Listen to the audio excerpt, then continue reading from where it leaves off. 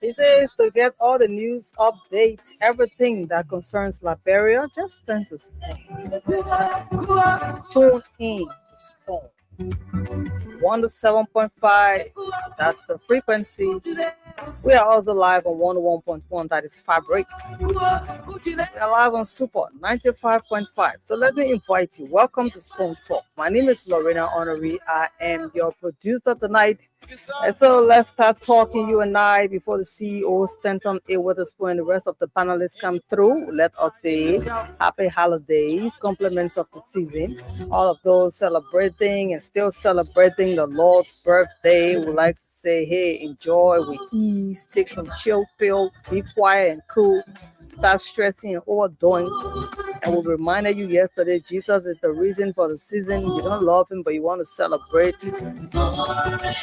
And watch out for the little kids, going out there, turning 3 years old to go out of the street to enjoy themselves. You say because that Christmas is very, very risky for the children. Look at some of the tragedies that happened yesterday.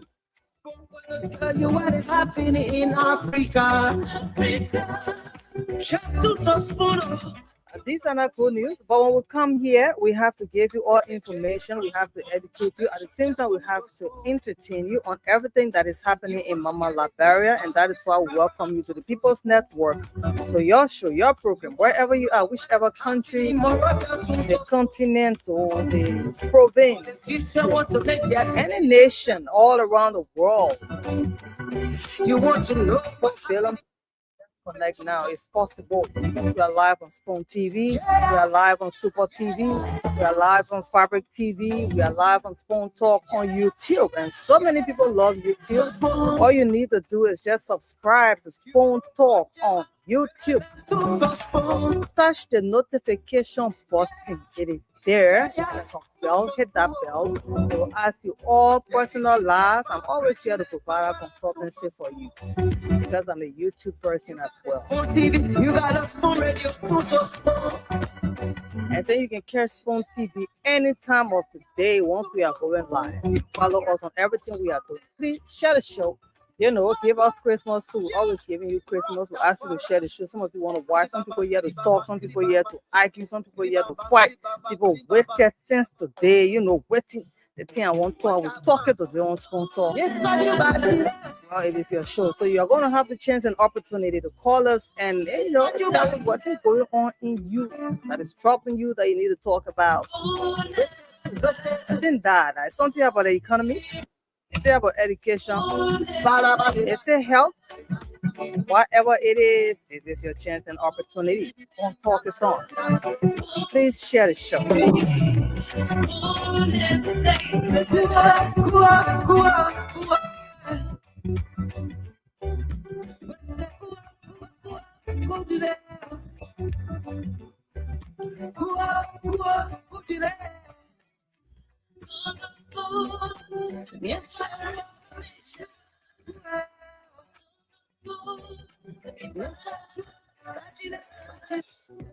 Yes, sir. A special one from the CEO, Stanton with the Spoon. And your boy, right at the South, man. Charges on the beat. To get your information.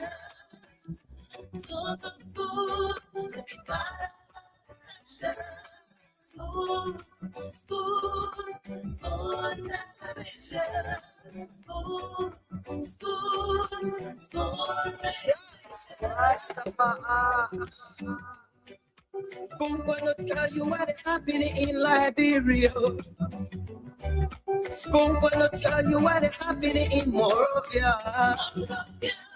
Spoon gonna tell you what is happening in Africa. Just to Spoon, you to Spoon, you will know. I tell you anything you want to know, just turn to Spoon. So if you just got in Liberia, we'd like to say welcome to the motherland. Right here on your vacation, you decided to move to Liberia to do your business, to do some investment. Maybe you are some philanthropist. Their decision just you have your own way you want to contribute to the society. We'd like to say welcome. In the ministry. Happy holidays, compliments of the season. Yeah.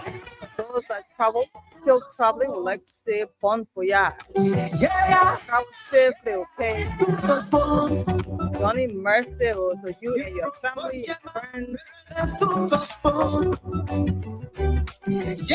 those celebrating some occasion, wedding anniversary, your birthday, whatever it is, Spoon Talk is here to congratulate everybody, celebrate with everybody. So we'd like to say, hey, congratulations. But if you're not feeling well, maybe you are bereaved, something, something happened.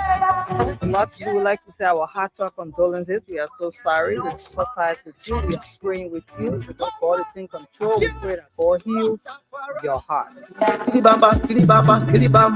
This is Spoon Talk. The Christmas is still on. We're still celebrating. We celebrated yesterday. So can't sleep. That is why people are here while others are still celebrating. But welcome to the show. Please share the show with your friends, families, your network, your social media handles, your groups. Let us say, yeah, it's time. So many thanks to all of our partners, known and unknown. Always relay the program in your little corner, your villages, your towns, your cities, your avenues, your communities. In fact, some of you put your Bluetooth speaker up. I want to appreciate you. I've come to realize that. Make it loud. Everybody quiet. Just listening to Spoon Talk. Thank you, sir, madam, for always bringing your Bluetooth speaker outside for everybody to listen to Spoon Talk. You are also a partner, even though we don't know you. We say compliments of the season, happy holiday. The CEO stand coming with the sport. Welcome to Spoon Talk. Now put your calls through. We'll bring you breaking events and developments, some news unfolded and still unfolding in the country. The CEO and the group when they come on, they're going to have different topics. Everybody will analyze and break it into pieces, present it to you. You have your own views. You want to be a part of it. Call us now. Let's hear you. 0777-771075. 0555-101075. Let's hear you. First caller. Good evening. Good evening. Your bosses on the Spoon FM, the Spoon Talk. You say what? I said, Lovino. I said, compliment of the season to you. And to you and your bosses. Thank you very much. And thank you very much. My name is Mohammed M. Kanjion. I speak to you from 2016 in Douala behind military school in the Police Academy. All right, go ahead. My talk.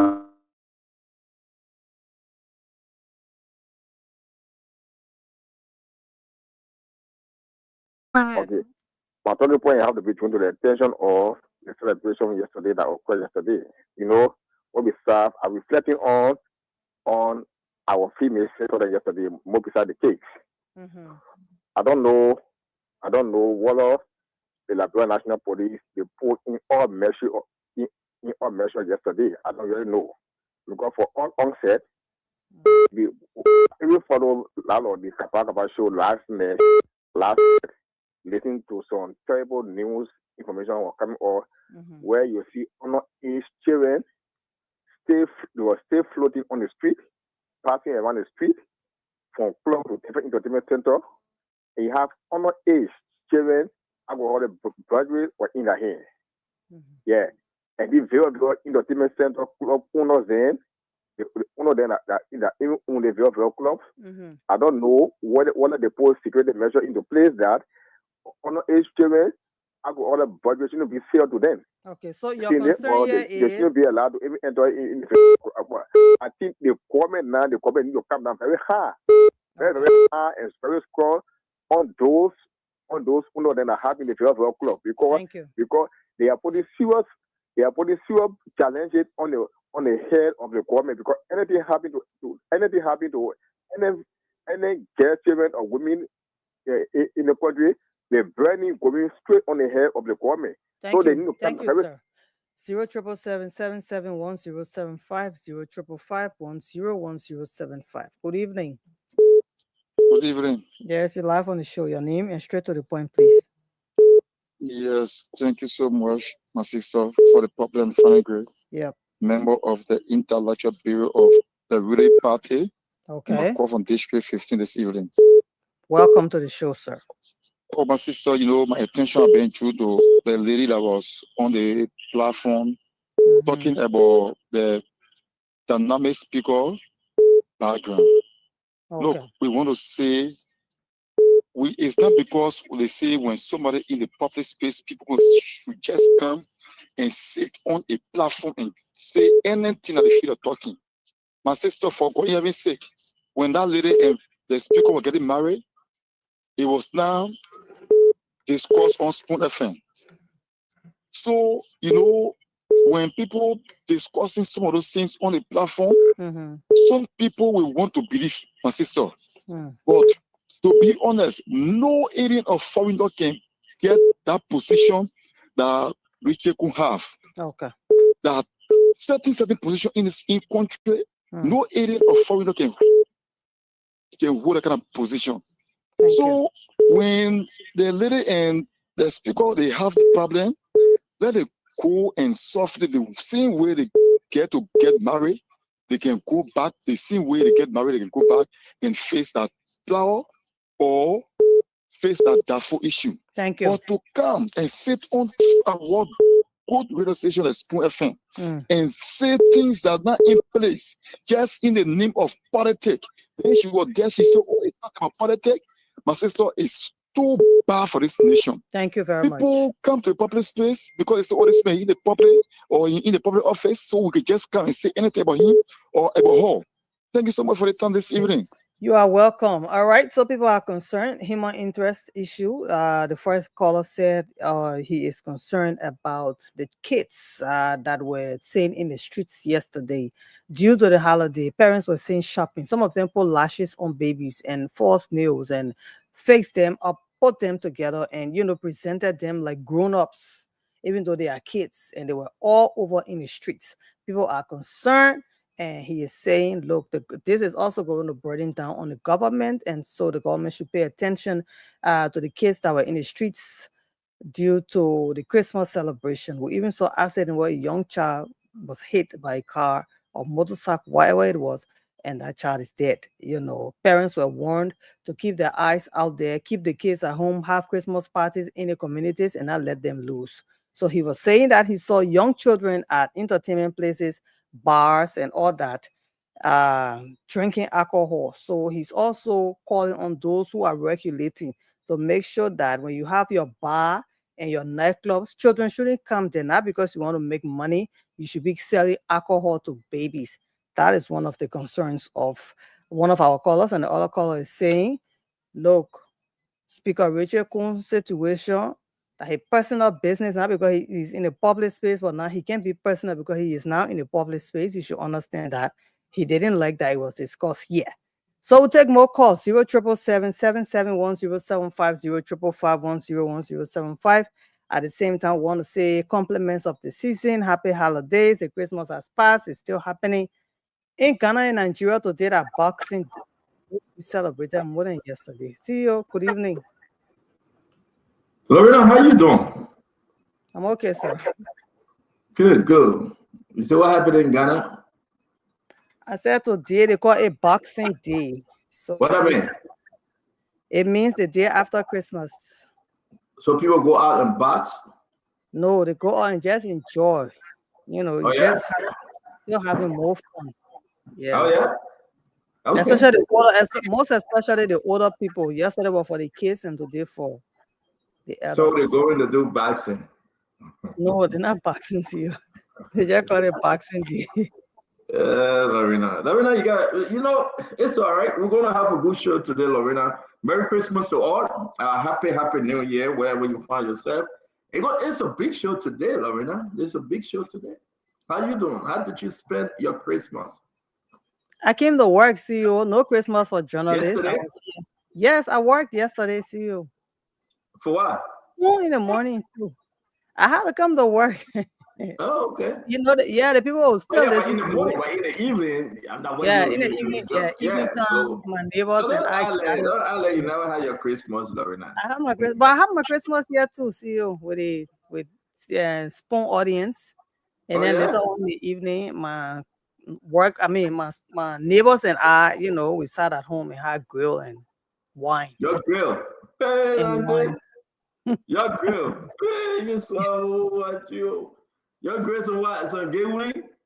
Pork, meat, sausage. Yeah. That gewuri or gewuri or what was that? What do you call gewuri? See, or a cow meat. Yeah, that cow meat is called gewuri. Eh. Okay. Sure. That cow meat is called gewuri, Lorena. I mean, it's okay though. I'm just saying. But welcome all of you joining us today. We want to say Happy New Year as you get ready for the new year. Fede Bala, it's good to see you. Victoria Thompson. Hey, Sister Victoria Thompson, it's good to see you. Yeah, we're going to bring in all the good people. Bole Armstrong, Coley, Momo Galson, Connor, Ezekiel Nyima Johnson, Connect Nyampa is here. Tipos, PK, Dempster is here. We got a lot of good news, bad news, the good, the bad, and the ugly. But welcome to Spoon Talk. As we bring in Daniel Tente, Adil Kamari is here. Who we got there? Saturday Yalatia. Saturday, what's up? Vera, my sister Vera Wallace is here. Let's bring in Ahmed Jalazon. The name is Jalazon, but don't forget David Saki. David Saki is joining us from Phoebe Habit. Phoebe. We're going to bring in Bashir Kamo Foley. Or Alio Jabate, like I said, Francis Womimpu, I think that's the name. Fumba Seze, Liberia Eminent Intellectual, Liberia Eminent Intellectual is, yeah. And, you know, and again, the man says you put the speaker is here today. No, I put the speaker is here today. No. The speaker put itself is here today. The speaker, some man, maybe she will come on the show again tonight. The woman said the speaker, anyway, I leave that one. Listen, the speaker is my friend, but the speaker doing some bad stuff. I don't know what they will do for the speaker, but hey, follow the show. We're discussing. We get everybody coming on. The former councilman, Russell, will be here. I'm hearing that. Ambula Mame will be here. Emmanuel, the Dr. George will be here from the ANC. Akaris, Mose, Tadaka, Tambika, Gray will be here. And, you know, we're going to bring in the good, the bad, the ugly people. They are coming from all walks of life.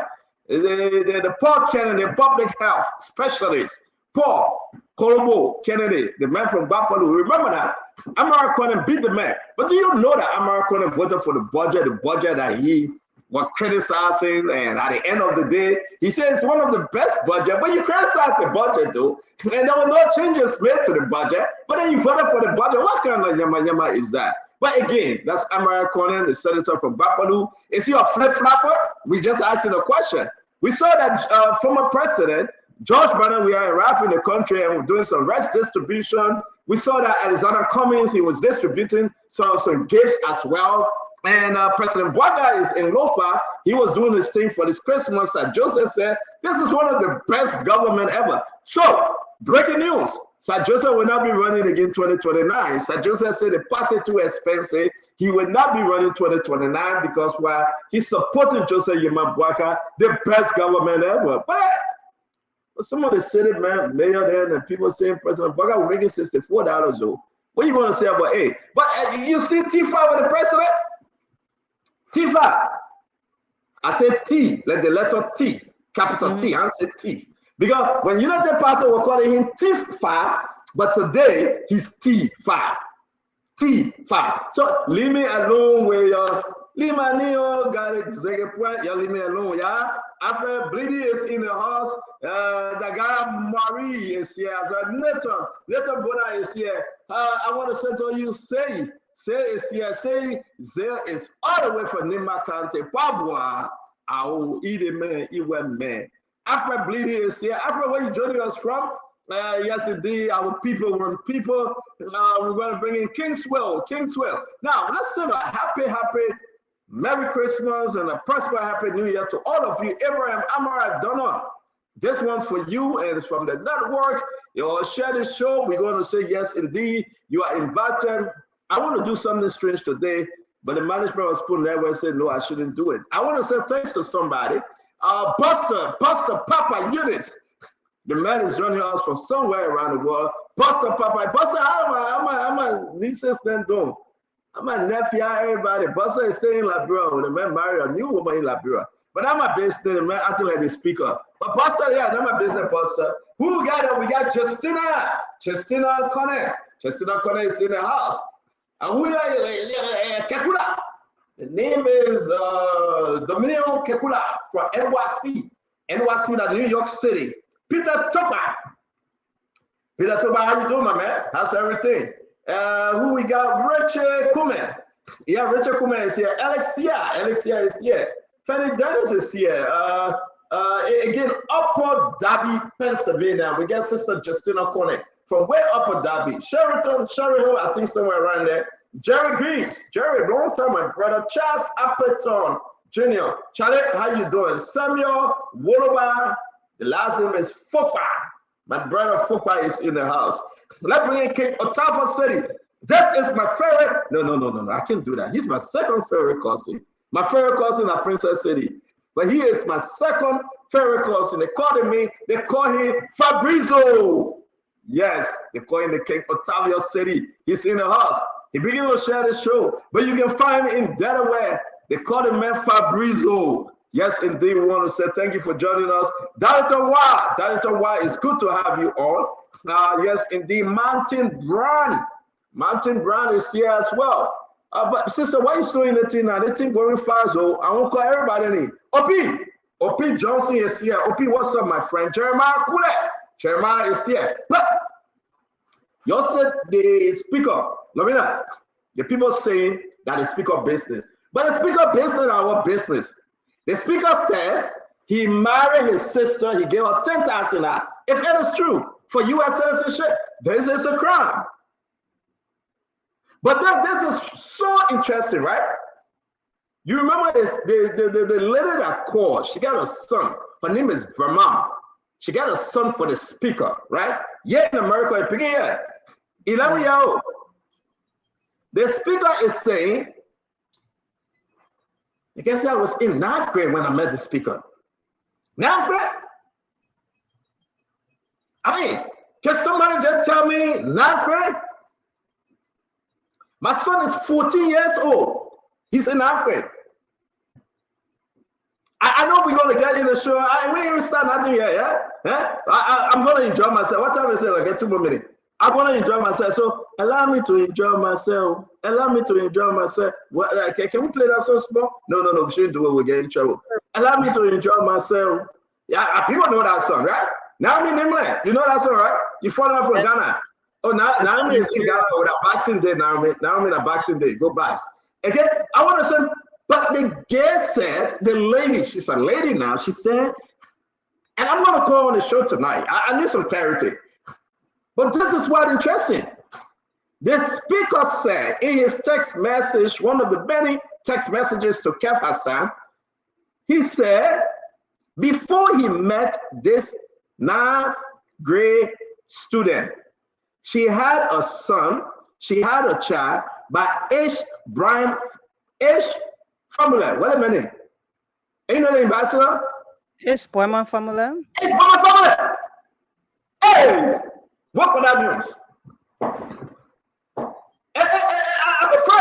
I'm afraid. Ladies and gentlemen, after Christmas, step back. Some of you didn't go to work, but you enjoy the show today. Just sit back and chill. Right? If I'm too hot, I'll take on the giant, I'll take on the thing. But sit back. I'm getting there, right? Can you imagine Speaker Richard Kuhn saying, man, the guy over there has, she was in and after, she had child by H. Brown's family. The ambassador that I know, how can the speaker do this? I think he's an ambassador to Egypt under this government. I think he is. But the speaker was saying, what's up? Who ambassador the speaker? So we were talking about the speaker. Ladies and gentlemen, and I want to say to you, right? Do you know about the decentralization bill to separate all the ports? The port of Greenville, the port of Harper, the port of Grand Bassa, and the port of Monrovia. Do you know about it? You know that port of Bassa, right? But this is interesting. What become of Sekou Doucouré? The general manager for all the port. What become of him? So, the Sekou Doucouré was him paying money back The SE, one of the SOE that collected plenty of money, but he didn't give money back. So the President Baga let him go. Now that all the port will be going their own way. The President Baga let say go.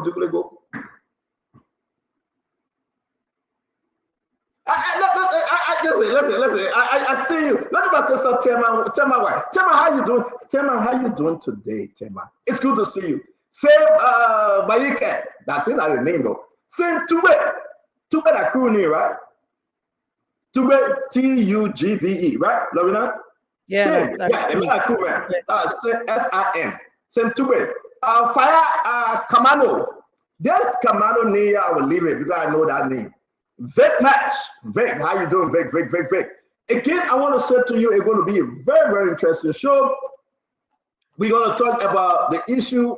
The president, he's in Lofa. He visited the $10 million project.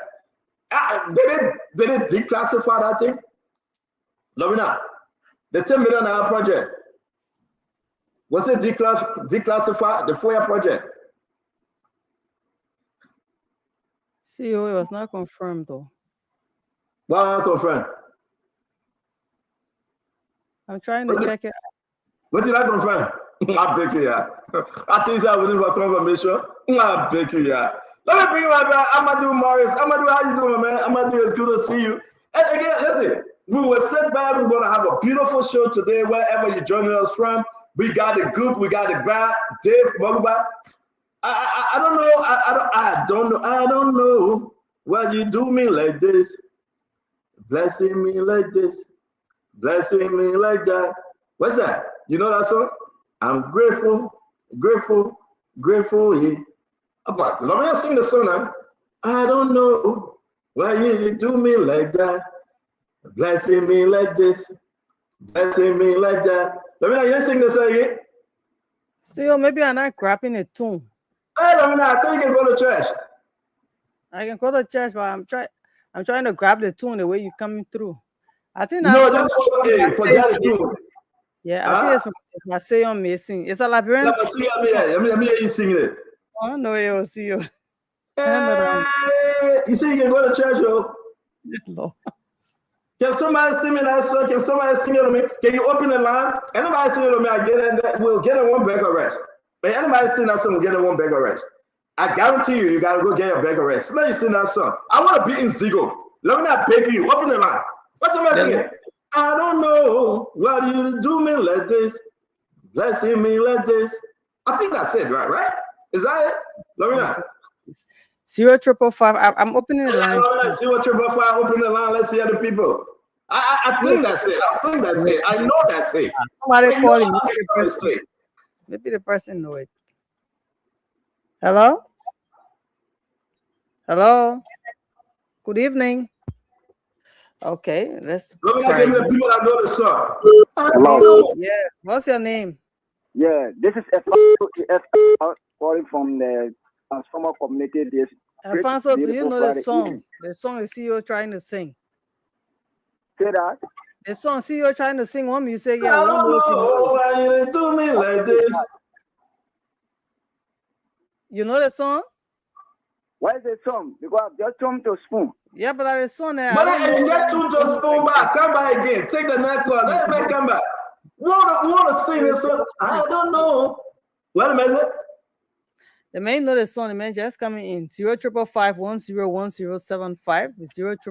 0555101075. Let's hear you sing the song. Hello. Good evening. This is Alfonso. Okay, Alfonso, please sing a song. I don't know why you doing me like this. You doing me like that. Oh, I don't know why you doing me like this. You doing me like that. Oh. Who the artist? Got anybody? He's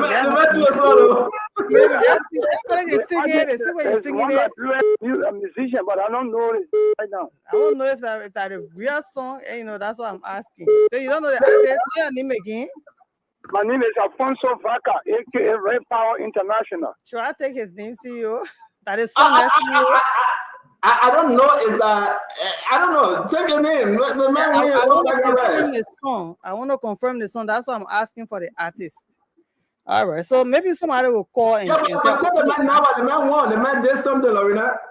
Okay, what's your number, Alfonso? 088 Lone Star Orange.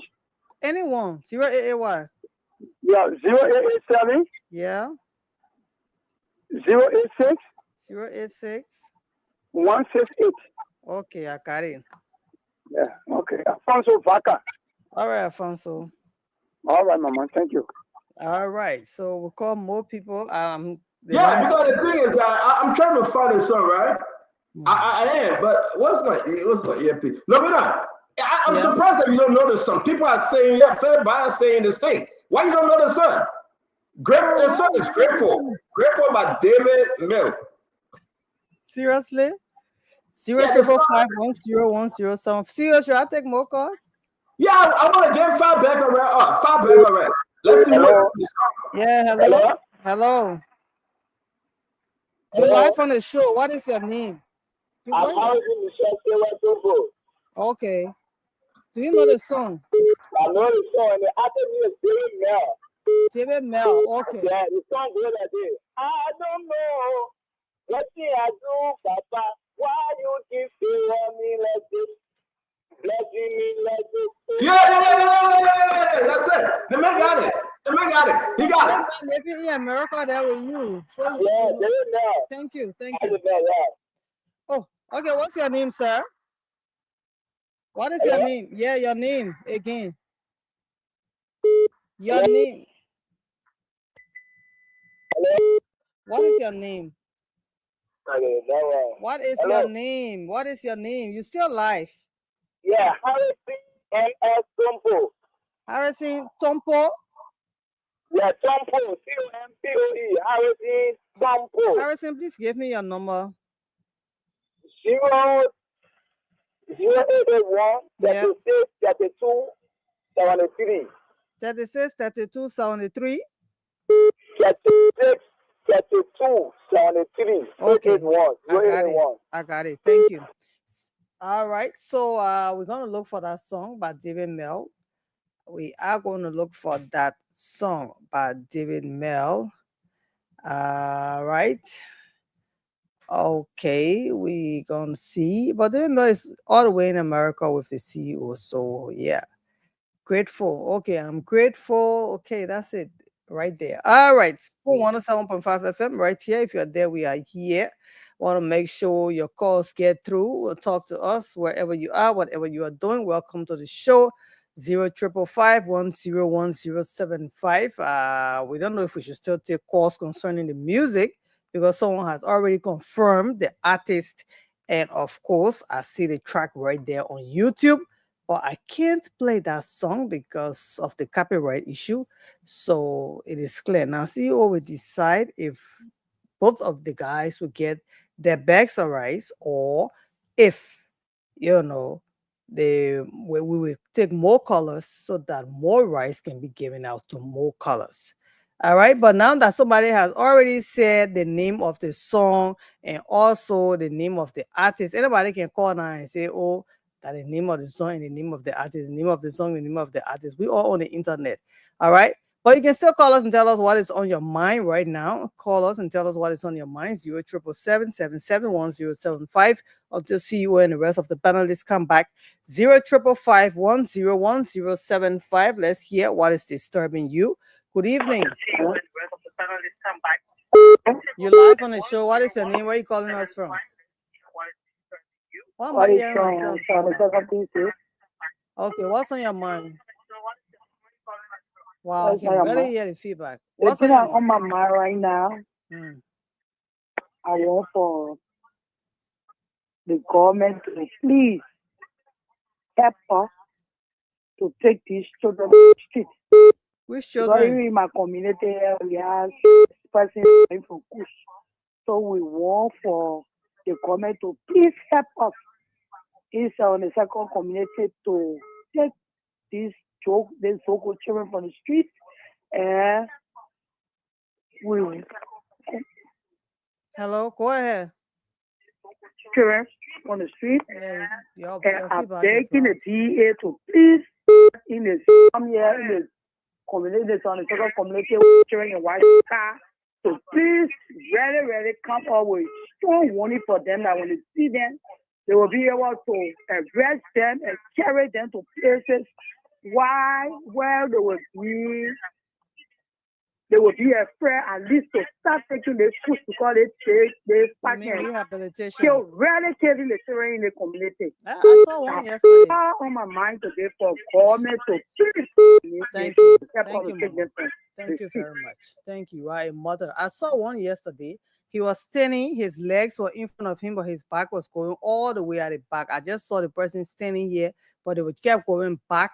I think he was becoming letter C. Yeah, so she's concerned about the disadvantaged youth. They say we should call them, but they are Zogos and Zogis.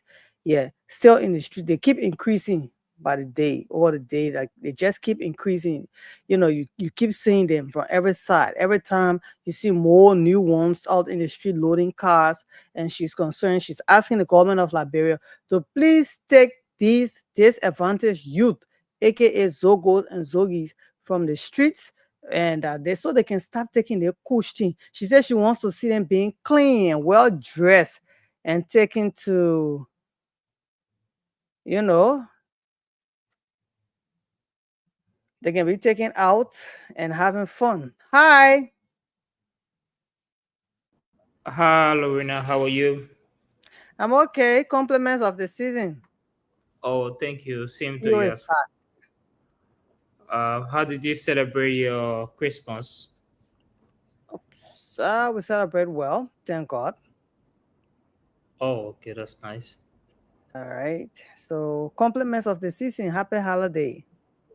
Thank you. Thank you so much. All right. So you are there. CEO, welcome back. Okay. All right. Want to also since CEO is a little busy. What was the conversation? What were you guys Yeah, talking about? he was, you know, you see, you always come on with he has his vibe, and he was singing this song, and you know, I'm grateful, you know, but I couldn't grab the tune.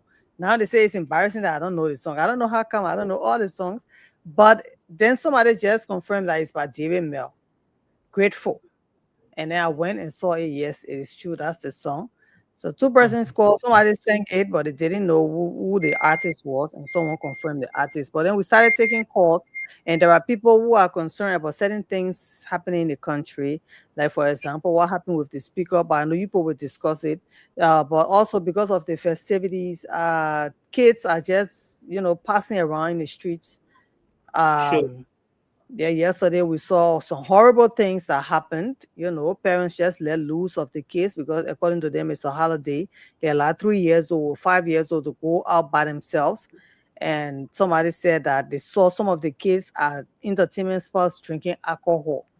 Yeah, so Sure. that's one of the concerns. And then somebody called again and said that we need to the government should do something about taking the Zogos and the Zogis, aka disadvantaged youth, from the streets.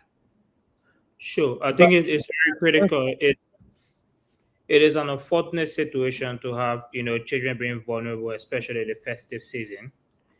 And it's very unique in a way that it come back to the Ministry of Gender, Children, and Social Protection, specifically what their roles are in moments as such. One of the most increasing prevalence situation we have in our country is street of seller who are predominantly children, and also we have exceptional child protection laws, but I think it's not being effectively implemented in a way that it can be able to protect children at the highest possible standard. So I think it's very important. Children on the street, children missing, or whatever the case is, a violation of the Convention on the Right of a Child. Then even our Liberian children. So it's an unfortunate situation. Thank you very much. Sorry, Lorena, I had to go look for my Bluetooth. Yeah, I'm trying to figure out where you said, and I had it somewhere.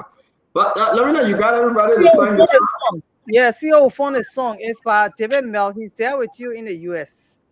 And the Yeah, I song know is that. I grateful. know I'm not making a mistake, Lorena, but I'm saying that I'm surprised that Wanto. I'm very surprised that Lorena, you know, she didn't know this song. This is. That I'm telling particular you, one, this is the one I made was Moto shocked King. that I I know expected the Lorena to know this song. it's the same one I made Moto King. You know, I know him, but I didn't grab that particular track. And I can sing that song I can sing it all day. Okay. All right, and I want to say to all of you, so we got people that won, right? Yeah, somebody called besides the first guy that called and sang the I song. don't know what you do for God, blessing me like this, blessing me like this. I'm grateful, grateful. Hey, so welcome all of you. I'm so grateful to see another Christmas, and I know you do. You are grateful likewise, Wanto. Jehovah Jireh, my provider. Jehovah Rapha, my healer. Oh yes, Jehovah Shalom, Shalom, the God of peace.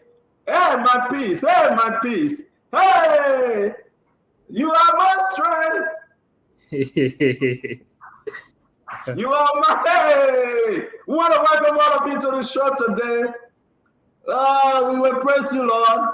We will lift our voices to you. And yes, indeed, we'll be grateful. And we say, I don't know what did I do, Papa? Why you keep on blessing me like this? You become favor me like this. Because, yes, I'm grateful. Woo! Yeah. What to see another Christmas? That God. You know that, right? You're New Year, that God. From January 1st to the end of the year, Wanto, that will go. Sure. You can't beat it. Politics or no politics, you can't beat it. And that's why you gotta be grateful. That's why you gotta say, I'm grateful. I'm grateful. You gotta be grateful. People can tell their own at a business, but you gotta be grateful. Of Nana. For you to buy the ticket will be expensive. Faith Kotu, walk off. Faith, Sister Faith, how you doing? Are you grateful? Seku Donso, are you grateful? Vic Mash, are you grateful?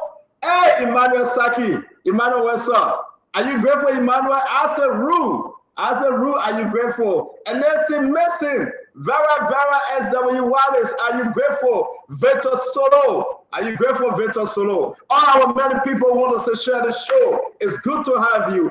We are asking, what are you grateful? How many more days to the new year? Quick, how many more days? Today is the 26th. 5 more days?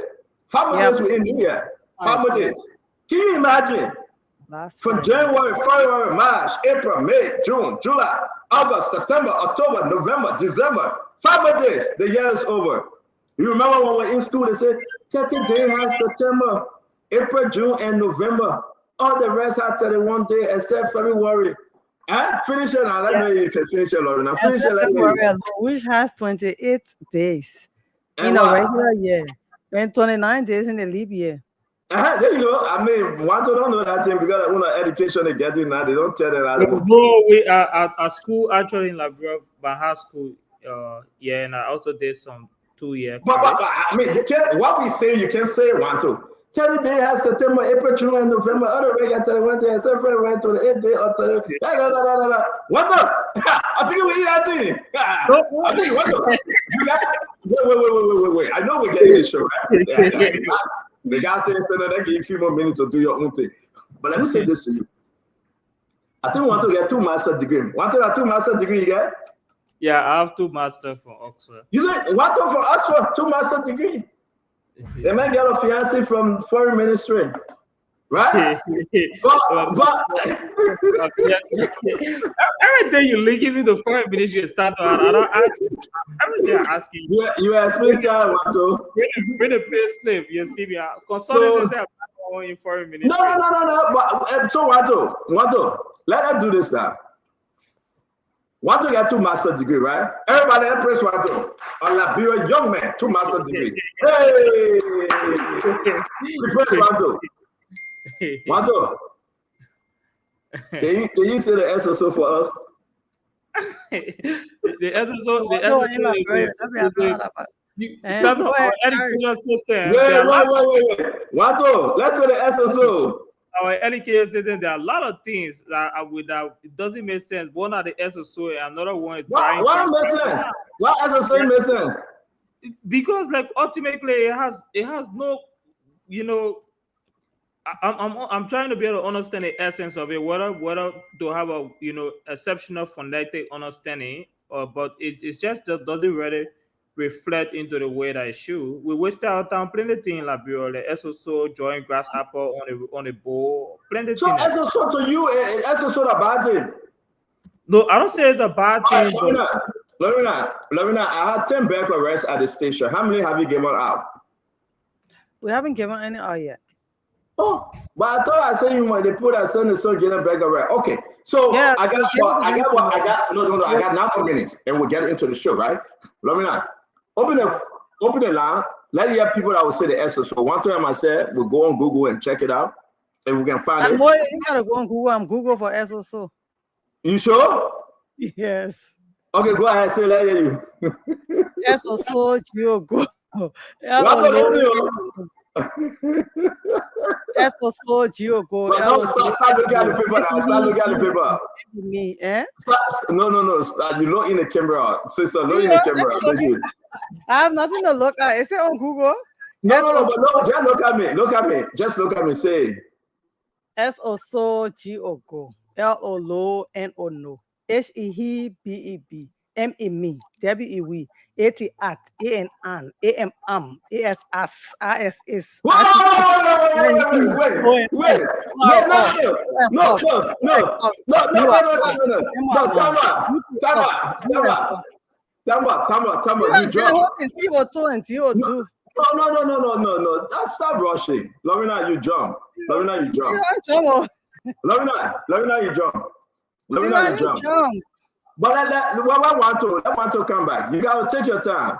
All right. Okay. So we will go back to being grateful. We are grateful to God for this year that we're coming to get into. Everybody that watched the show today will get into the new year. Everybody, don't forget. Once you share the show, once you watch the show, you'll get into the new year. Nothing can stop you. But we want to appreciate our sister Lorena. And you know, Lorena, Jerry Grieve said you miss it. So Lorena, we'll be starting the show shortly, but let's hear you. Ladies and gentlemen, boys and girls, we are about to go to Lorena. Lorena's volunteer. She's not with our SSO. 122 ran away because with our SSO, he ran away. But Lorena volunteer. We'll get into the main event. Lorena volunteer to say the SSO. So, ladies and gentlemen, let's hear from our producer, Lorena Honoré. She has volunteered to say the SSO. Lorena? Yes, sir. Wait 1 minute, Mama. Wait 1 minute. I'm trying to get this thing right. Just wait 1 minute. 1 minute. There we go. All right, are you ready, Lorena? I'm ready. All right. If you are, Lorena, go ahead. We are ready. Lorena, go ahead. You looking at it? No, I'm not looking at it. I try to put it up, but go ahead. Gamen Cassidy. Ladies and gentlemen, 1 minute. Lorena is about to do us the honor of saying and everything we know, thank you, regarding ABC, the SSO. Lorena, go ahead. SSO Giogo. LONO NO. HEB. Why didn't let you vessel? No, I won't say it for everybody to understand it clearly. I should start over. Lorena, but don't let you verse. Say that it's small. That you know. Right, what she hasn't let you verse. SSO.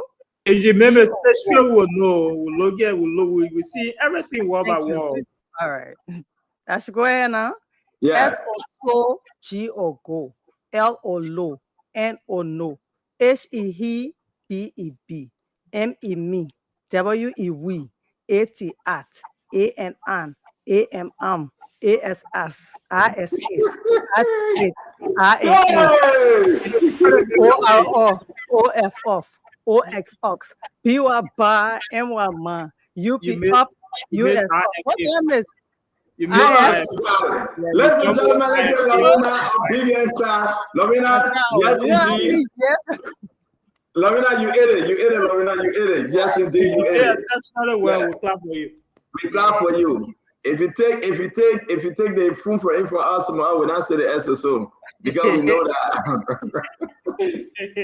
But I want to say we are grateful, like I said, we are grateful to have you joining us, share the show. Let's have fun. Let's make progress. Liberia, again, the Americas, and anywhere you find yourself, we want to welcome you. It's going to be a beautiful program today. You know, after Christmas, a lot of people, you know, they're tired, they're relaxing, but the team coming on. And I can say this to you, it's a beautiful day. And, you know, thank God for bringing you this far. You got to be grateful.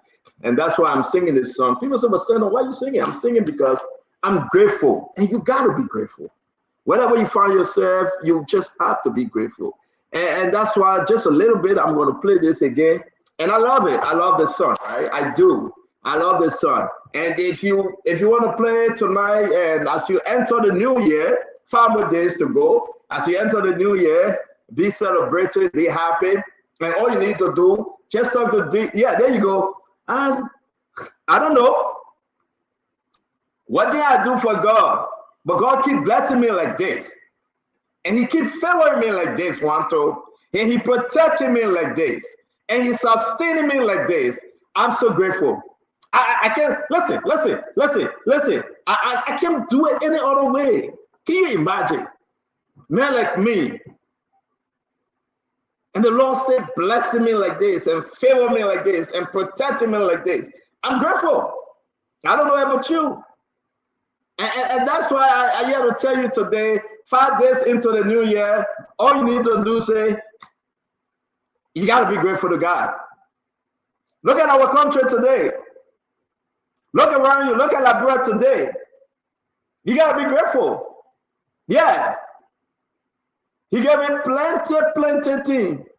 Plenty money. Too much that. Fan children. Well-learned children. Put food on my table. Hey, put clothes on my body. And you shelter me.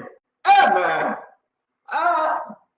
All you need to do, just calm down. You can't cut it. Watch what you can. You got to be grateful. But when you look at somebody out there, you got to be thankful. You got to be thankful. And all you need to do, you got to be grateful. And you say,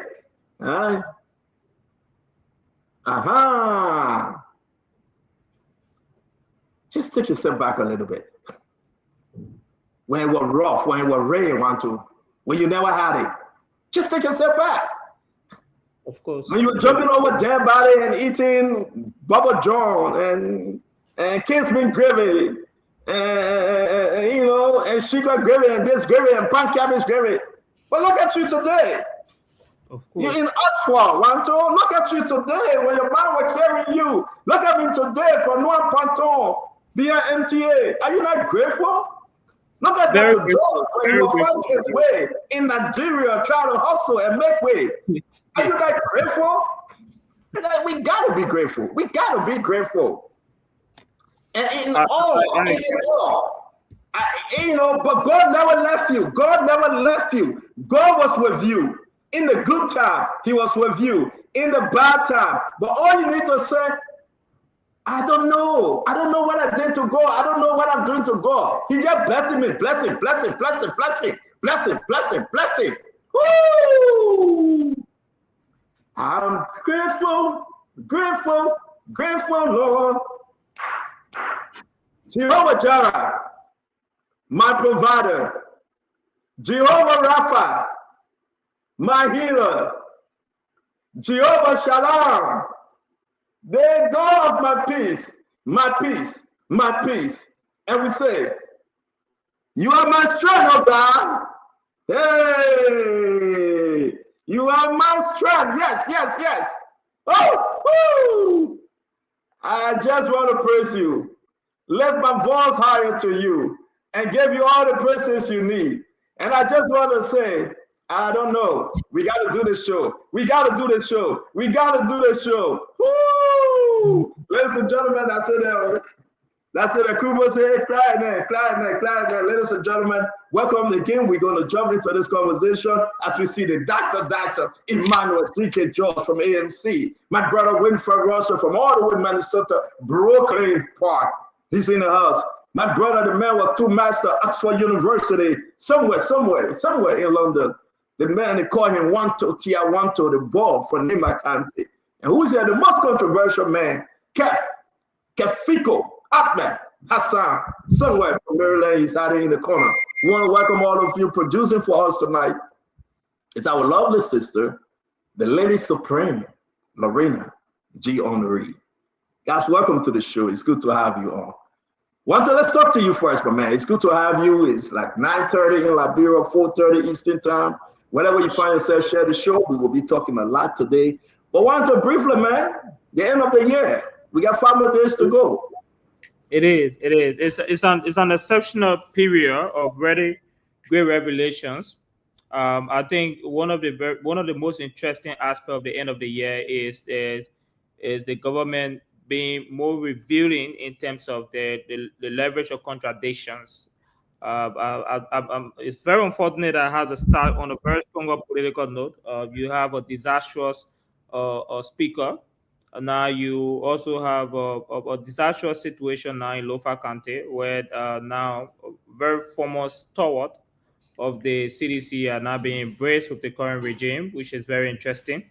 We have the FOIA gate, which is another issue that is trending also, Stanton, a big issue. We also have the speaker now getting himself in a deeper pool, nationally and internationally, especially in a very deeper pool with the United States, the immigration systems, publicly agreeing to the fact that he fraud the immigration system to acquire some level of immigration of asylum or whatever the case is, or marriage or something.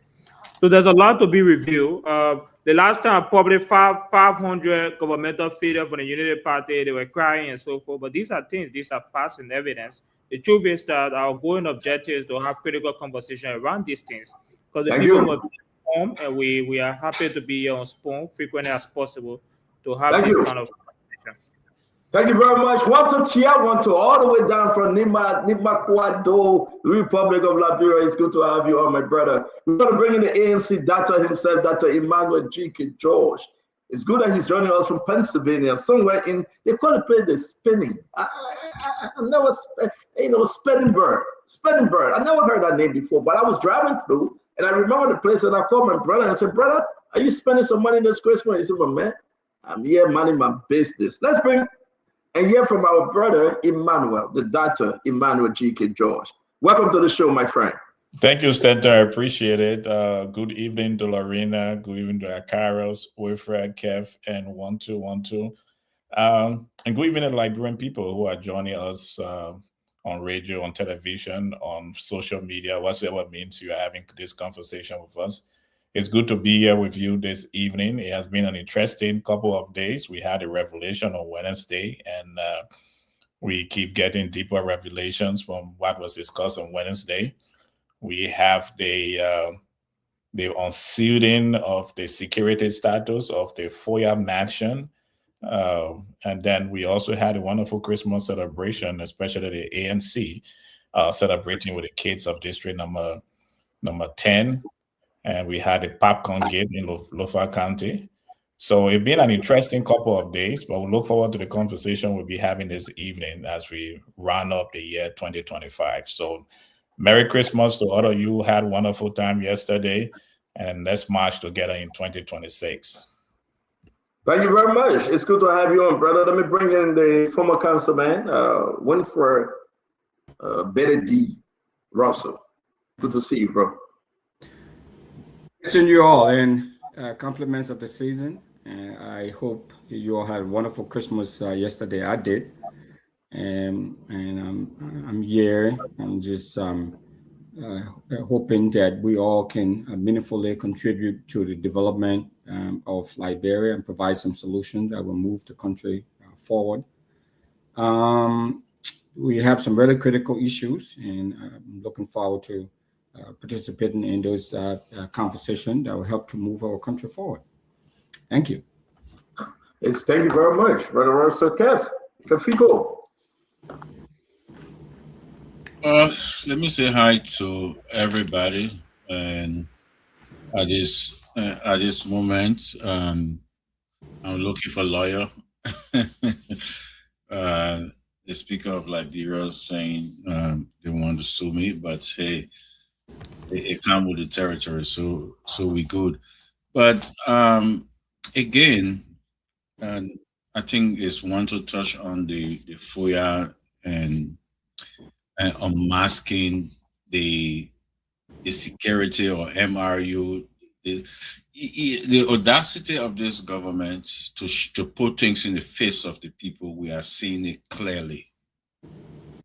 Somebody called on the show when I was driving and coming home, and the person said, take the Zogos out of the streets. Then I start to think, you are building a $10 million home, and you claiming you building it for MRU. The Zogos looking for a place. Thank you. Billy D, it's up to you guys, my brother. Yes. Thank you very much. We see that how you call him. Grave just went off. We want to say again, guys, let's have a beautiful show. Yeah, yes, indeed. We here today after Christmas, and to talk to you, to speak to you. It's a lot on the plate. Okay, we get CDC Akaris was a great on. Akaris, it's good to see you, my friend. Let's hear you. Also, Merry Christmas to all. And you people have just touched on everything, but I think the FOIA issue is just some recklessness. That kind of audacity, after make a series of denial to go and own something, it's like, sorry for the French, but to hell with the rest of the people, I don't care what to say about that. And that's bad governance. That's not good for the country, foul much. And the Christmas, again, it didn't go as it should be amongst the ordinary people. But the media spoke to that, and you will listen to the voices of the people. But again, Merry Christmas to all, and I are hopeful and prosperous New Year to come. Yep, let me say Merry Christmas to all. It's good to have you. Let's get into it. This FOIA stuff, right? I'm trying to find a video, but before we do this, I have to announce that on the 30th of this month, the last day or the second to the last day in this month, which of course will be on Tuesday, we will be having a one-on-one with the former finance minister, Samuel Ditwe. Yeah. Woo! Lorena, I think you got to give me Samuel Ditwe picture. Anybody have that vote? When Samuel Ditwe say, I'm going to care, I'm going to care, we want to play that video. But this is big. We can announce that next week, Tuesday, by God's grace, the last Tuesday in the year, Samuel Ditwe is coming back on Spoon Talk, one-on-one with the CEO. Russell, what went through your mind, Brother Russell? The former finance minister, the man that was aggressively attacked, taking him down. We took down CDC government. He's coming back on Spoon Talk. Russell. I'll be big. I'll be big. I hope you have all of the questions lined up. And he will definitely be prepared. He's coming prepared. So I hope, I know you'll be prepared anyways. I hope you're prepared. This will be big, so he can clarify some of the things that have been said over the years. But I don't know if we are here to do any sort of comparative analysis between what that government did and what this government is doing, and all of that. So we can have a frank and honest conversation with former Minister Ditwe. And I know he will be blazing. I know he's gonna come. He's gonna come up. He's gonna come up firing from all cylinders. So it'll be a great conversation, Stanton. I'll be looking forward to it. So Winfred, right? Mm-hmm. Samuel Ditwe coming back on Spoon Talk? Are you kidding me? There's nothing wrong with that. That's fine. No. So Winfred, hold on. Let me take this up. You got to understand something here. He got 99 plus 1 station and network to go to. This station, me, and the entire Spoon family. Now when they beat on Samuel 12, I received a phone call from someone yesterday. The person said, you can never bring Samuel 12 on Spoon Talk CEO. I said, why? And they begin to give me reason. Then I think within myself. But the fact that we have this agreement that not only Samuel 12, but everybody can come on Spoon Talk, but for Samuel 12 to make this his closing argument for the year. Russell, Samuel 12 is on something. Now, to be frank, I mean, it's shocking to me. Russell, I mean, will you ever come back? You think you will be, as a politician, you Russell, will come back to sit with me to talk about the 2 years and everything? You think so? Oh, yeah, because the whole thing is that it has not been personal. It's been about the issues. So he wants to come out. I mean, you have not been personal. You don't have anything personal against him. You don't hit him as a person. You hold him accountable. You hold him tight and ask him the hard questions. And maybe he has something else to share. I mean, obviously he has something else to share. So I don't see any problem or any reason why he shouldn't come on the biggest and the largest platform in the country to tell his side of the story. And he's going to come and say, hey, we told you so. But I'm sure you will be there prepared to ask him, the questions and say, yes, you may have told us so, but this is actually what happened. So let's look at the facts. And it's going to be a fact-based conversation. So it's fine, Stanton. I can understand why. You know what? But the fact, Emmanuel, that Samuel 12 said, I'm coming back with everything on the line, no holding back. Man, what's running through your mind, though? What kind of politician is Samuel 12? Stanton, politics is not a personal thing. I learned that very early in my life in Nigeria. People will fight in the day and the night. They will go out the same bowl and eat eba together. So this is not a personal thing. The only people who take politics personal are the foot soldiers, the fanatics. But people who practice it know when they know that the issues we discuss here. And he also very aware that this platform gives him the opportunity to speak to the issue that is affecting the country and to promote his concepts and his thoughts. So it is only a novice in politics that takes the discussion we have and things we have on issues personal and serious. I mean, just look at the U.S. politics. What kind of name didn't the current president call Ted Cruz, or what his name, or Marco Rubio, who is his most trusted confidant right now?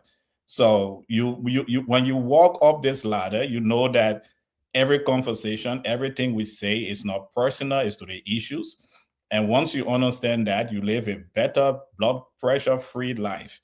But if you take it personal and you don't look at the issue, that's when you will start to have problem with Stanton. You start to have problem with Honorable Gray, with Kev Hassan, with Wanto, and with Wilfred Russell. But once you know that this is the issue we're discussing, and what we're doing here is to help you to grow better. Anybody who is unable to take criticism should not be in leadership. It's like the Liberian parable that says, if you have fear of the heat, don't enter the kitchen. So once you take a step into politics, you have put yourself in the kitchen and there will be heat in there. So I'm excited that a former finance minister is coming on perhaps close to the last day of the year to have this conversation. He has the right to do it. He has the right to speak to his scorecard. And it's also speak to the Unity Party government. At this time, Honorable Tua feels that he achieved a lot, and he wants to talk about it so that people can compare notes with what he did and what is being done in the country right now. But let me ask you again, right? And then we bring in our CDC brothers and sisters. Are you not? Is Samuel 12 not concerned in a broader way, though, that you're coming back on Spoon, coming to say what? Will you change who? So who? What audience is coming to talk to now, Emmanuel? Because I wake up in the morning receiving text messages saying he sent me to a post confirming that he will be on Spoon on Tuesday. But it will be one of the biggest program ever because no stones will be left unturned, right? And you understand when you said no stone will be left unturned. We will be digging deeper. Emmanuel, what Samuel Toy got to lose? Oh, Samuel Toy has a name to protect, and he doesn't have much to lose, and he has a record that he wants to share with the Liberian people. Stanton, I'm from the academics. In academic, sometimes you write a paper and one-to-one can speak to it. You write a beautiful paper, give a beautiful presentation. Someone walk in the hall and tell you have written nonsense in your face. You have to live with that. That same person will edit the paper and they will print it for you in a peer-reviewed journal.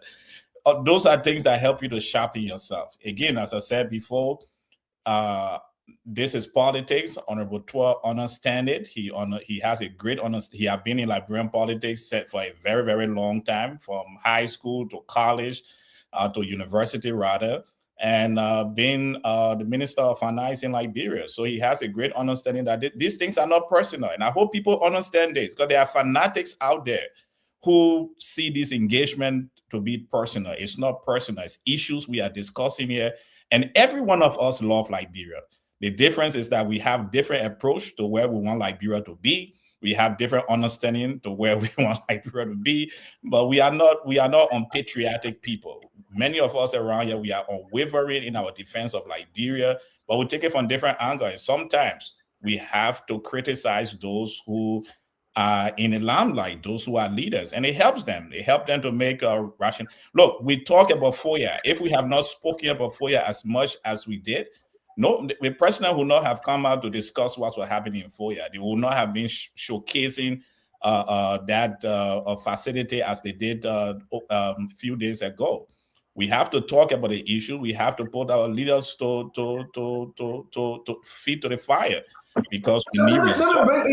Let me bring in, our brethren from the other end. And we're asking Liberian people, what they are thinking. Let me come to Akaris Gray. Akaris, the former finance minister. And let's talk about it. He's in court. He was placed on sanction. He ran the government as number 9 for CDC. Every documentation on concession must have the finance minister's signature, and it did. The government is after him about money given to NSA for NSA operation. You know more than I do. But we beat on Samuel Toy. And Samuel Toy said, I will go nowhere, but I'm going back to school to make the argument that yes, indeed, blank, blank, blank occurs. What's going on? Yeah, like one or two of this previous speakers said, politics is not an animosity. And it demonstrates the CDC openness and willingness, not just to reconcile, but to speak to everyone across the aisle. It doesn't matter whether it's a radio station, whether it's political figure. We're right on Facebook and people say the West Indies, we don't block them. But there's the issue. No one is in the best position to counter-argue this government on the economic issues than Toy. He served as finance minister for 6 solid years. What these people inherited, what they are doing, the foundation upon which he built everything, it's best to listen to him after 2 years. And I think that's the best time. And 2 years is in court. We struck a very important point. But Toy feels that he didn't do anything wrong. He didn't suffer state resources. He did what is in accordance with the laws of the Republic of Liberia. So he feared nothing. But to come out, he also convinced, in my opinion, that whether he comes or not, the government will go after him. He had the biggest spend in the history of the country. Okay, so he's not afraid to clarify and make recommendations. But the appearance of Toy on this show, I can tell you, if that would not be the greatest in the entire year history, I don't know which show would be that. I know Toy very well went to school right at the senior class. I know his ability. I know his capacity. I would love to see Samuel Tuer and Augustine Gaffon sitting on this platform and debating the issues on the economy. That day, Stanton, you will bring a casket for Gaffon. Believe me today. That's the Tuer that I know. Now that muff is pure reality. And coming on this platform, you struck a point, you struck a very important point. Who is he speaking to? The audience. Whether we like it or not, the audience of this place, to some extent, the way it has been diluted now, have been people from the Unity Party or the ruling establishment. So Tuer has to face them and confront them. And I believe that this week, there will be an absolute end of the debate, and the government will clarify for the next days running into the end of the year. Believe me, Tuer appearance here, the entire government, including the President of the Republic of Liberia, will be agreed to spoon at night. They will clarify, and they may clarify for the next 1 year into 2026. And the CDC has designed a clear-cut open strategy announced by Tuer. Everyone will move on the front lines of 2026 up to 2029. So Tuer is indeed the front line. Great, thank you very much. Great. No, is that something? Great. Is that something CDC want? Is that something CDC approves? Something that we don't just want, but we demand, and it will happen. Wow, it's not a choice. Yeah, it's a public demand, and take that. It's a breaking news. The generals will move on the front lines of 2026. Tuer wrote that. It's very clear in his statement that he wrote on the Merry Christmas. So they will move on the front line, and the Unity Party must get ready for this, because there will be a stronger open coalition dealing with issues with the Unity Party leading to. Let's go back and do this, right? And again, Russell, something is shaking me, right? When I received the information from our producer that they have agreed to bring Tuer on, I like, seriously, is this true? But then we are talking about harmonization. The government still operating on harmonization. Tuer is under U.S. sanction, but he's not afraid. He's coming up. We're talking about the court. That Tuer is in court right now, that two of the associate justices, they have recused themselves, right? We are talking about governance issue, going back 25 million mock-up exercise. Allegation, whether Tuer, this thing about auditor dying, right? Let's talk about the issue right now that we are faced with in the country. Over-the-counter withdrawal. Russell, I know I'm going to tell Hassan Wanto, and thank God T. Wanaka is joining us. The MCC compact, Russell. It's that Tuer is buying into that to be his achievement and not Gaffron's achievement. But Tuer is getting on a Zico like he's running like today. He want to appear. Russell, do you think, I'm not trying to blow Tuer on yet, but do you think Tuer is in the right spot? The last day, second to the last day into the new year, on Tuesday, to come and facing the Goliath on the network. Russell, what's going on with Tuer? I think Tuer is being strategic. There's no question about it. There have been a lot of these things that have been said about him. I mean, this is an opportunity before the year ends, and we usher in the new year.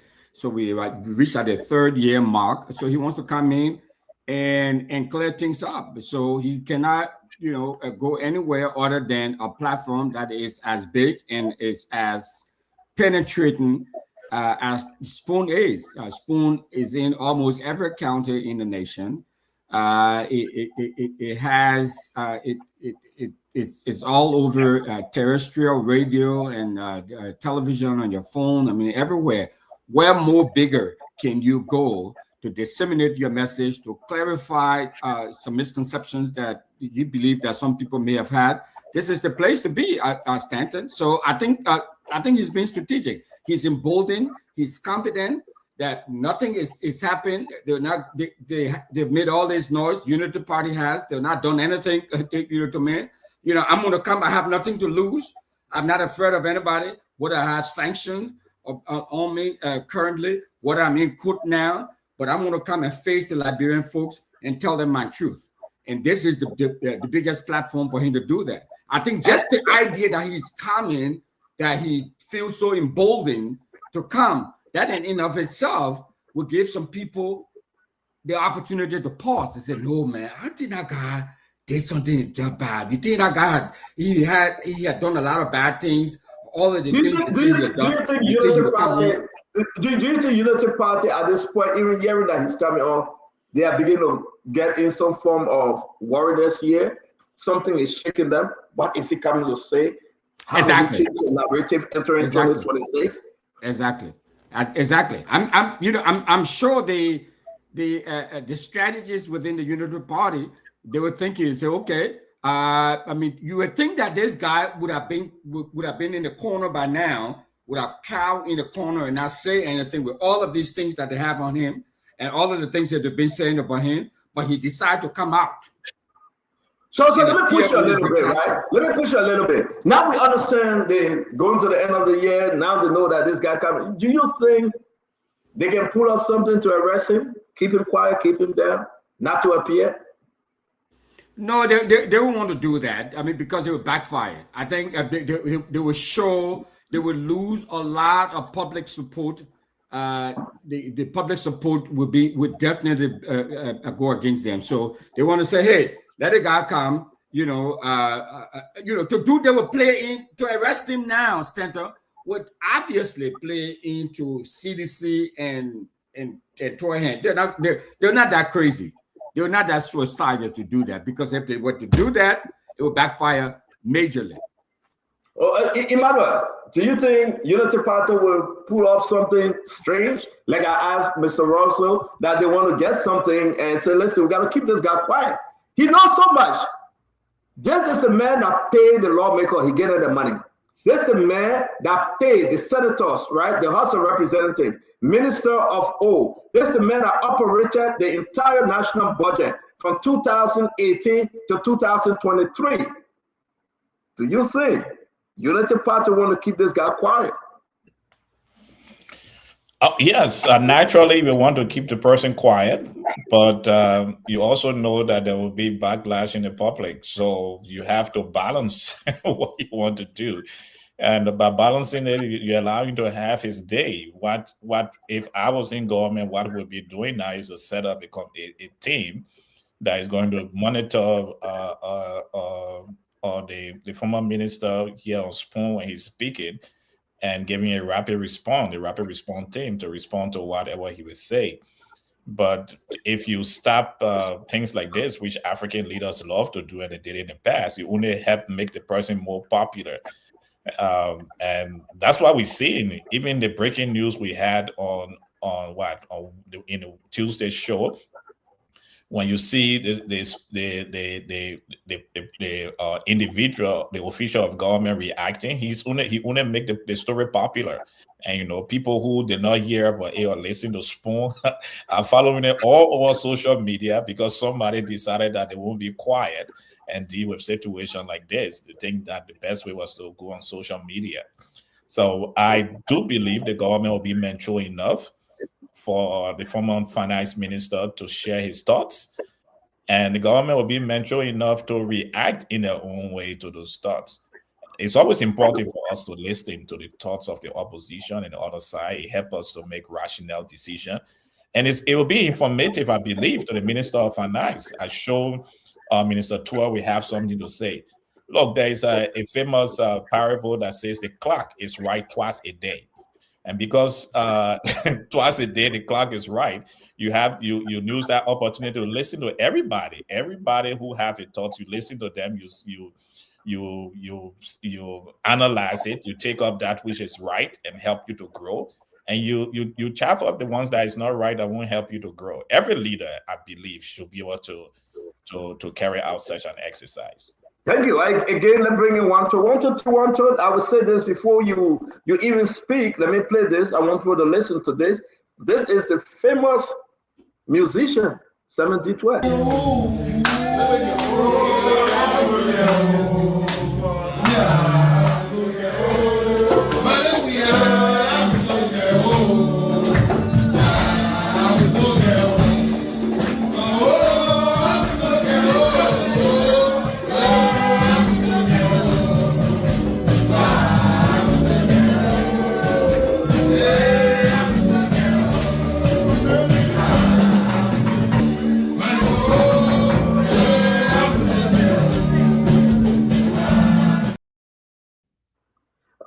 to be frank, right? It's when CDC passed the compact, people were expecting money to come, and all the rest of it. But Samuel Twe saying, I ain't going anywhere. I'm coming back on Spoon. It's something about Samuel Twe, though. Or should we say something about CDC? Talk to me, Wanto. You're right, Stanton. The first and most important thing is that Samuel Twe have grown up to be a courageous intellectual that don't shy away from thought-provoking conversation. That is his nature, and it's such an exceptional courage, given the fact that what you spoke about, government investigation, trying to be able to keep him quiet, trying to be able to challenge his voice and his authenticity to share his story. But he's rise beyond that courage to have a chance. And the other thing is that what Spoon represents. Spoon is the biggest platform in Liberia. It's the biggest platform even in the diaspora. So it's such a exceptional platform to have this chance to talk to share his story. And I think in that way it's a brilliant decision to appear on Spoon. I support it a whole lot, and I think this should also inspire a lot of ex-officials in CDC to challenge the discourse, because to change Liberia, we must embrace it through the discourse. And Imari said something that's very critical today because of our conversation on Spoon. The government is creating a lot of clarity on the FOIA project. That shows the leverage of impact and influence that this space have. And so for me, I do respect Minister Twe decision to appear here. And I know it's going to be thought-provoking. He will not hold back in any way possible. We know him for well, and he will speak directly as possible on the issue that matter. But this is not the only case. If you read his post, he said this 2026 will begin a new path for CDC where we intellectually engage the conversation. The new redefined CDC is not holding punch. We're not holding any punch back in 2026. We are embracing the conversation. We are speaking directly to the legacy and record of CDC, things that we did not speak about before. Because this is the misconception. The misconception here is not that CDC did not achieve a lot. It's because we shied away from speaking about our accomplishment. And this 2026, Minister Twe will also be very much involved in joining, the Star Wars and intellectuals and partisans that are already engaging in speaking on the legacy and the influence of CDC and pushing the case towards 2029. And we embrace that decision. And for me, I want to appreciate you, Stanton, for also affording him a platform to share his story. And this is the beauty of Spoon that we should embrace. And we also wish that all other ministers to embrace that conversation. This is a space where we talk about Liberia, and we may disagree and agree, but truth and facts must be the hallmark of the day. And I'm excited for Minister Twe's appearance.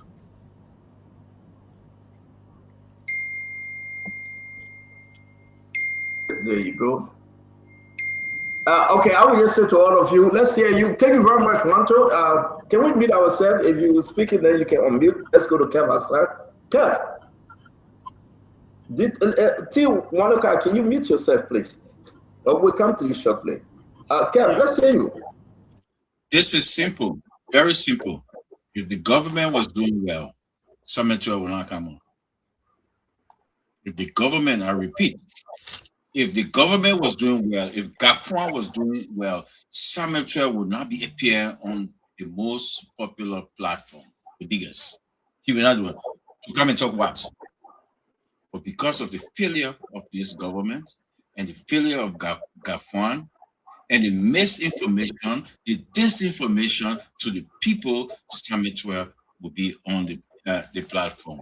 Let me say this. The reason GAFRON will not come on this platform, even though you have sent Olive Branch to GAFRON so many times, come on the platform, because he's not doing well. There's nothing, because he cannot stand and sit in front of you, Stanton, to ask a tough question. You're going to ask a tough question to Minister Twe. GAFRON cannot stand that question, so he will not come.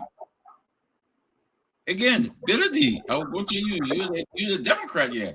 The reason why Obama went on with Bill O'Reilly, because he knew he was doing well.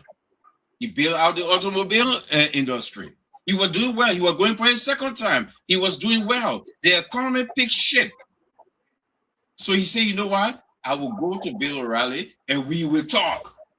And guess what? On the Super Bowl day, because Obama had the audacity to do that, the California audacity to do that. The reason why we're talking about Stanton Witherspoon here. The fierce critics, he waged war on us.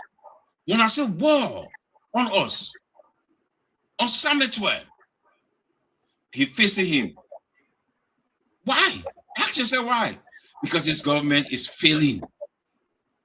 If this government were not failing, he would not come here. So say what? Because Stanton Witherspoon will come out and say, this. But there is nothing, because nobody on the platform can come out and tell me any promises of this government kept or will Thank you. Thank you. But again, T. Wanoka, let's hear you. And this is just a passing by issue. Summit 12 will be joining us on Tuesday next week, one-on-one with the CEO. We'll do post-analysis. We'll do pre-analysis and post-analysis. The whole world will be watching. But for Summit 12, my team saying he's coming, and I confirm it. And he posted, after Tiwanoka, we're going to finish this out with Akaris, Moses, Tarika, Tomika. Great. It's something in this thing that Liberian people got to know. Let's say you, T. What say you? But man, when that great window catching you get, it can make you black, my man. Get something brighter. When that great window catching. But anyway, go ahead. Okay, yeah, I'll do that tomorrow. I'll do that tomorrow. When it comes to Summit Tour, the case against Summit Tour presents for me a scenario of mixed emotions, because this is a man I know personally, and this is a man who, in this country, the only man that is able to raise his hand and say, when it comes to the Liberian Chess Federation, that he has supported we belong to the same federation. He is the only man that has promoted and advanced chess in this country more than I have done. He's a man who, when he appears at our federation headquarters, everybody is happy. So for me, when it comes to Summit Tour, there is this practical, professional, and objective side of me. And then, there is also this subjective and personal side of me. But all in all, I think that in terms of Summit Tour coming on this phone network, which is clearly the largest platform that Liberians have access to, I don't know. It's up to he and his lawyers. But if I was advising Summit Tour, I would say, don't do that. And here's why. What are you going to gain that is going to help the case at hand? This is no longer in the court of public opinion. The situation is being dealt with in the court of law. And in the court of law, in the court of records, everything that is there is based on evidence. It's based on how your lawyers argue. So you come out here, what if you slip? He's a gentleman that likes to speak well. He's a guy that I consider one of the very high-profile intellectuals. So we intellectuals, when we go to speak, when we go to propound on issues, sometimes we get carried away. And you want the audience to enjoy you, and then you get a little more braggadocious, and then you just spill out information. What if you spit out something that refers to or that relates to what your lawyers have advised you against? So I'm speaking, this is the personal and the subjective side of me, on the basis of the fact that I know Tour, I enjoy playing chess with him, and I appreciate the fact that he has supported our federations more than I have done. So that is my opinion on the personal side. But then again, maybe he would take, the advice of his lawyers and say, when it comes to certain questions, when it comes to certain topics, stay away. He's a professional man. I respect him. And perhaps he will come on the show and not hurt himself. As an ordinary Liberian citizen, I want him to come. I want him to come and speak, and let's get more information on the issue. So take the team. We asked the Liberian people. We got a lot to discuss. We're going to be discussing Richard Kuhn. We're going to be discussing the FOIA project. The president actually have declassified that project. We'll talk about Sir Joseph, whether you're going to be in this race now or whether he has surrendered to the Unity Party. We're going to talk about Tifa, Thomas Farah. And the biggest one today, Russell, the people are saying they have not gotten the pay and want to hear what Josiah Joker is saying in the finance ministry. A lot of stuff is ahead, but this is just a passing by issue with Samuel D12. Akaris. You heard everybody. I don't know why. I don't know why people would think that Toy should not appear here. You had an opinion pool surprisingly just brought up. Toy number defeated the combined his combined predecessors just an opinion pool that it was not playing, it just came out. So Toy has to use every platform necessary, not just to explain his story. The national debate in this country now is in the court of public opinion. Make no mistake. If anybody is mistaking that the debate is not in the court of public opinion, then I don't think you qualify to be a politician leading to 2029. Toy must appear. Not only must he appear, that would be the first shot for the Unity Party. Because you'll be shocked. I see the Unity Party running around, for example, on rural issue. We ensure that the public work minister on the CDC administration will appear on Spoon platform to get our side. We need a debate with these current and past ministers face to face. That's what the CDC is yearning for now as we enter 2026. So yes, sir. Yes, that's what we need. So let's go ahead. Let's move on. Dr. Bobler, welcome to the show. Make some adjustment. We want to see your head. Maybe you want to adjust your camera. But there you go. I want you to elevate your height. I know you are taller than me. Yeah, we got a photo, Dr. Bobler. Don't fool yourself. But go ahead. No, I am taller than you. That's the fact. Good evening, CEO. Post-Christmas greetings to all my friends. Lorena, good to see you. It's always good. I'm glad to be here the day after Christmas. And the only person can say hi to Lorena. So, be quiet about So it's good to be here. It's good to be here. You know, yesterday CEO was an incredible day. Just being in my community. We serve 70 families. It's always a joy to give to people, important to people's lives, children and women and families, households. And we hope to do more in the future. So it was great. That's the whole essence of Christmas. It's about giving. So I'm glad we could do that. I've been listening to the conversation and following the show.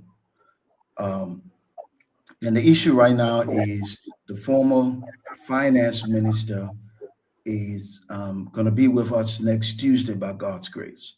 I think it's a great thing. You know, Samuel Toy is an intellectual. He's a smart guy. And for me, as you know, as an economist, I always take interest in the economy, especially Liberia's. I want to learn as much as I can. So I think it'll be a great opportunity. That said, though, I listen to a lot of the commentary and I wonder, maybe I'm missing something. The former finance minister is coming on the Spoon Network. And I'm hearing things like the government may not want him to come, Unity Party should be concerned. I'm asking myself why. The former finance minister was in charge of the economy, fiscal policy, and affecting monetary policy in a way. And so he has 6 years. 6 years he talked and the people listened. 6 years he worked and the people saw. And at the end of 6 years, the people concluded that was not good enough. So he's coming down to talk, and the party should be concerned. Concerned about what? I think the finance minister will come and enlighten us, hopefully, on some things we don't already know, and maybe roll out some suggestions about how we can do some things better to improve the economy. So I'll do my best to be on Tuesday because I want to hear what the former finance minister has to say. Thank you, CEO. No, thank you very much. So to all of you, I want to say thank you. We will announce this, and if you want to use the opportunity to share your businesses for Summit to appear, it will be strictly up to you, and want to encourage you. It will be a powerful one. You can go on our web page if you want us to run with your promo, your commercials, your advertisement. But it will be one of the biggest shows as we enter 2026. Tuesday. The pre-analysis would be exactly 8 p.m. Liberia time. That will be 3 p.m. Eastern time. That will be 2 p.m. Minnesota time. I want to say to you, after that, we'll bring in Samuel Twain. We have 2 hours of conversation with Samuel Twain. And again, I'm asking you, please, what do you think? Samuel Twain coming on? Yeah, on Spoon Talk. What do you think? To say it all.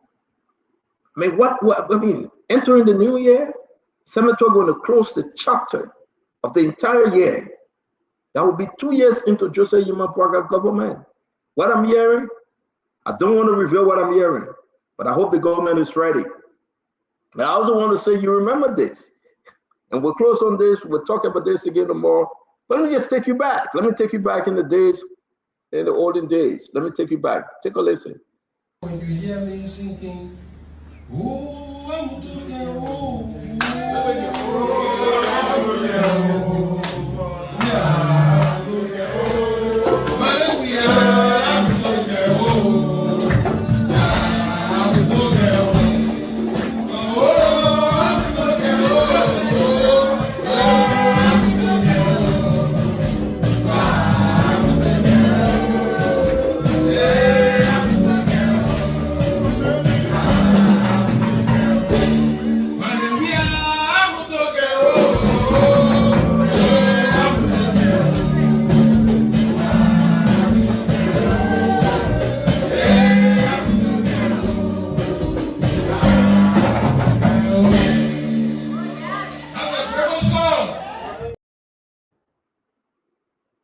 To tell you the truth, this is very important.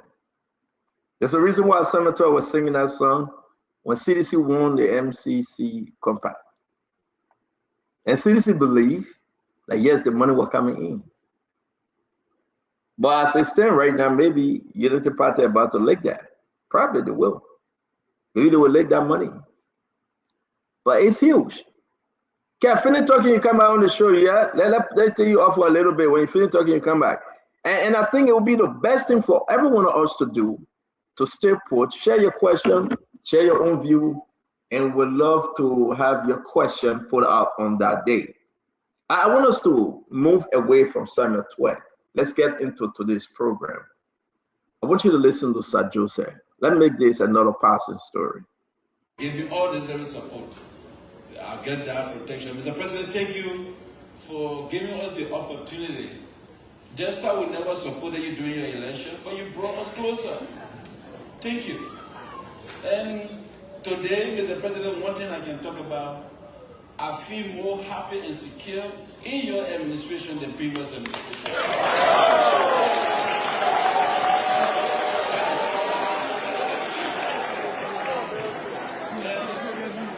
We continue to see for the level of work you have done in most of our country, the four links leading to go water side. I voted for it. And Mr. President, thank you. That road will lead to from most of our country to go water side. And all of those other development in the country, the lighting, first time in the history of Liberia since the civil crisis, since 50 years, it's this president that took electricity to Benton City, the capital city of Maserati country. When I went and talked to him, I said, Mr. President, there is no electricity in Benton, the capital city of Maserati. He was shocked that there's no electricity in Benton. And when that order was given today, the first time the children are seeing electricity, since 50 years they can see electricity today. Mr. President, we want to encourage you that electricity to test the Tony. From Benton to Tony, it's very short. 300 posts, we already got electricity in Tony. Very short distance. Yeah. So the former caucus chair know what you're talking about. But I want to say thank you for the unity. We can now come home in our county. You don't want to come back when there's confusion.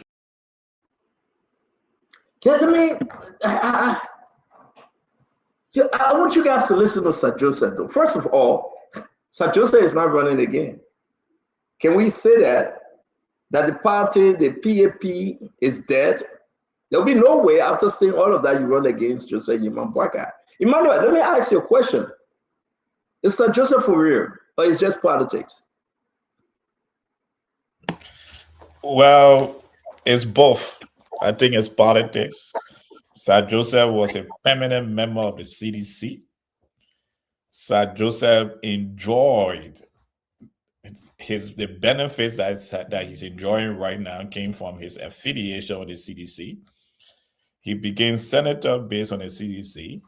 And I think during the last administration, he was the chairman on this. I think he was the peer to Honorable Akaros Gray in the Senate, right? The chairman on governance or something committee. So he interacted with the administration and the Senate. He was the conduit between the administration and the Senate.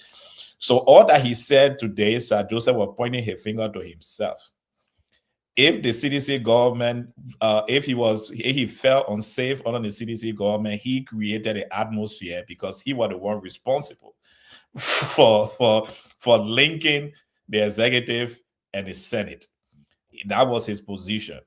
So it's good to hear people when someone else says certain things because you know you cannot trust them. You know that you cannot be a strong supporter of most of these politicians because they always wait for the gravy tree and drum on the gravy tree, and that's exactly what Sir Joseph is doing this evening. And that's why the Liberian people have to actually think very hard as we go into 2029, as we make this decision to move our country forward. Because you have all these back and forth.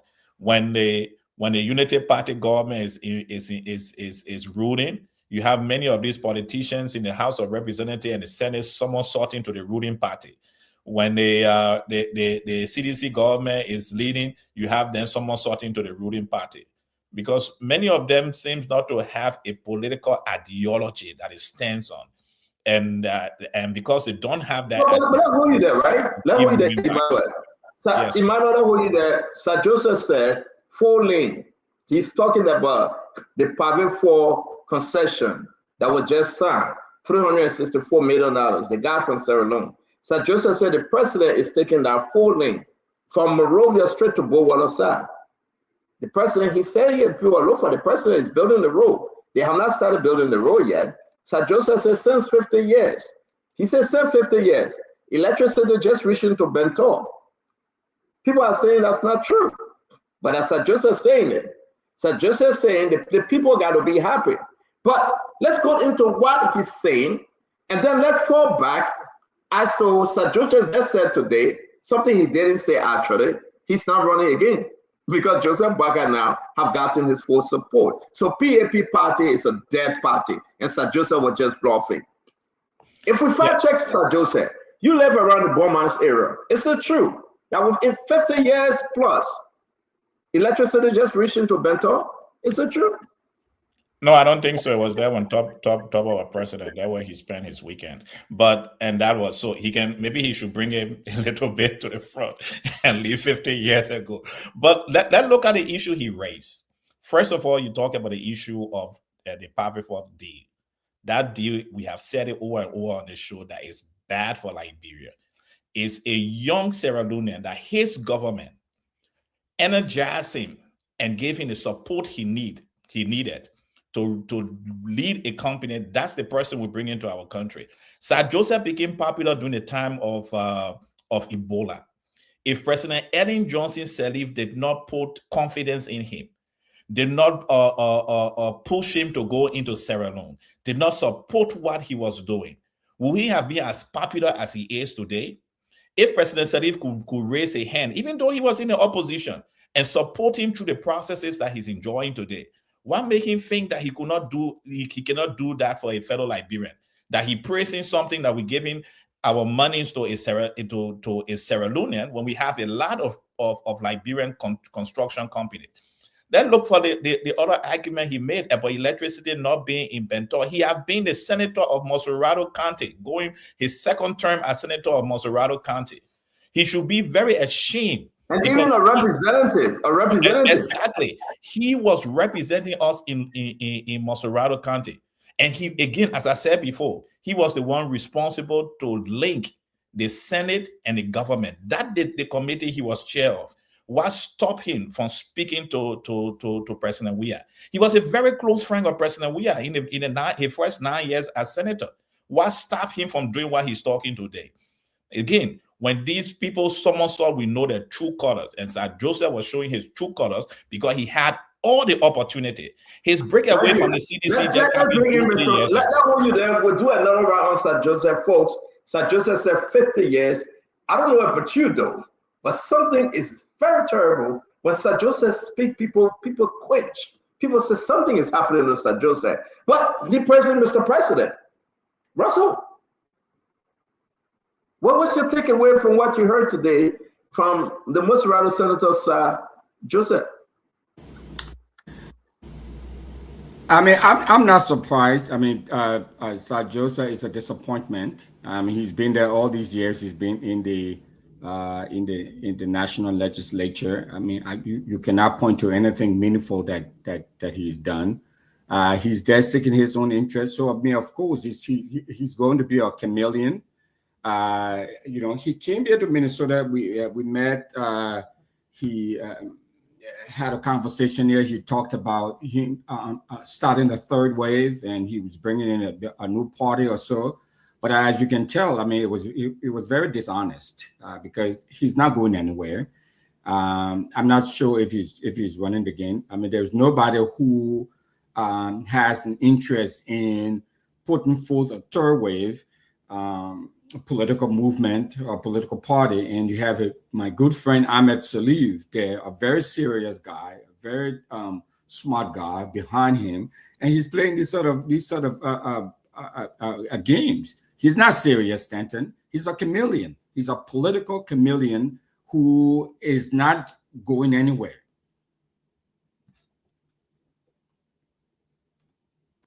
If let's bring in Greg. This CDC brother, Greg. This is a man I say, you know, Joe, we have refused to talk to him, but talk to Zopeno. This is Sir Joseph that say he will bring $400 million from a Chinese company to Liberia. This senator is saying that he would be the standard bearer of PAP, and he told his people that, but if Joseph Boakai is in the race, he will stand down. But he totally against Unity Party and saying that George Bernard Weah, the former president, is unfit. But look at Sir Joseph, he's draining himself, appreciating that the country is safe, but the country was unsafe under George Bernard Weah. But now he's free to say that the country is safe and the country is unique. Akaros, what's going on with your CDC brother, Sir Joseph? I like the way when you say your CDC brother, because the record shows that Sir has left the CDC officially, not unofficially. So he used to be my CDC brother, and he will always be a brother, no matter the disagreement, no matter the situation. He will always be a brother. However, there is a doctrine in Liberia, in our Liberian parlance, they call Potoism, Poto, where the sun shines where you hang your coat. And that doctrine originated from Lofa. You know, the late Kekuda Poto. Every government that came to power, it bestowed honor upon that government or that leadership. So to see Sir, you know, the last time I described Sir as a political parasite on the show, and I will repeat, to see Sir praising President Boakai today, the West has said, Sir was just campaigning in 2023 on the slave field. You played the video here before, the praises, everything he said good about President Weah. Today, he contradicted himself. And I wanted to put the facts where it belongs. One, the actual capital of Montserrado is Bensonville. Though people interchangeably say Bento, but Bento is a portion of Bensonville, but sometimes they use Bento also as Bensonville. So Bensonville have been having some electrification for some time. And not the entire Bensonville, which was a metro. So when you say 50 years, it means that since 1975, because there is 2025. So it's a lie. Because up to 1990, when the hydro was not poor, all those areas had electricity. All they were running to Grand Cape County. You can see some of the old poles there. I think 1 or 2 are still going to Grand Cape County. So for you to argue 50 years just because you heard it from someone on Facebook saying 40 years, and you come with 50 years, and the previous speaker said things important. You were the senator of Montserrat County. When did you, are you on public record for advocating for electricity for Bento? All of the years that you served for the last, I think 14 years now, are you on public record? Did you write the plenary? Like someone said, you were the chairman on the executive as the liaison. If, for example, if you have issue with the president, you cannot be chairman on the executive. You have to resign because you must be between the executive and the, so you can't come to mislead the public. I appreciated today, as I said, or yesterday, to President Boykai, that the yellow buses are brought on a Morovia transport system. They will be back on the street instead of be putting it on a meter steel for a contract to transport meter steel workers.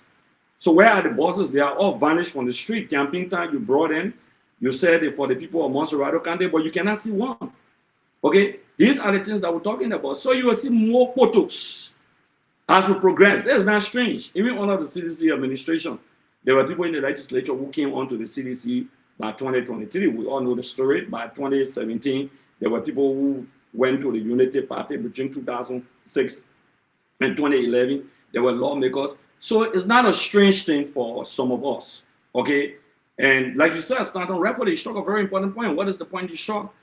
He said once President Boykai run, he will run. Well, in a serious man who want to lead the country, you want to be presidential candidate or aspiring, you're talking about is somebody that you're opposing for the presidency. Because when you form a political institution and you become the standard bearer to oppose the ruling establishment, then you say, but when the ruling establishment people running, so you can see that the party is an offspring, okay, of the ruling establishment. That are not surrogate political or what they call political collaborators. Okay, they're pure political collaborator. I'm not shocked. For me, I'm not shocked about our behavior from government to government. And the last thing I want to say on this is that look, sir, in terms for on a political gunpoint. What do I mean by that? Their wealth, the Unity Party keep questioning how they got their wealth. Sir got his highest wealth under the CDC 6 years. How can you say you were not protected when you built the biggest building, the biggest development you have was under CDC administration? And you say you didn't feel safe, but you Thank you very much. We're gonna let's see this. Go to the LACC or the great, thank you very much. We'll do a round two. We'll do a round two of this. Let the guys again. This is Sir Joseph. Let's play. I want you to hear that. I want us to play the flip side to what Sir Joseph said a few years ago. Give me all necessary support. I'll get that protection. Mr. President, thank you for giving us the opportunity. Just that we never supported you during your election, but you brought us closer. Thank you. And today, Mr. President, one thing I can talk about, I feel more happy and secure in your administration than previous administration.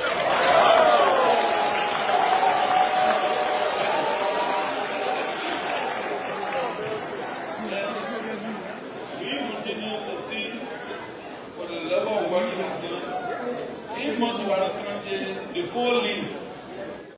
So again, ladies and gentlemen, thank you for joining us. Let's share the show. Go on YouTube, go on Facebook. Let's make progress.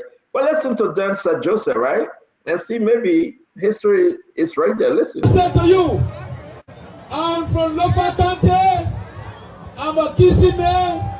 Don't vote for Joseph Boykai. Vote for Ambassador Charles Mane. Mane has too much impact in my life. He has made me to where I am today. Today is Sir Joseph, tomorrow it will be you. No condition is permanent. He cannot pick and choose. The day your day comes, you will see it. Don't allow people to lie to you. Citizens never unite. You see me standing here as a senator. The president gave me sure that we bring buses in Maserado County. You are any testimony. We have reduced transportation in Maserado County. Amanda! And where is that St. Joseph today? Amanda! Away to. I want to say something in crew, but I can't say that above on the show. Are you kidding me? Are you serious? So, well, I mean, why these guys doing what they are doing, my people? You know what? Joe Manuel was a perfect man yesterday. Today he's bad. That Joseph Boaga time. When Joseph Boaga leaves, it will be the next person. And this guy saying that they want from political party like St. Joseph. He's the political leader of PAP. PSP is dead already. No more PAP now. But is St. Joseph serious, ladies and gentlemen, or is this just another coming back by that? Our brother is not on the show. Is St. Joseph another government boom yet? To be frank, is St. Joseph another government boom? Can we believe? Can we believe that? Can we believe of St. Joseph? I know he's not running the 2032, right? Or something like that. But can we believe of St. Joseph? Can we really believe what St. Joseph say? Can we believe it? 12212. Should we believe in St. Joseph's message? Or his message is a dead message? I don't think Joseph Boaga even believe in that message. Because if Joseph Boaga listened to this St. Joseph and say, but this guy is not credible. He just around me because I'm a president. Is St. Joseph another government boom? Is he? Want to? Are we looking at another government boom? Yes, a government bull. And Stanton, thank you so much for playing that video. There are a couple of things I want to be able to start with. One is defining the condition in which our Representative Gray said, former Representative Gray said. A popular term in our political system, Stanton, is called poturism. So the way I define poturism is considered a political condition defined by extreme opportunism, where it describes a politician that uses language, conviction, and shift the moment power changes. This is the case of Senator St. Joseph. Complete shift in power dynamics. And this is the system that we have. There are two things I want to point out. First, the first thing is to point to the record and historicity of Senator St. Joseph. Stanton, it might shock you to know that the conditions that he's perpetuating, that, he's grateful now that currently we have a better safe condition, will speak back to his record. Senator St. Joseph served as chairman on Senate Statutory Committee on Executive, July 2nd, 2019. In fact, the official assumption was July 3rd, 2019. This role is coordinated by executive relations, decision-making process. So what we are saying here, Stanton, is that someone who served on a statutory executive committee in the Senate, under President Weah, could not provide advisory on security. So that means that he failed as a cabinet member on the executive in that committee. But that's not the only position he's serving. The senator also served on transportation. So and that was confirmed in December 2025. The other aspect, he served on Joint Senate Committee on Transportation and Concession and Transportation and Infrastructure. Then you also serve on engagement with Public Account Audit and Committee. It's very concerning that a public servant who served in critical roles as such is coming back to argue on safety. So what we see here is that we see exceptional opportunism, what we call the poturism regime space. And the other thing is that his political party failed because it was not driven by policy or genuine desire. It was a calculated plot to redefine himself into the political space. This is a guy who has no understanding of policy and leadership. And this is what we have. Part of my concern is that we elevated people that have not grown over the period of time. And then all of their perception is arrogance in political space. I get it that he may have a different view on CDC now, but let's speak to the character in person. He established a political party. The political party now is less than a year old. He can't even fundamentally grow a political party. The party failed completely. The party now is in structure, and he's pushing another political party for the ruling establishment. That in itself is failure in complete stance.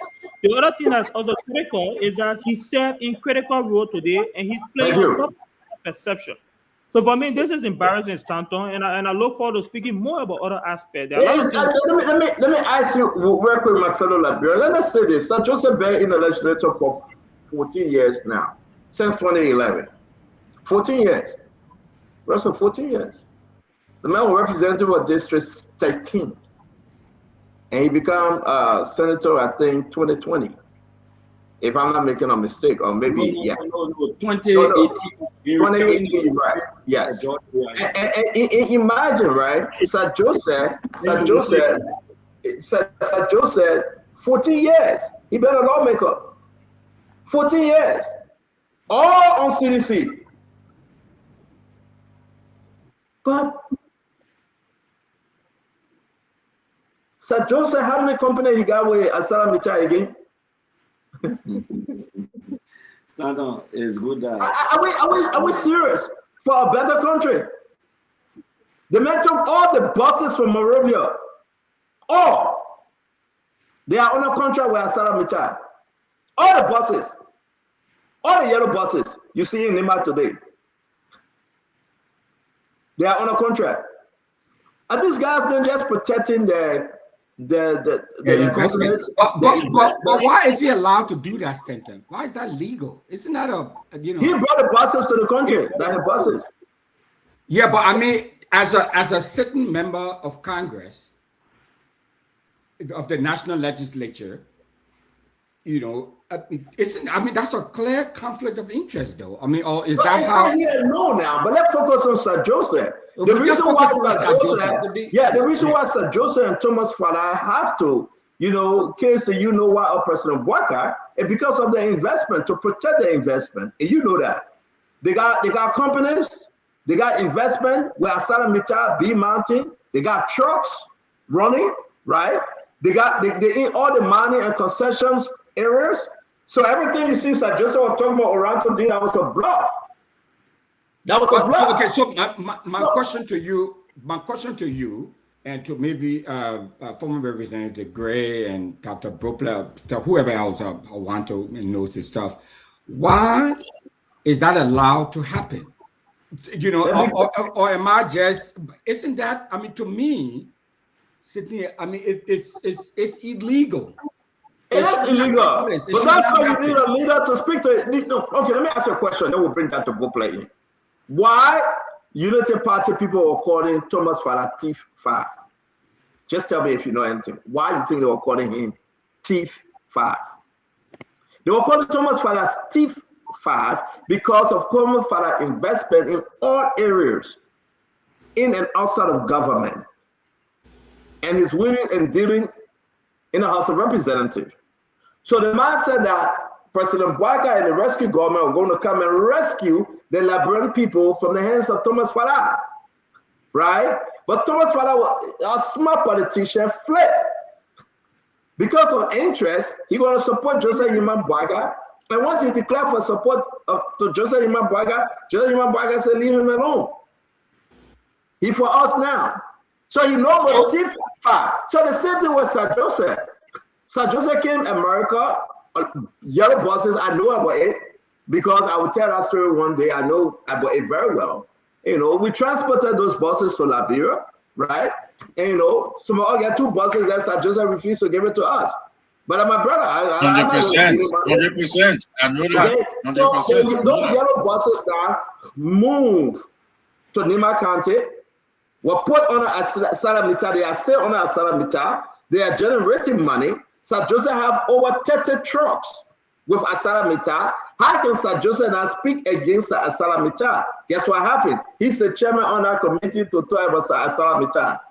So why is there a law that prevents them from divesting from this thing? Once they become lawmakers, to get into the Congress, the national legislature. The only thing I know that Clayton Donkey said, you got to leave and put somebody in charge of your investment. You got to recuse yourself. You got to put it on somebody like same thing Sekou Dukle doing with a water factory. He doing with the rice factory. And the rice company and all these different companies. He not only people know, but you can say, Winfrey, can you just step in for me? while I'm still working in government, and later on he can change it. He can put family member name, he can put his wife. Is that what Assad Joseph has done? That's what all of them do. That's what all of them do. Okay. That's what all of them do. But let's bring in Dr. Bopler. Dr. Bopler, we listen to Sir Joseph. What say you, Dr. Bopler? And Sir Joseph saying electricity to Bento never happened in 50 years. He happened full lane from Monrovia straight to Bowater side. This is the best government ever, he said. He's not afraid. I don't know who Sir Joseph was afraid of during CDC time. Were they trying to kill him? But he said it, yes. CDC tried to kill him and they burned down his house. So, Dr. Bopler, let's hear you. Stand up. Before the war, there was electricity in Bento. There was electricity in Bensenville before the war. The senator, we all know, is a very resourceful person. The senator is also a citizen. He has his right to affiliate. And in politics, you over here, you say something, the people there like it, they cheer you. And tomorrow you go over there, you say something different. Usually, it is people's actions that affect other people's actions. In other words, if you and I are in an arrangement and you say anything I like to hear at a certain time, I say, all right. If you start saying the thing I like to hear, I move. And when I go to the new place, if I say anything those people like to hear, they say, all right. So that's politics. You can't worry too much about that. Here's what I am concerned about. I would like all those who lead us to match words with works. And the senator I said earlier, I respect him, is a very resourceful person. But his county, Montserrado, is the dirtiest county in the country. I would like the senator to put some focused energy on waste management and sanitation in Montserrado. Nobody needs to be told that our capital is Monrovia in Montserrado. So we put some focused energy, use his resources, his connections. Let's get those trucks all over the county. We can clean Monrovia and beyond and make Montserrado a novel county. That would be a great use of all of the networking and resourcing that the senator has. That's why what he said on which party he was standing, that's just prerogative. The senator can feel it in a party. You're not the only one though. Let people jump from party to party. But let's match words with works, because works will speak louder than our words. And I think that's what Liberia needs. We agree with you. The senator can go anywhere. That's fine. He can be independent. He can go anywhere. I care less. But why would the senator lie to you and me and the rest of the Liberian people that in 50 years, Joseph Boakai is the first president to take life in Bento? You have to ask the senator, CEO. I'm asking you what you think. I need your opinion on this. We're not talking about jumping from party to party, but why he lied? I just told you our PK. Do you think you can believe this? Do you think you believe that? CEO, that's a legitimate question, but it's for the man who spoke those words. I don't know. Okay, so I'm not even going to speculate. I don't know his motivation. I can tell you for free that before the war, even this speaking, remember that there were light all over Bensenville and Bento in particular that have plenty friends there. I can tell you that one for a fact. Don't you think it's troubling for you, Dr. Bopler, that a senator trying to buy a way to the good side of the president must lie to the Liberian people? Is that troubling for you? Well, nobody should lie to Liberian people, okay? We as the people deserve the truth, even in difficult circumstances. You know, speaking the truth in the midst of crisis build character and trust and confidence in those who lead. So we raise the bar and don't just come treat us like we're totally unsophisticated and we don't deserve the truth. All Liberians deserve the truth all the time, even if it's a difficult truth. Dr. Bopler, thank you. Let me bring in T. Wanokai. Wanokai, let's hear you. They're in your backyard in 4 years. Sir Joseph is there making news stories.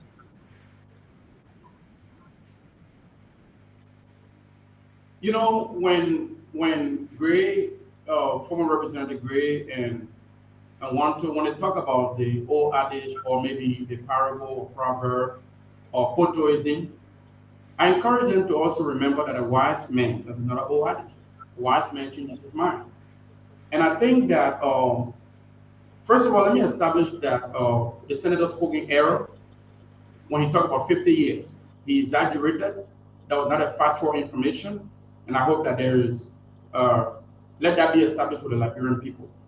But I think that when you consider everything that happened in this country through the years, when CDC was in power, and when you look at the development that is being undertaken right now, within 2 years of the Joseph Boakai administration, I encourage many members, including Representative Gray and others, to come and put their political partisanship aside and consider supporting this government, and including Kev Hassan too, and consider supporting this government so that for the interest of the Liberian people, we can work together.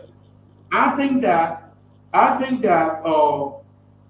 to refer to potoism and say that, oh, it came from Lofa County, and then, you know, when you are considering Thomas Fala, that you celebrated around here not too long, that speech that you play here, when I think I saw somebody like Gray in the photo, when he was saying, Amanda, CDC, oh yeah, Gray was in that photo. At that time, Sir Joseph was the truth sayer. He was the man who the Liberian people should believe. But the man has seen the light. The man has seen the development projects that's being undertaken this moment. And he has decided to switch sides. But now, he is a liar. He is a, what you call, or my friend Kanyu Bala, you said, or government boom. Now the man is a government boom. And if tomorrow, or Jangako, if he changes his mind and says, I want to support the government too, then Jangako is a government boom. I don't think that is the right way to address our brothers when they see a reason to change their political view. It is politics. You can change your mind anytime. You can criticize the side that you disagree with, but I don't see any problem with Sir Joseph leaving the CDC, because what CDC did to this country, they looted this country, they stole from the Liberian people. But we are not saying Sir Joseph leaving is a problem. T. What we are saying is the decision by Sir Joseph to T. What we are saying is that Sir Joseph not only leaving, Mame, oh, you can hear us, right? I say if you're hearing us, your internet is in and out. I say, I hope you get aware. T, we're not saying that Sir Joseph shouldn't leave. We are saying that Sir Joseph just told a bloody lie, right? And you alluding to the fact that he lied too. Isn't that a concern? Should that be a concern?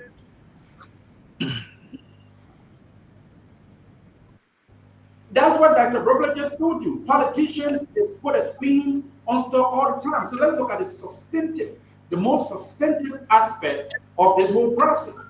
He exaggerated, we all exaggerate sometimes. I don't support that. When you are giving information to the Liberian people to consume, you should try to be factual. Thank you. Or if you put a spin on it, just say, oh, I was just joking or something. That right there.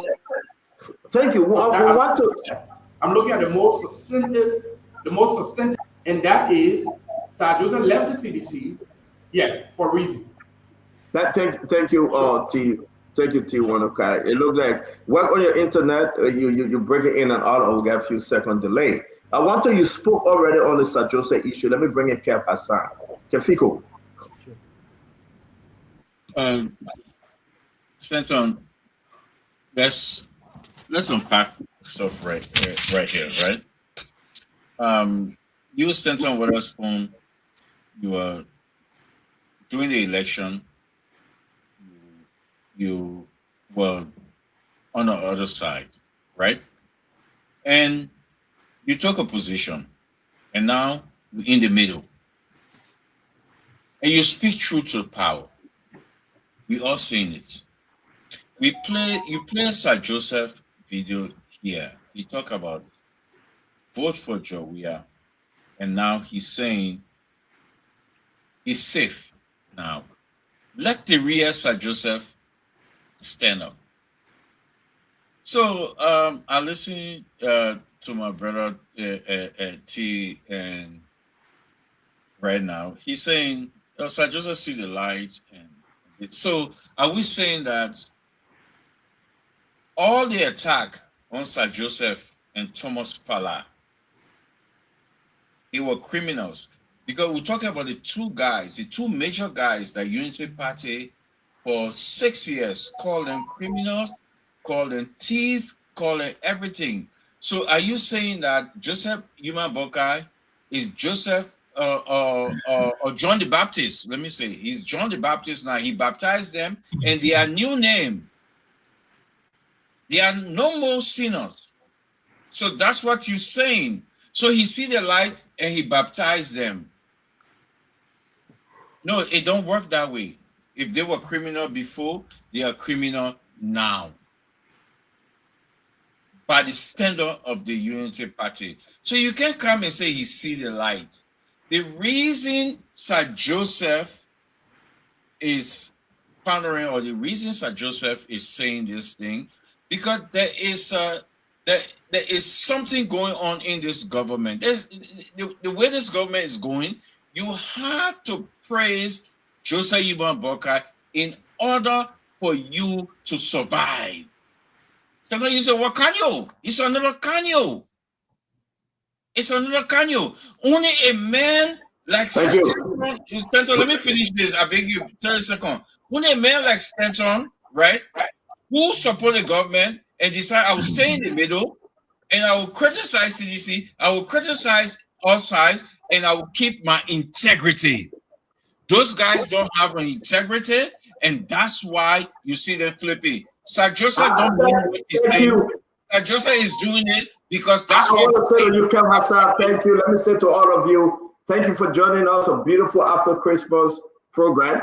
We will be talking about the decentralization bill thereafter. It's good to have Mambe joining us. And as a do, once they address the issue about Sir Joseph, we're going to go straight. You know that, folks, let me say this to you. The lawmaker passed the thing. Joseph Boakai signed it.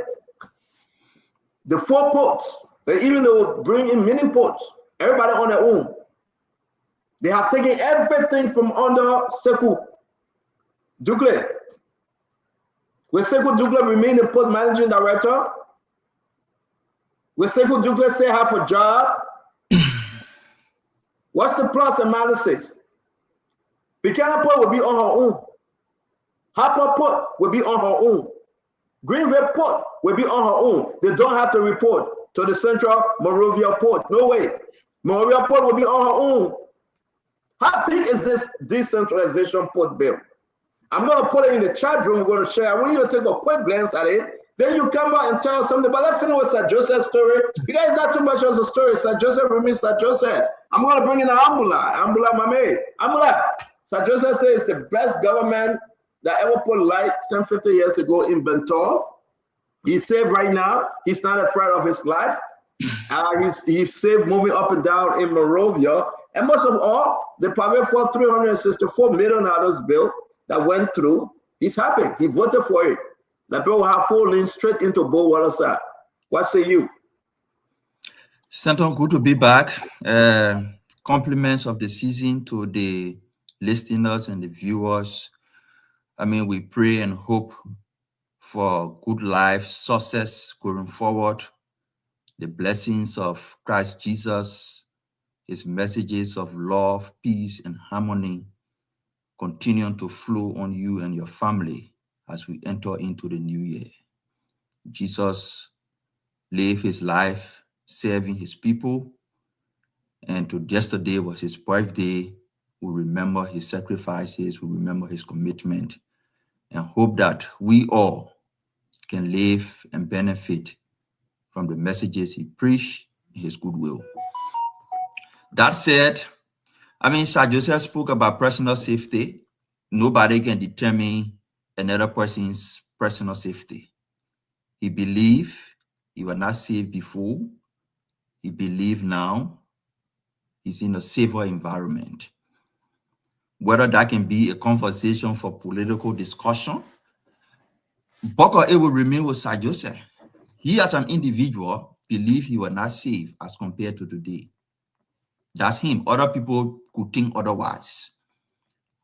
The core issue is He is a political figure and he's making political moves. That's the core issue. The sub-issue is about whether he lied or he's saying true. People lie all the time. President Weah had an interview. He said he got a farm in Sino County that is producing food and the people of Sino using it to feed themselves. The video is around. That was since 2020. Mommy, man, talk something serious here, man. But you can't do this. I beg you. Kev, don't do this. Kev, I'll remove you from here if you do this, please. We have to have a professional, mature show. I beg you. Mommy, go ahead, please. Yeah, so Sir Joseph made his statements. I mean, people believe that's the best thing to stick to. So, oh, he lied. So because he lied, so he's unfit. So I'm saying, so if that is your measurement, President Weah had an interview, the video is here, I know you can play it. He said he has a farm in Sino that is producing food and the people of Sino using it to feed themselves. From that day to today, almost 5-6 years, nobody has seen one pepper from a farm President Weah claimed to have. So he lied. He has no farm in Sino. He lied. So what is the core issue? What very year today? So he lied. He has no farm in Sano, absolutely nothing. The people gave him farmland that he has not developed. So he lied. He does not have a farm in Sano. He does not have a farm that the people of farm Sano using to feed themselves. Is that sufficient to say he is a bloody liar? We should take him, we should throw him away like you want to do with Sir Joseph? I disagree. He was making a point about prioritizing agriculture, but he made statements that are not true. Sir Joseph is making a point about what Joseph Boakai is doing, and he made statements that is not true. But what's the core issue? The core issue is he is a political figure that is living from one side to another. And that's why I think I will have a conversation on rather than emphasizing and beating on the lies and all the things. Yeah, lie. We are lying. I get no fine sound. So I just said lie, current being better before. What the issue? Thank you, Stato. Okay, thank you very much. Okay, let me just move on. I say, welcome to the show, man. When I said, wait, don't do anything. Let me see if I can face your microphone with.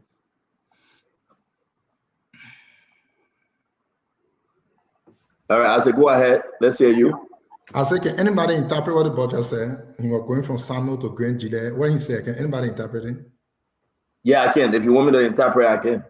No, help me, because he was going, he says Sano, he can't make farm, then he go Lofa, then he say he can't. What did he say? But tell your own that, let's move on. No, I'm not talking so, because I want to try to I'm confused. You okay? You know, I don't understand this. Sir Joseph say he's feeling sick, he feeling safe in Baga government. Why you gotta do a Sano that in the southeast?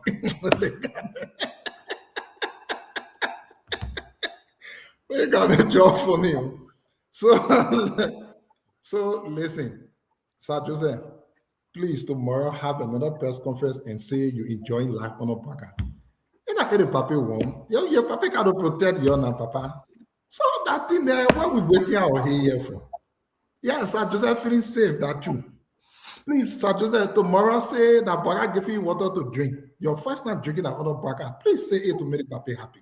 The Boakai took it for refugee camp. The thing is, you know, if you are so dumb, you will sit down and clap for Sir Joseph, who is talking that thing he's talking. Like, how can a sound person sit with Sir Joseph, who's been with CDC for 20 years, and clap? Are you, what's your thinking? You don't know that brother Sir Joseph won't get this small contract here and there because the government going after anyone that criticizes them, so he wanted, so he talking. You get sense yourself. And then the funny thing, Sir Joseph went and tested President Baga, and President Baga was reading it. He said that CDC person saying test. Why are they scomming the paper all like this now? So, Baga, don't worry. Sir Joseph will say tomorrow that you don't want making eat. Since he born, he eat. If that ever made you happy, he will say it. Like, let's discuss the hunger that was in the country during Christmas Day. Why Sir Joseph say, and then other Americans say we go to Sano, the big farm there. Okay, thank you, Isaac. Let me go in my 2 minutes, I beg you, Papa. I really came Yeah, on the show. get to end that. Get to end. We got to go. They coming in. I came on the show for us to discuss those things that are important. I was not listening to the show. Myself, I was trying to connect where you guys were talking, and then I saw Brother Mame talking about Sano, the farm there, the tiny farm big and ego. So now I come to say, thank you, Sano, for bringing me on transfer. Yeah, thank you very much. So let's do this, right? Again, it's very clear. It's very clear for everybody to see. One is that, you know, you can decide that Mame was debunking the last issue and that of, you know, the Sir Joseph position to flip party. Welcome, Fubi. Fubi, it's good to see you. But we want to come to the decentralization bill. I put the whole thing in the chat room. Let's just talk about it.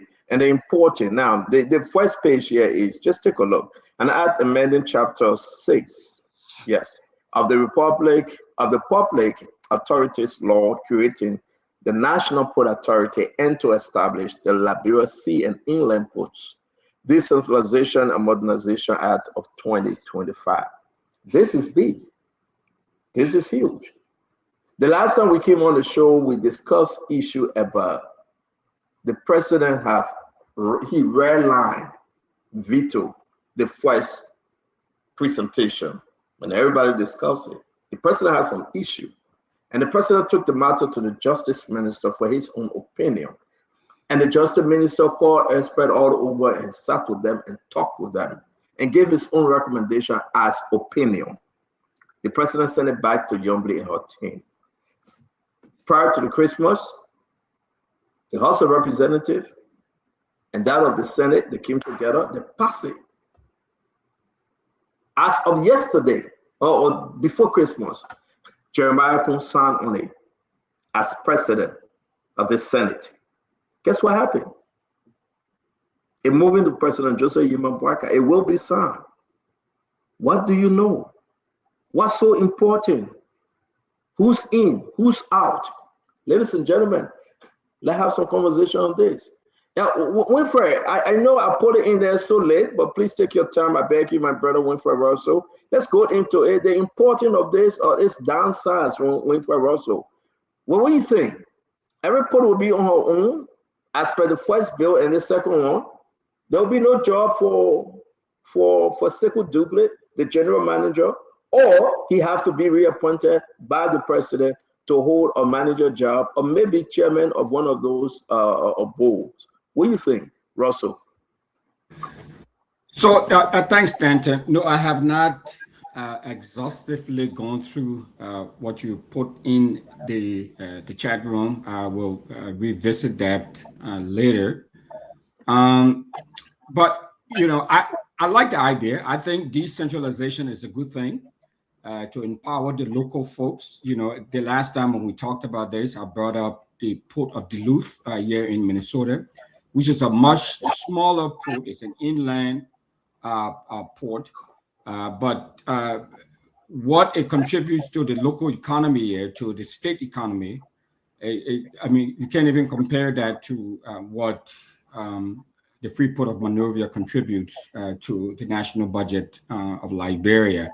So, you know, I like the whole decentralization piece of it and all of that. But I have a question. So maybe someone here could help me out, could answer it, Dr. Brople or Wantu or Ambulan.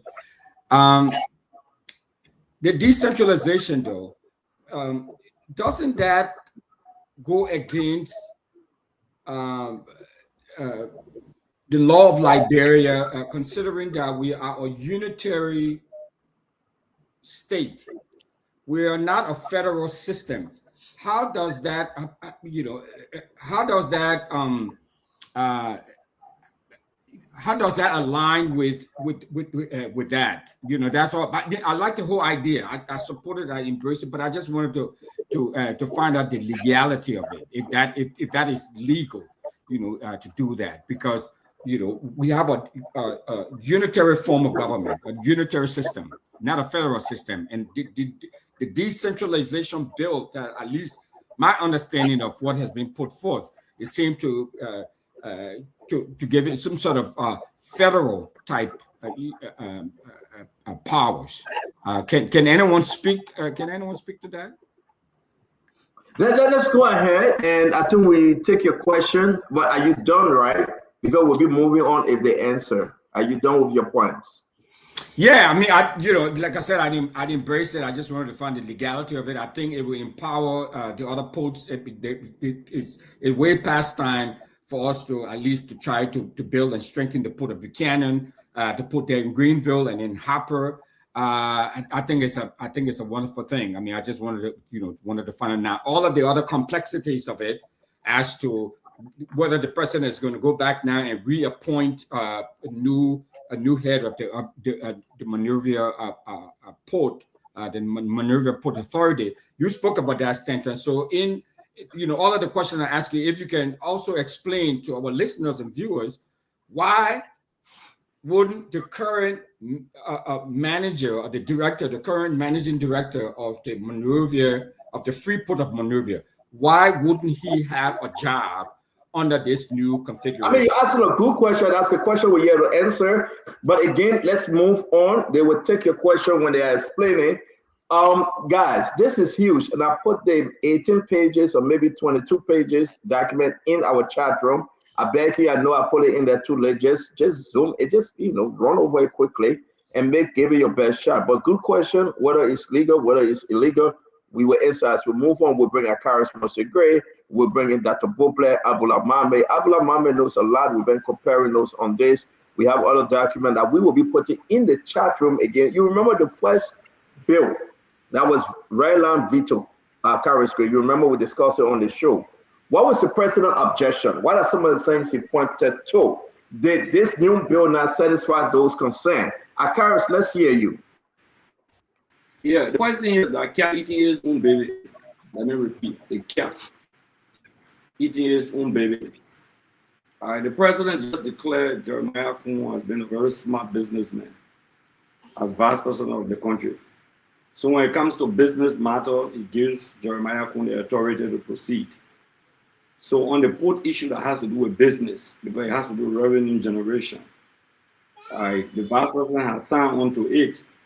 So that had the president chose Jeremiah Kun. I heard that Sekou is not satisfied in spraying some money around for PR, so the president cannot sign it. So I will not be one of those who will come on air to help to buttress his efforts. Those who he run his money with and give it to them to do their PR, they can do the PR for him. But I think the president chose Jeremiah Kun. That's why he says he's a good businessman. So that's the decision of the president. He land veto some things that we all have issues with. I've not seen the copy of the new bill, what the corrections that have been made on the bill, because the entire bills, the bills were not vetoed in totality, or their land veto part of the bill. So maybe they make some correction. Jeremiah Kun being a smart businessman, I don't want to keep repeating myself. But again, let's say who spend some of the money that he refused to pay towards the 2025 budget. His inability to contribute towards the 2025 budget. Maybe that's why other people said that take it for him. Okay? But to not take money and give it to people for PR in the media is a dangerous thing. And it's very dangerous for the power march of the country. Okay? They're fighting among themselves. Let him go fight the vice president. Okay? It's a good thing that they must fight among themselves. But somehow will not sit on the show here and serve as PR indirectly for a port manager who the vice president already took. I mean, the president already told the port manager that the vice president is a smart businessman. So let him go settle away the vice president who is a smart businessman that signed onto the document. The PR team can do better than I can do. So that's my take. Thank you. Thank you, Dr. Boble. Let's hear you. I know, sorry guys, I put this thing in there too late. It was Christmas. I got it 2 days or so, but is there not? I know we'll continue on this story. What do you think, Dr. Boble? Is this good? You've been crying. You're a champion, man, on this show about decentralization. Not only the port now, but the different counties. The president is giving it to you now. You think it's in the interest of the country as a whole, Dr. Boble? And what say you about, the county's operation here? What are your concerns, sir? So, Stanton, I had the privilege to work with the President's County Development Act, the County Development Agenda. and I was responsible for the Western Cluster, Cape Mount, Bombing, and Bapuru. I had a chance to visit with the people, to sit with the people, to listen to the people. You don't need to be a rocket scientist to know that our unitary system, to Winfred's question, has been here since we started the Republic. Look where we are. We still got so much more to do. It hasn't worked very well. And I would encourage the president to press forward with his decentralization plan. So to Winfred's question, we're not violating any law, Winfred. 2018 is the Local Government Act, began that process to actually give local government some authority and some autonomy to make some decisions and manage some things. And then the revenue sharing that came later, I believe 2021 or so. So the decentralization has been starting, but then stalled. And then this president, as part of his plan to accomplish his arrest agenda, has pushed for the counter development agenda as a way of decentralizing. I think the port decentralization standard is a good thing. I think it's a good thing because it will allow the different ports to be able to specialize, develop, and be way more functional and productive.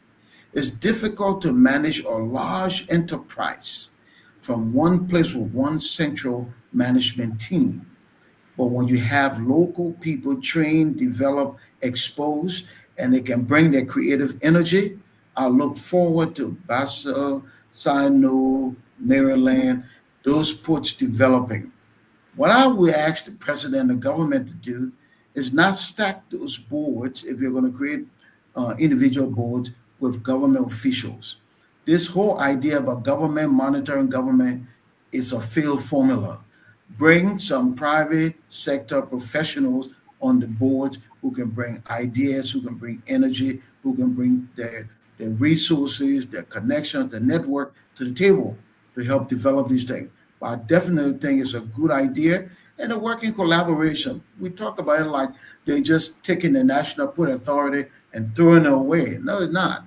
The port is going to be there, and the local ports will have the opportunity to develop. And we'll look for those entities to become way more functional and productive and create more jobs. I think it's good for the local economy. So I will encourage the president to press forward. But bit by bit, I would like to see us decentralize because professionals are plenty all over the world, Liberians, but ability follows opportunity. Professional people like myself don't need jobs. We just need opportunity. We'll bring our creative energy, we'll bring our resources, we help develop something. Thank you, CEO. Thank you, Dr. Bobla Mame. Let's do this thing as fast as we can. And let's answer the question. The Liberian people now know that this bill went through. The president was signed. No question he was signed. A lot of concerns from people like you and others. Freeport will be on our own in Monrovia. We are talking about Buchanan Port. We are talking about Greenville. We are talking about Harper. Will this hurt or help Liberia as a whole? Mame. Thank you, Stanton. This is a major policy issue. The port sector contributes, in terms of revenue generation, in terms of movement of goods and services into the country, movement of goods into the country, over 85% move through the port. So the port is critical to development. And when such a law is passed to create new institutions, and people tend to make it personal and say Nyombli and Seku, then you miss the big issue. Yeah, you can come down to it and talk about it, but when you make it as the crux of your argument, two things happening. Either you do not have the capacity to dive into the core issues regarding reform of a port sector, or something must have been wrong somewhere. So let's look at the big picture and not the individual. We can come down to that later. Dr. Brupler spoke about decentralization. We support decentralization. When the president first wrote to the legislature, he expressly wrote that his agenda is to decentralize. We support the president's vision. We may have different view and different priority, but once he presented that communication and we saw that that is his vision, that vision is supported.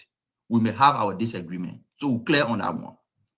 But in that same letter, the president raised issues. One of the fundamental issues the president raised was this law is reforming a major sector critical to the economy.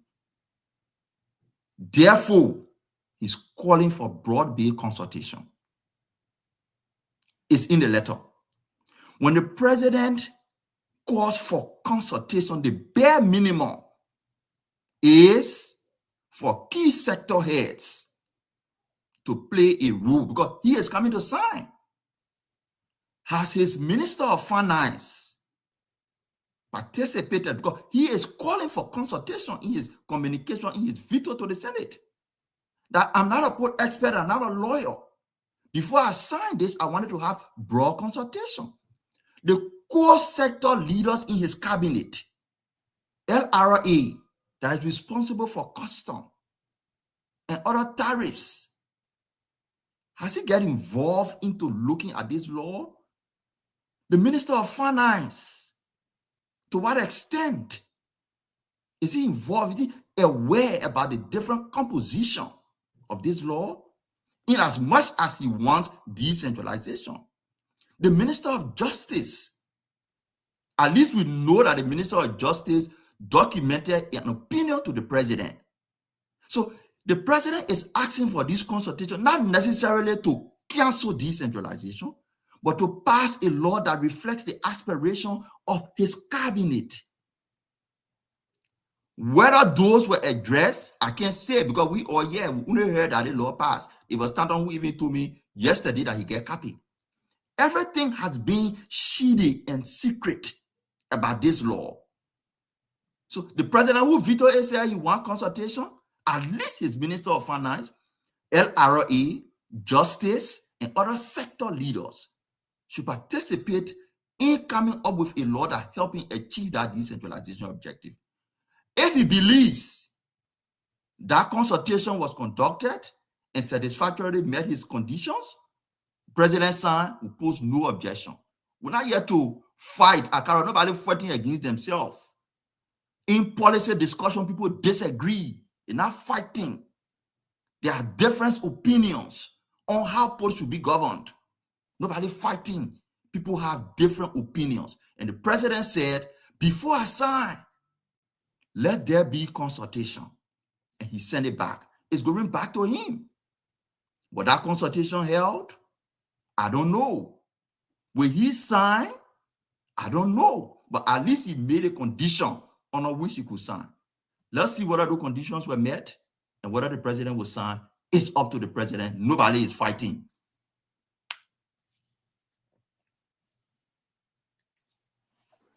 Well, Mama, let me ask you a question. What the president redlined, he redlined vetoed something, and that's what Russell Gray we are talking about.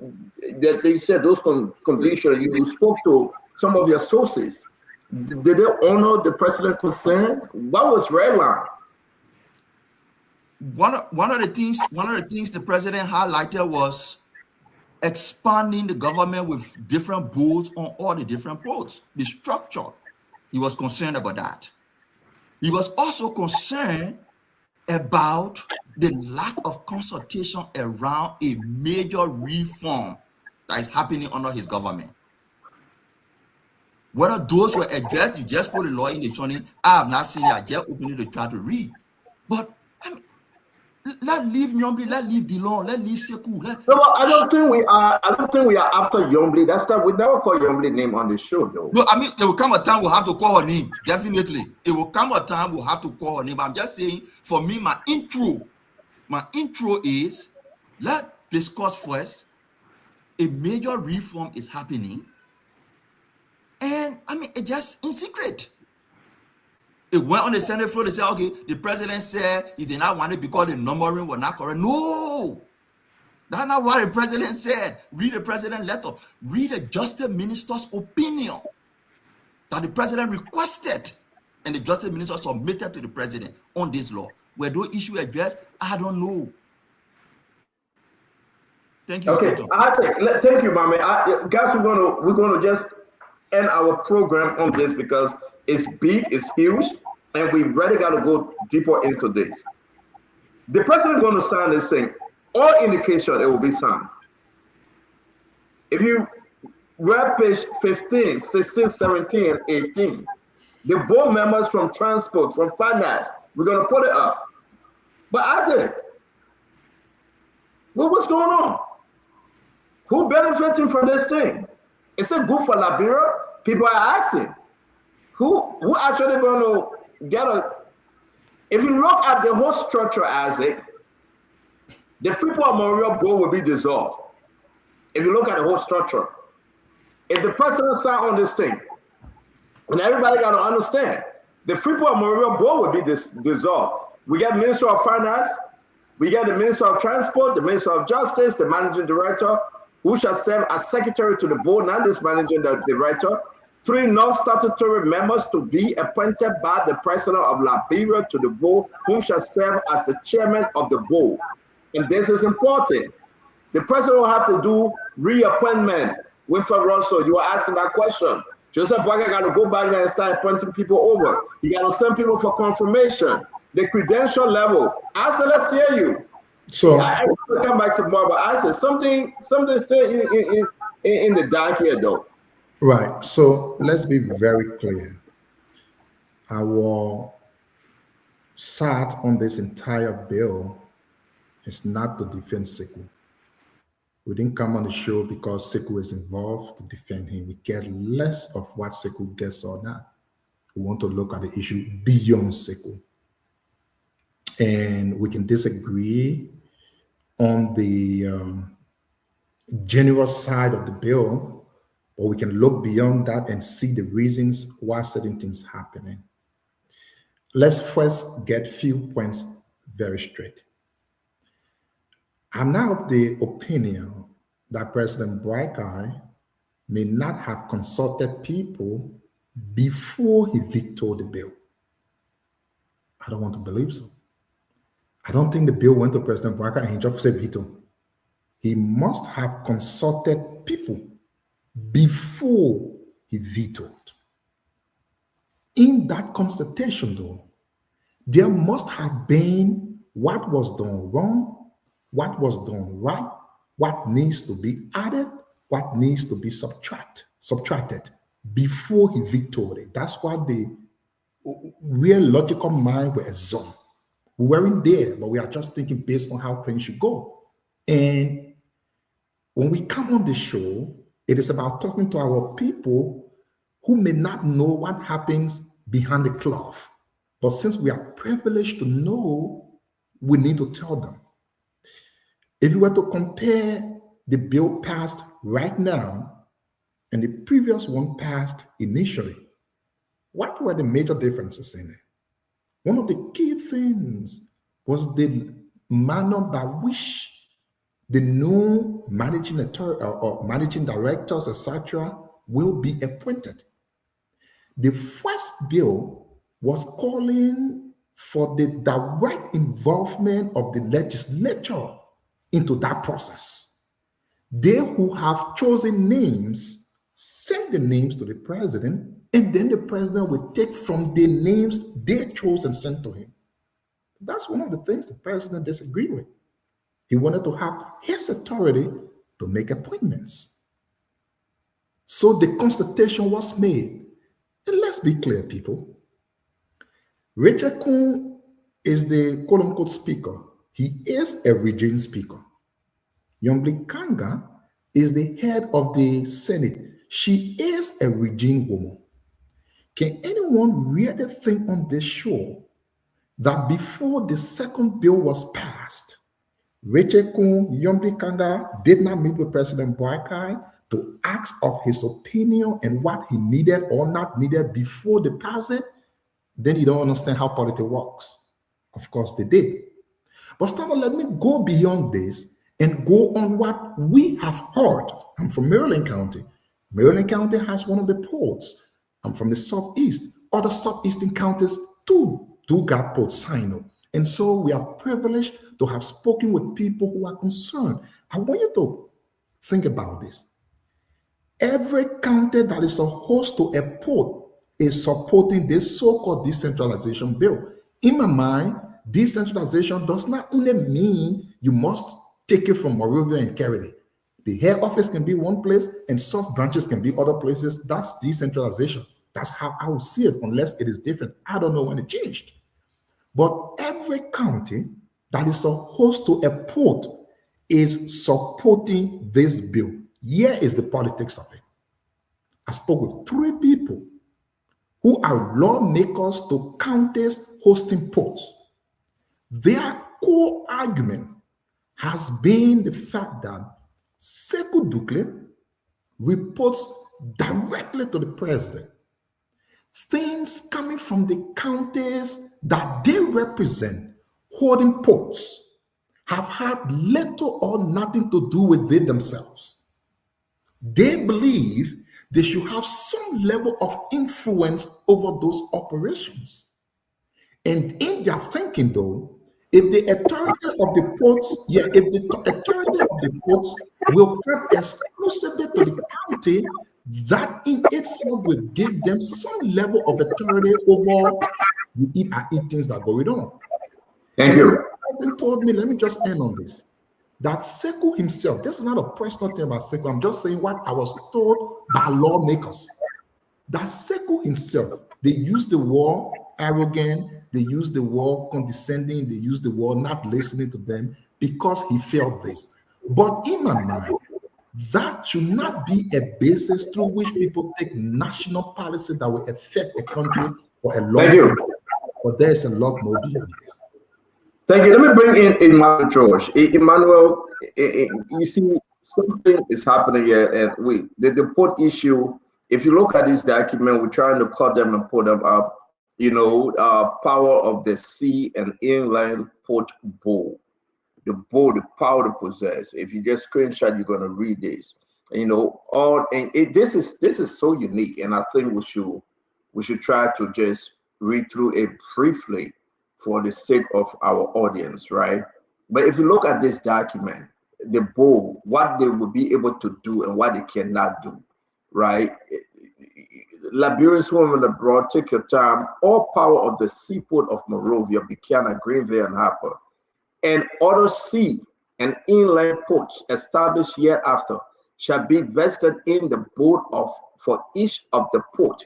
Separately, Emmanuel, the board of each port shall constitute 7 persons. 7 is important. We shall include the Minister of Finance, the Minister of Transport, the Minister of Justice, the Managing Director, who shall serve as Secretary to the board, right? Now 4. Now you get 3 non-statutory members to be appointed by the president, like Asido was saying now, it's not the caucuses, but the president of Liberia, who shall serve as the chairman of the board. We got 7 board members. What do we have today? We got 15, including the secretary of the board, the managing director of the board who serve as secretary. They are 15. But now this is coming down to 7 for each of the port.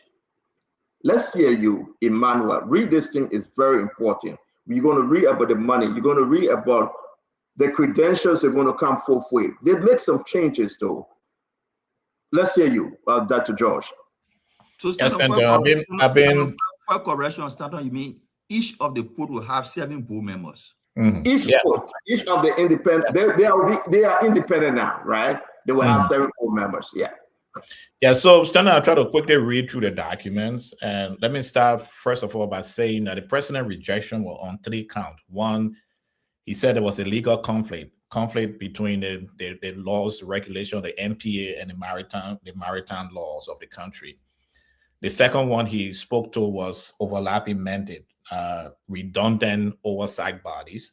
And the fourth one he spoke to was structural flaws, especially speaking to the members on the board. The first law, I believe, had 9 members on the board, so they reduced it from 9 to 7 now. So those were the concerns of the president. Now, when we speak to the board, yeah, we have 15, but the 15 members that you had in Monrovia were overseeing the 4 posts that have been created. Now you have 7 times 4, that is 28 members of the board. And so that 28 will be the 4 ports that you have. So now we're going to have the seaport of Montserrat, seaport of Greenville, seaport of Harper, and the seaport of Buchanan. And each of those ports is going to have their own board, according to what I'm reading. Fubi is shaking his head, so he will correct it when he makes sense of the documents, I believe. So that's what we have to work with. But again, let me come to the question that Wilfred asked. Yeah, a unitary state have this strong central power, central government, but it also give out the opportunity of decentralization. And I believe it's extremely important for Liberia as it is right now for us to decentralize and move the country forward. It gave the opportunities, as Dr. Probler said, for professionals to be able to work in different sectors of the country. The challenge with Liberia is that we are decentralizing without having the full structures in place. Let's take, for example, we created the county of River G and we made Fishtown the capital. Now, when I went to Fishtown the last time, that was in 2014, there was guest houses, were 2 guest houses. Ones were owned by Finabono and the other one by a gentleman on the road. The entire city there was nothing existing for government structure or government ministry to operate. No, they did have a government guest house there, though, up the hill there. Yeah, okay, that was government guest. So I'm not working for government, so I was not qualified to. I didn't work for government, but yeah. So what I'm sharing is that the structure. So when you start to send professionals to places that Fishtown, after staying for 1-2 weeks, many of them found themselves going back to either Ganta or Monrovia or to Zweju, because the structures in Zweju, the structures in Nima, the structure in Montserrat is there. So that's the challenge with this. But now, how do we translate this to the different ports? I've been to the port of Harvard, I've been to the port of Greenville, and I know that I've been to the port of Buchanan. I've been to all 4 of the ports, thinking about it. But we know that there have to be a lot of investments in the structure. Will Sekou lose his job? Others are saying no. He would, instead of him being a managing director of all the ports, all 4 ports in Liberia, he will become the managing, because the board is the one who is going to select the managing director and send that name to the president to be sent to the Senate for confirmation. So if the board that will be selected in Montserrat County deem that for Montserrat deem that Sekou is qualified enough, his name can be sent to the Senate for confirmation. So he has the opportunity, but his duty will be bound to the port of Montserrat. Another thing I think is very key to this, it will bring competition. Hold on 1 minute. Let me hold you there, Becky. Let's read this. Is that what they are saying here? This is the managing director. I know you say speaking, but let's read exactly how the appointment of the managing director will be carried out. The board shall select the managing directors for the people of Monrovia, Buchanan, Greenville, Harper, and all the subsequent sea and inlet port on such terms and conditions as the board may think fit, subject to the appointment by the President of the Republic of Liberia and confirmation by the Honorable Liberian Senate. So explain this, Emmanuel, for our audience. The board would make the different selection and present names to the President. Yes, the board.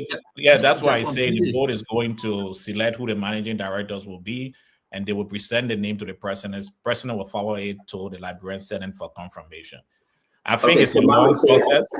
Mama say I'm complete. Let me go ahead. The managing director shall possess such qualification and academic credential as the board will set forth from time to time to ensure that incumbents are suitable to undertake the tasks and responsibility demanded by the office of the managing director.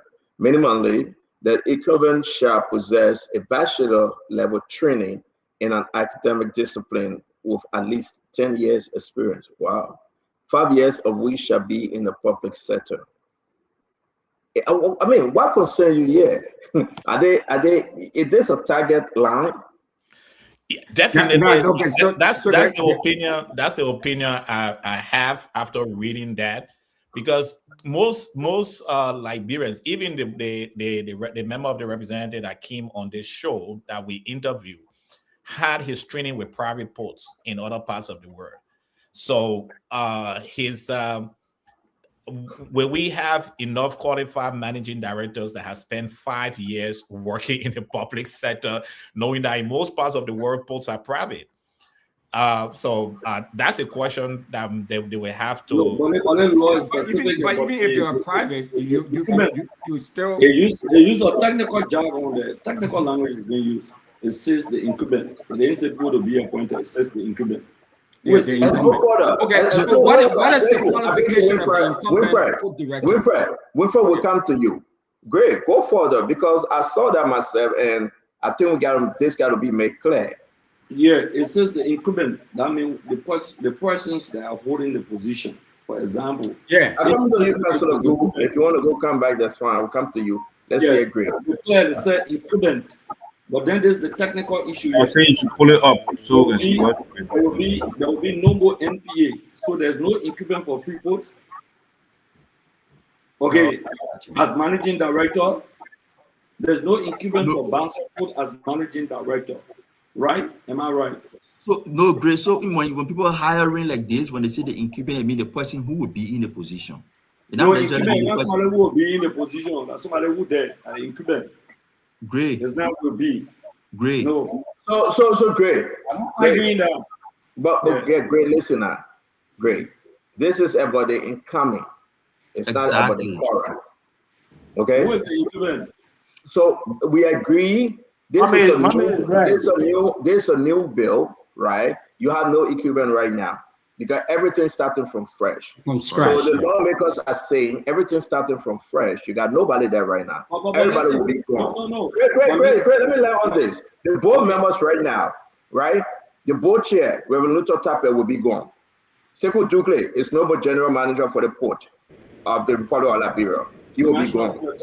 Now the national port, he will be gone. So it's like everything, the wheel is turning. So then that's what the incoming, the equipment stand for. But it's a good catch. No. You see, Stanton, when you're writing the law, you don't write the law with ambiguity. The incumbent means the person who is serving. Okay? You are saying your argument is that somebody who will serve. Okay? Then it becomes incumbent automatically.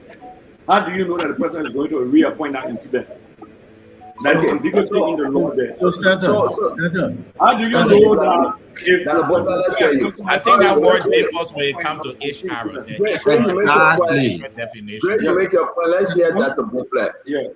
So Stanton, I think you're right technically, but because Sekou is the incumbent, and because the operations of the port must continue until the new structure is in place, Sekou stays in place. I think what the new law, the new arrangement will say is that he may not have the job, because two things: the new board could appoint him and could nominate him, and the president could appoint him, right? Or they could nominate somebody else, but they will not move immediately once this goes into place, because the board has to continue to operate. Allow us to interrupt you. You got the lawmakers that are watching the show that are book play. They are saying, and we will not put their names, right? Yeah. They are saying the argument about the equipment is correct, but it is the incoming. They don't change that language, and they're not going to do it great. And you know these things, the law always have. Look, great. Let me tell you that. Incoming.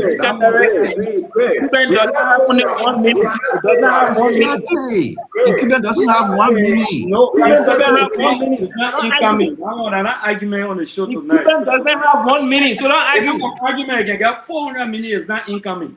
Okay, so great. Great. You make your point. Let's move on. Dr. Bopler. No, Let me Stato. finish with Dr. Bopler. I beg you, mommy, let me finish with Dr. Bopler. Somebody heard what you just said. They say it's about the incoming. This thing is a fresh new bill that going across, and we should take it as a new bill. So Sekou will not be there.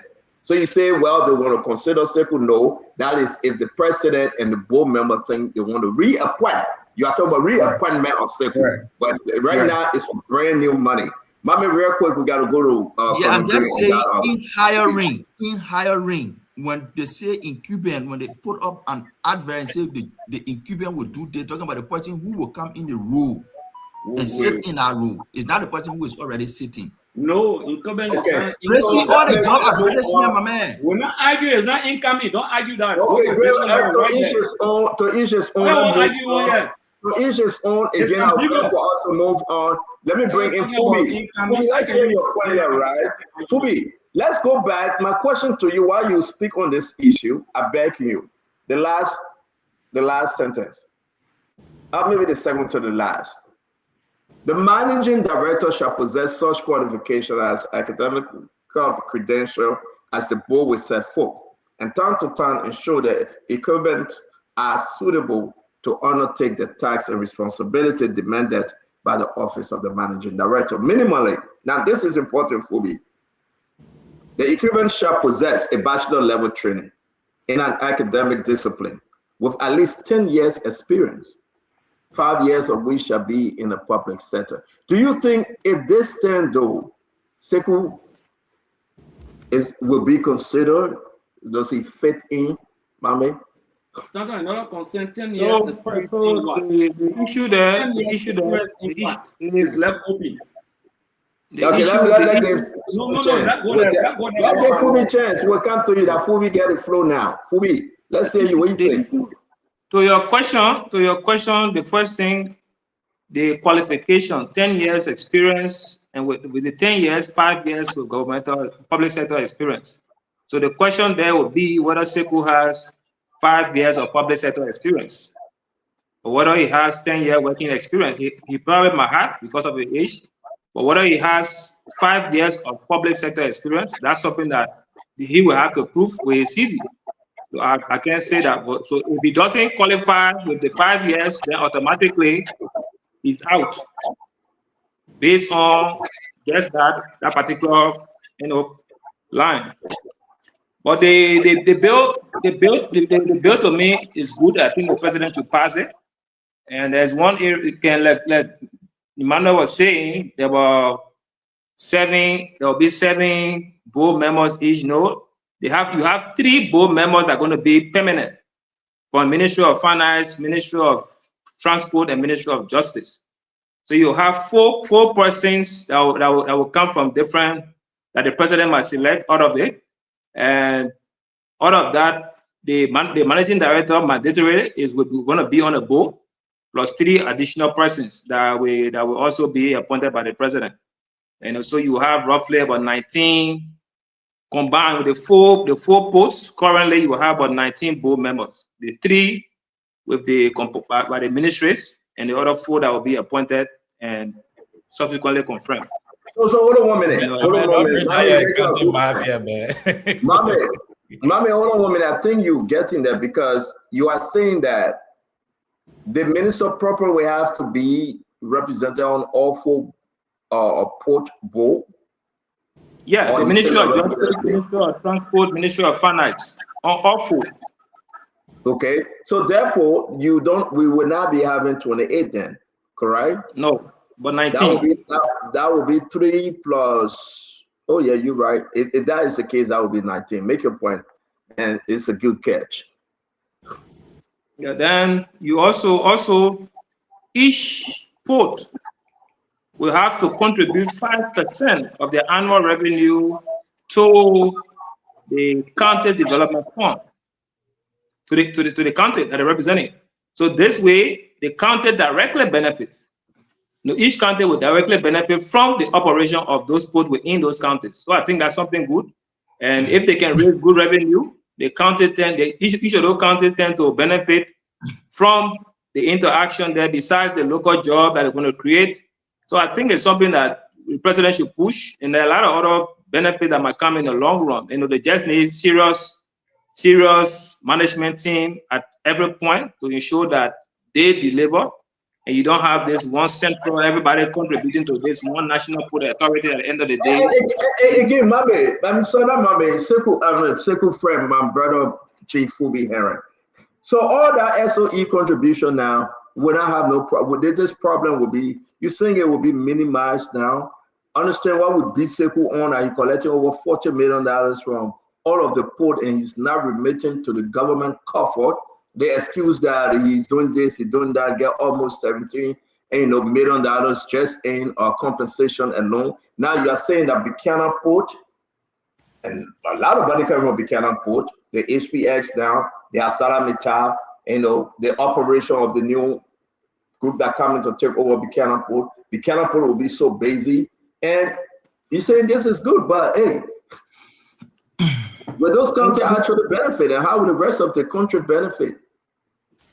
No, you might also see competition, because if they have to contribute to the national budget, so any port that is not performing and see your counterparts also performing and contributing, it puts you under pressure. So it's gonna be a fair deal. So that way you see competition. So if Monrovia can contribute this, we cannot contribute this. How say, oh, I think next year I must do better, but also contribute. So that kind of competition, and those managing directors now will also see it as a performance and an issue for them. So it's not going to be like one man law and gospel. So I think it's a good stuff. Are you saying? Wait, let me ask. They got my quick question. Are you saying Sekou staying or you leaving? What do you think?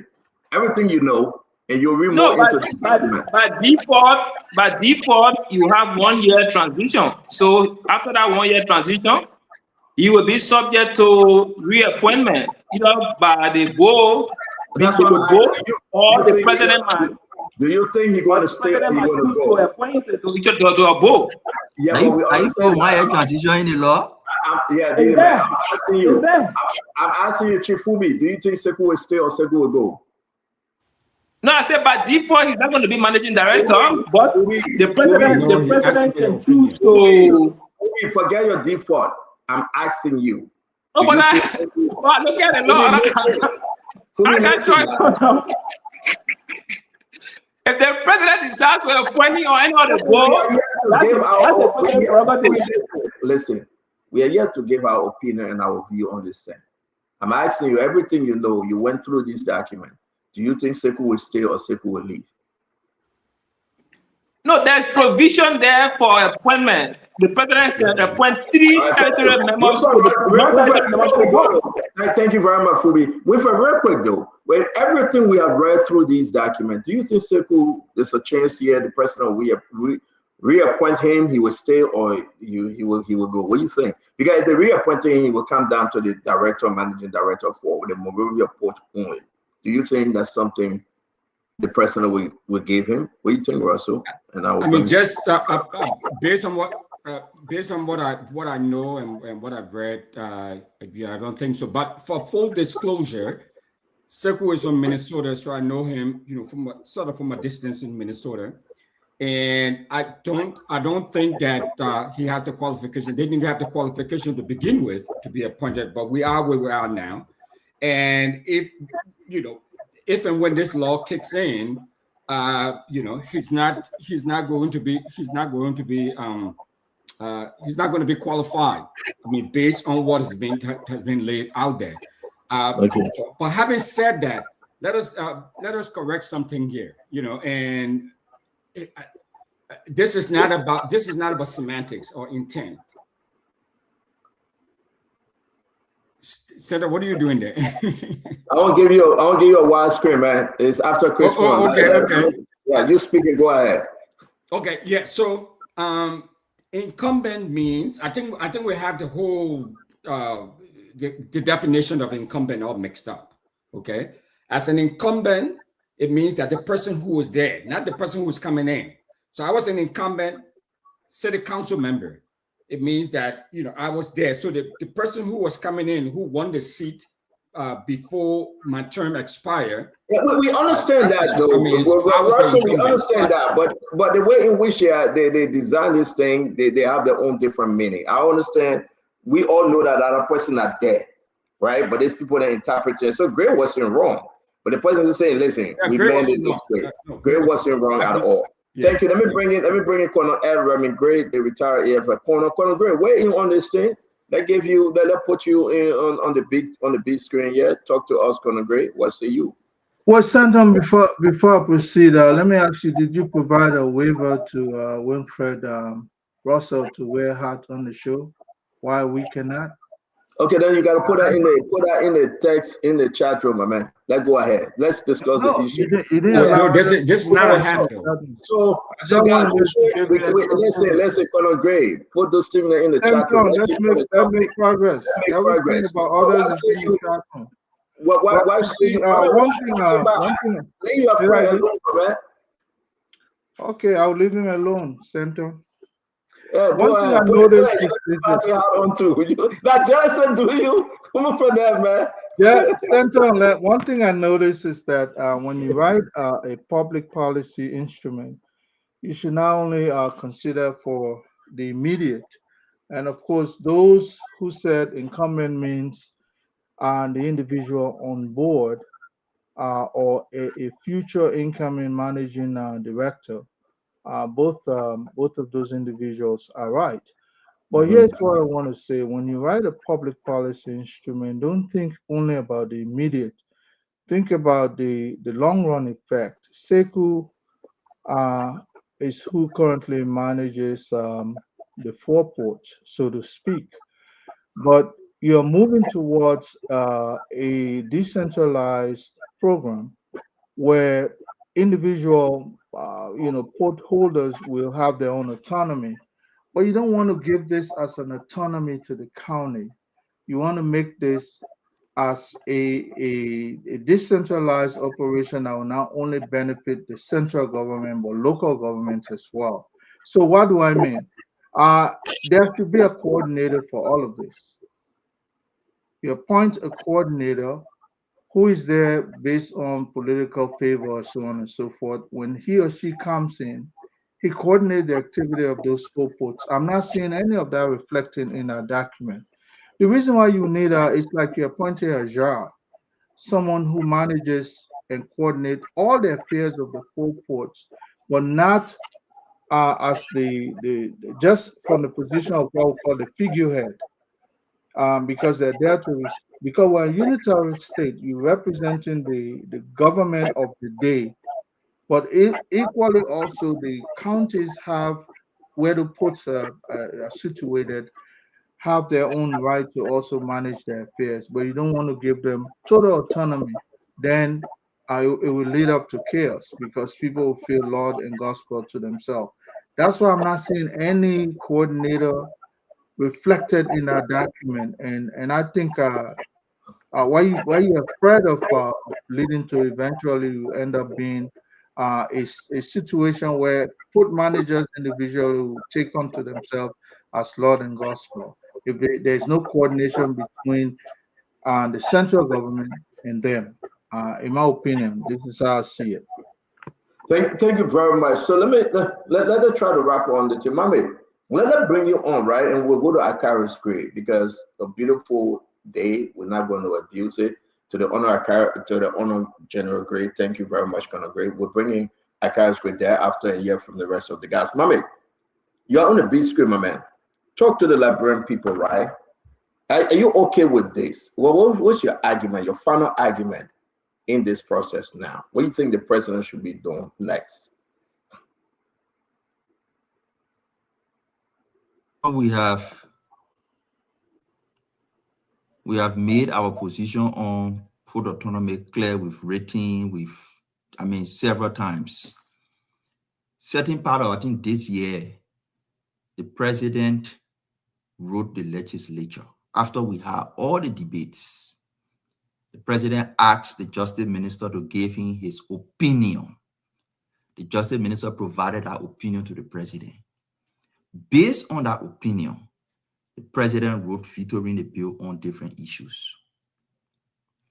The legislature took it and they sent it back to the president. And when the president did that, in our letter, I took something from there, that the president was expressing his support for having separate puts.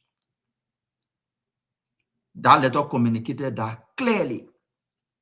I personally think differently, but I support the president's decision. You ask me, I think differently because I check all around the places where puts are operating effectively and efficiently. All the best puts, especially in Africa, the structure that they operate under is not the structure we are creating in Liberia. It doesn't mean it is bad. We could be the one who inventing a new process. I am only saying from my background, when you're making laws, you always go and copy good practices. And if you want to do something different, then you proceed with caution and more consultation. That's where I came from. But the president has access to thousands of brains. And he said that's what he wants. I think differently, but I support that position. Then we move to the next step. Then the president say, yes, do I want it, but these are issues that I have. If they send it and the House send it back to the president, if I were a president, I would turn it over to the senior justice minister and other people and say, have those issues been addressed?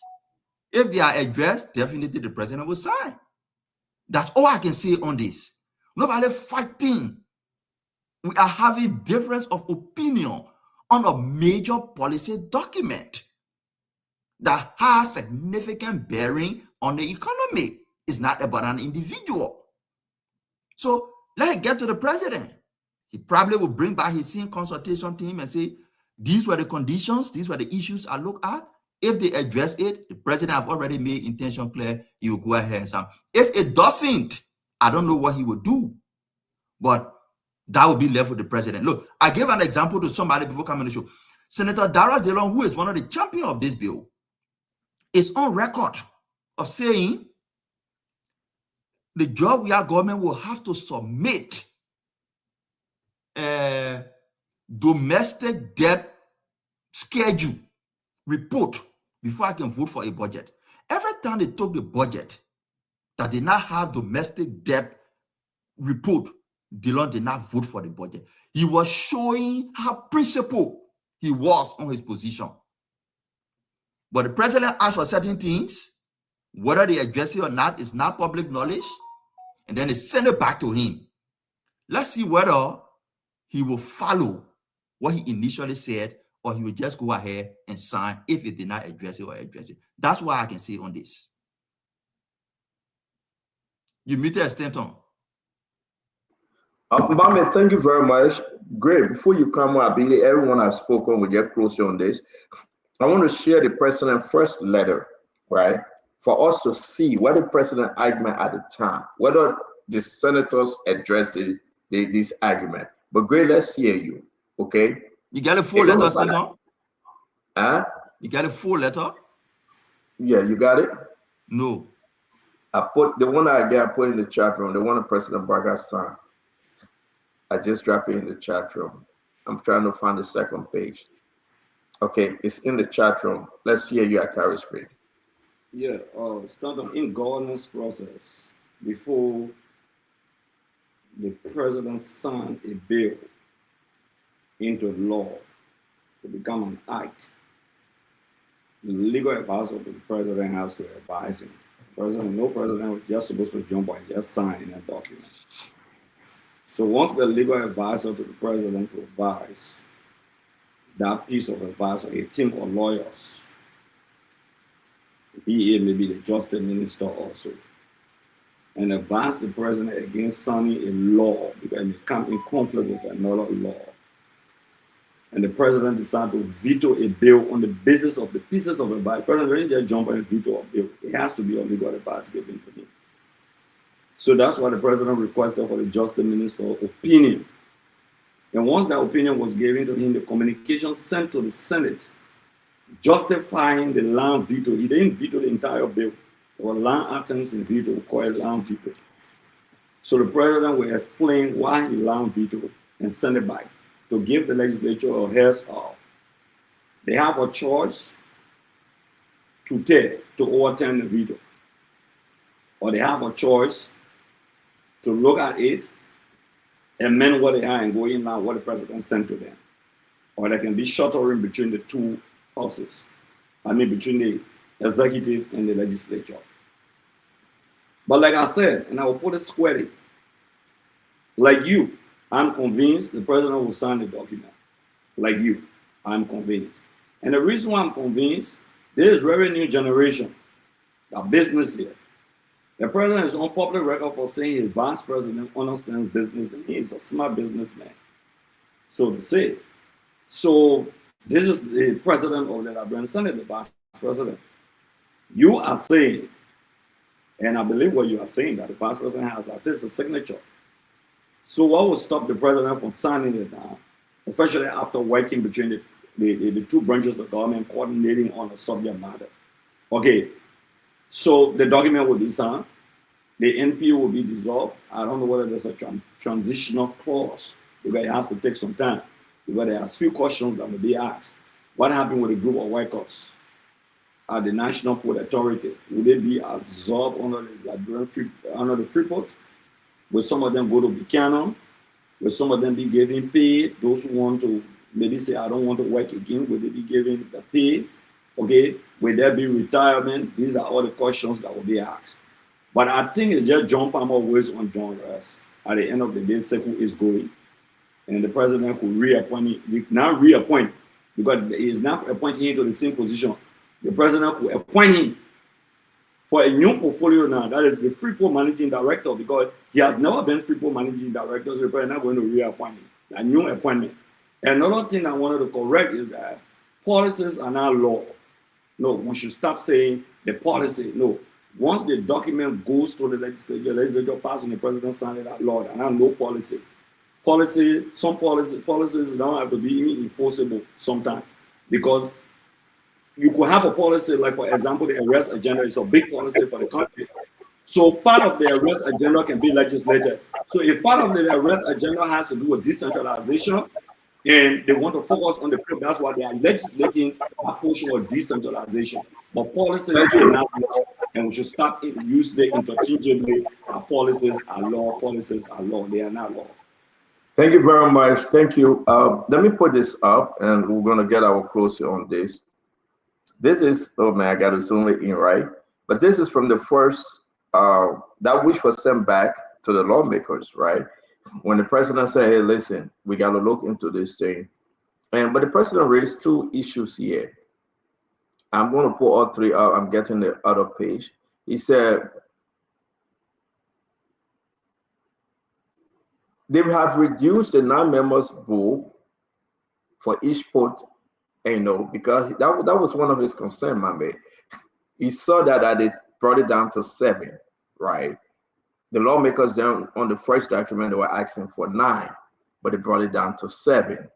The president said, Madam President Pro Tempore, as you are aware, Article 35 of the Constitution of Liberia grant the president the authority to approve or disapprove a bill that is laid before the president. Therefore, given the reason mentioned support and by virtue of the authority in me vested under Article 35 of the Constitution of the Republic of Liberia, I hereby veto the 2 bills and return to them to allow the National Legislature to calmly take another look to correct all the necessary loopholes in the interest of our country. And the people, once again, I express my sincere thanks to you for your continued cooperation and support. Okay, I have the first page. The first page, the president listed 3 very important things. We say only number 3, but the first 2 issues we got to raise it. So the president land vetoed this. If you look at it, they make the correction though. They satisfy the president. Like number 3 alone, they reduced the board members from 9 to 7. I mean, it's right there because it was the president concerned that to both play. Let's hear your closely on this. Stanton, like I said earlier, I think this is a good thing. And again, the consultation took place and adjustments were made, I too think that 9 was successful. You know, our government is very big in context.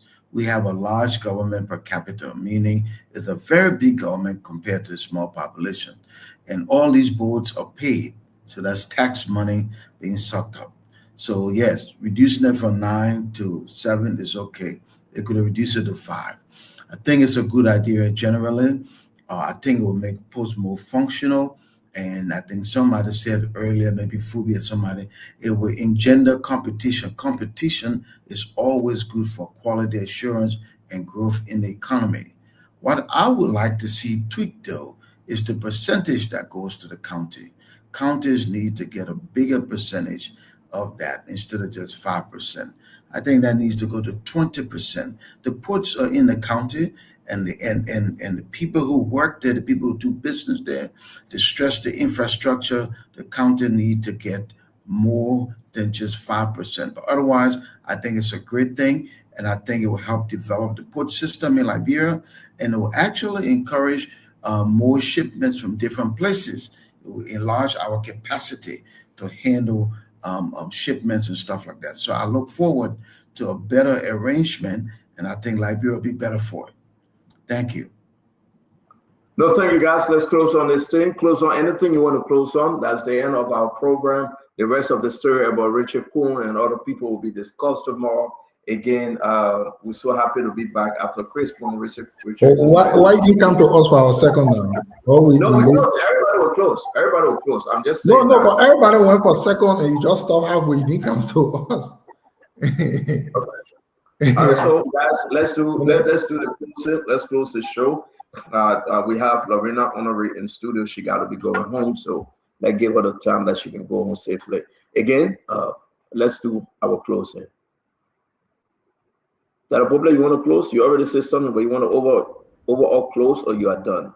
No, I'm done, Stan. This also is a good show, and I think every time we get on the platform, we discuss things substantively, and we're constructive in our criticism. I think it moves the national conversation, and it helps the country. So I appreciate being a part of that conversation. Good show tonight. Thank you, Dr. Poplar. Fubi?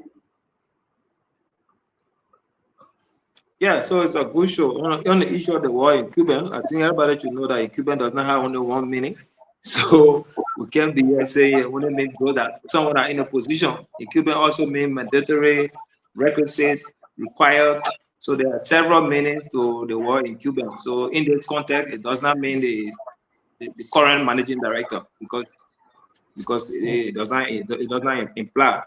But like I said, it's a good show. It's a good bill, and I think if we want to correct that, then we have to pronounce the word correctly. Fubi is not in Cuban. It's incumbent. Let's just let that. Listen, guys. You can call it incumbent. You can call it Cuban. The point here is it does not only mean someone who occupies a position. That's the most important point. So how you pronounce it is pronunciation is different based on your accent or how you want to do it. So that's not an issue. So it's an issue. We got to educate about people. Are you really English book? They will pronounce it differently. You guys, before we get a big screen, let him do it closer. I beg you. You must come out with your subject verb agreement. Now what you know Iba begging you about? You can have five different questions here from different countries will pronounce that word differently. But the most important thing, it does not only mean a person who occupies a position and is still holding it. That's not the only meaning of it. That's one meaning. So we got to make that clear to the public. But like I said, it's a good bill, and we hope the president can pass it. It will push for more competitive, process in the different counties. And that I agree with Dr. Bropler, but it's also there. It's also provided in there that the board can also recommend increment in on the 5%. It can go up, but it couldn't go below the 5%. So that is also stated there. And Mami, you asked for the transitional clause. I will check for the Senate. It will set it's a 1-year transition period. So after it is passed by the president, it will have a 1-year transitional period where you even transfer the asset liabilities and all the other stuff. But I think it's a good bill. And let's see it work. Thank you. Thank you very much. And I want to say to our brother, Akaris Mose, great. Thank you. Thank you for coming. Let's hear you. You got the stage, my brother. Do your 2 minutes closing. You're muted, Akaris. Can you unmute? Yeah, thank you very much, and Merry Christmas to all of our fellow panelists, Liberian people out there. It's a good thing that Samuel D. Twere, former Minister of Finance, one of the best Liberia can ever boast of, will be appearing on the show next week. It's very important, and I think that is a public definition of where the citizen is heading in 2026, when the big guns will be on the front line. And I also, on the issue of San Joseph, I've maintained my position consistently. It's not a fine political culture where people will jump from one party to another and say, oh, it's their decision. Yeah, it's your decision. But what does it say when you make a big political statement, especially an affirmative statement, and you come and make a negative statement towards that affirmative statement? What does it say about your character? It's very important. That's character deficit we are discussing. For someone to say it's not an issue, it's a big issue. Those of you who live in the West, that alone can disqualify you for even getting elected position. Many of you who live in the United States of America, when somebody vying for public office make one statement, okay, and come back to contradict that statement, the media will play on that statement. Sometimes you may even resign on the basis of those statements that you are making. So it's a big deal. It's a big deal, and we should not encourage such a political culture in our country. On the issue of the vote, like I said, the cat is eating his own babies, and so whatsoever the government decides on, that's the decision of the government. I don't have much to say in that, but I think Spoon is a great show, and we just want to tell followers, our viewers, thank you very much. I wanted to make one recommendation. Today I took the time to read some of the comments, but some of the things the guys can say to each other is very damaging, especially the kind of a winning cause. Yeah, it's not good for the program. I mean, a lot of people reading the words, but some of the insults, especially insulting our women and our ladies, it is very dangerous. I saw really work. We are working, we are blocking those folks and deleting those comments. Just read and see it. I'm not talking about disagreeing with us or saying things against us on the show. I'm talking about Thank you. Other people model. It's not good. Seriously. Yeah. Thank you very much. Thank you very much, Honorable Great. I'm going to bring in Asido. Asi, let's hear your Asido. I mean, I didn't even know the beef stream business. What you taking from you bring it here? I mean, I will close this. Let make you shout about everybody watching you. All right, no problem. No, the one might be logging at you want to go see a good. But anyways, to the issue, I want to close on something very different. But it's important to our country. I have always used that phrase that I have seen to be true. The lying to win an election cannot be lying to govern a country. The factors of the economy will show face, so you can allow to govern. For some of us who are in the public, I'm not sure if it's a good or bad thing. We usually get a lot of requests from people of things we don't even have. And it was shocking for me to see Josiah Jokai, who is the head for the CSA, to blatantly, with disregard for the people's celebration of the festive season, going on Facebook and using a bold lie about salary disbursements to civil servants. Jokai, in my mind, should be one of those people who should at least, can everybody move? My voice is repeating and it's disturbing me. Yeah, thank you. So Jokai, as the CSA director, should be one of those people at least with the smallest percentage of integrity when it comes to the well-being of civil servants. Josiah knows that he lied when the people were going through the toughest of time, and he, Josiah, had all of the meals you can think about that anybody who need at his home, but didn't care to reason that the average civil servants could not afford for their children. Governing a country should not be campaigning to be the government of the country. I thought what Josiah did was bad. I thought what Josiah did was a slap in the faces of those men and women, very hardworking, who could not get their salary for the Christmas seasons. Yes, we understand times are tough. We understand that. It is okay to make the people understand that their government is doing everything humanly possible to ensure they get their salary. But to come to the public in the face of blatant disregard for the people's season. Thank you. And lie that they've gotten their salary when you know deep from the belly of your conscience, those men and women in civil servants were grieving internally to get anything for the season. I thought we are in a bad country. Did you think we will continue to lead a country on lies, and that's how the people? Thank you, Isaac. I Thank you, Isaac.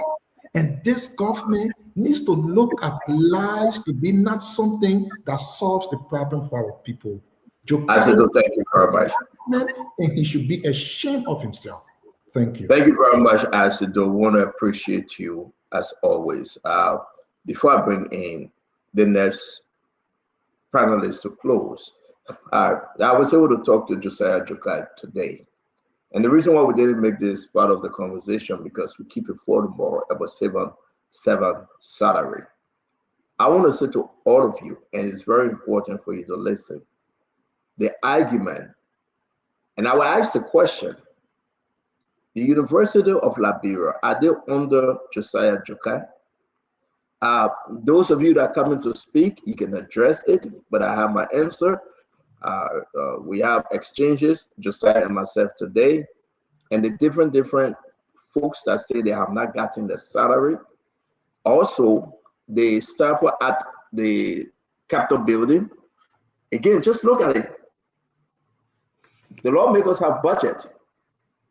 The lawmakers have budget. Is it now, will you blame Josiah Jokai? The university, they're taking care of themselves. Is it going back to Josiah Jokai? So who the civil servant that didn't get paid? And I leave them for more because I want us to dig deeper. But the position CSA is taking, those that honor us, 107 entities that honor us, we took care of them. It's the truth. And I will leave that for you to explain. Let me bring in. Okay, but I beg you that my brother Isaac, and that's why I want us to hold off till tomorrow. Right? It can be live, but I beg you, y'all. They have 107 entities. Let's be fair. Are you going to put this? I mean, I don't know. Let me leave the one. So issues. Okay, let's hear you. Let's say, yeah, guys, don't forget, we will be having Samuel 12 next week, Tuesday. He will be coming one-on-one with the CEO as we do our closing tonight. Thank you for watching Spoon, and thank you for spending a day after Christmas with us. Okay, your 2 minutes. Start. Yeah, Stanton, this is not about Josiah Jokai. This is about the government. So whether you're not under civil servant, whether you are LU. So Asido was attacking Josiah Jokai, and I'm saying that. Then you say it's not Josiah Jokai, it's the government. So your final position here now. Which one you will take home? But go ahead, do your closing. Okay, this is about the government paying its citizen and worker, be the LU, janitor, whatever. So when Josiah Joker coming out to make himself look like, oh no, I'm not part of what the government is doing. I'm doing my part. That is the service. And secondly, in comment, you know, it just I don't know, this book people, man. It's someone who going against the incoming. This book people, I sometimes I don't know. I always tell people, I'm a man with inspiration. I don't do your book business. Like my brother Remy Giz, he said pedophile is somebody who going against women. Your book people, I don't know. Just stop this thing. And yeah, Georgie, Dr. George, man. Incumbent is someone who going against the incoming. Man. You know, but let me say this, right? You know, some of us who don't have education but who have inspiration. That's what I would say. You know, but let me say this, right? I wake up during the festives and period. The Speaker of the Republic of Liberia blowing my phone, attacking me. My brother Stanton Witherspoon get all the text messages. You know, maybe with time he will put it up. Attacking me, say he will sue me because I went after him to take care of his own child. I will tell the public tonight that his son, his child, is on a welfare in America. Child, a cash assistant. Matter of fact, it's ending next year. I want him to pay. So Cat, we'll leave that because the child mother, the child mother will be on. Kev, let's close on this issue. Your minister Samuel Tuah coming on. I'll give you another 30 seconds to close it. We'll talk about Richard Coon, but go ahead. I agree, sir. I agree. So, but one of the things that caught my attention, Stanton, on my way driving from work, like I said earlier, I heard somebody call on the Spoon Network and say, I want the government to take Zogos from on the streets. I want the government to do that. Some people will say, oh, CDC do this. This is not what CDC. You took CDC out. But this government ran on that. How can you build place for Monrovia Union? You build place for Guinea, Sierra Leone, Ivory Coast. But your citizen on the streets looking for place to sleep. Amen. That makes sense. You build in place.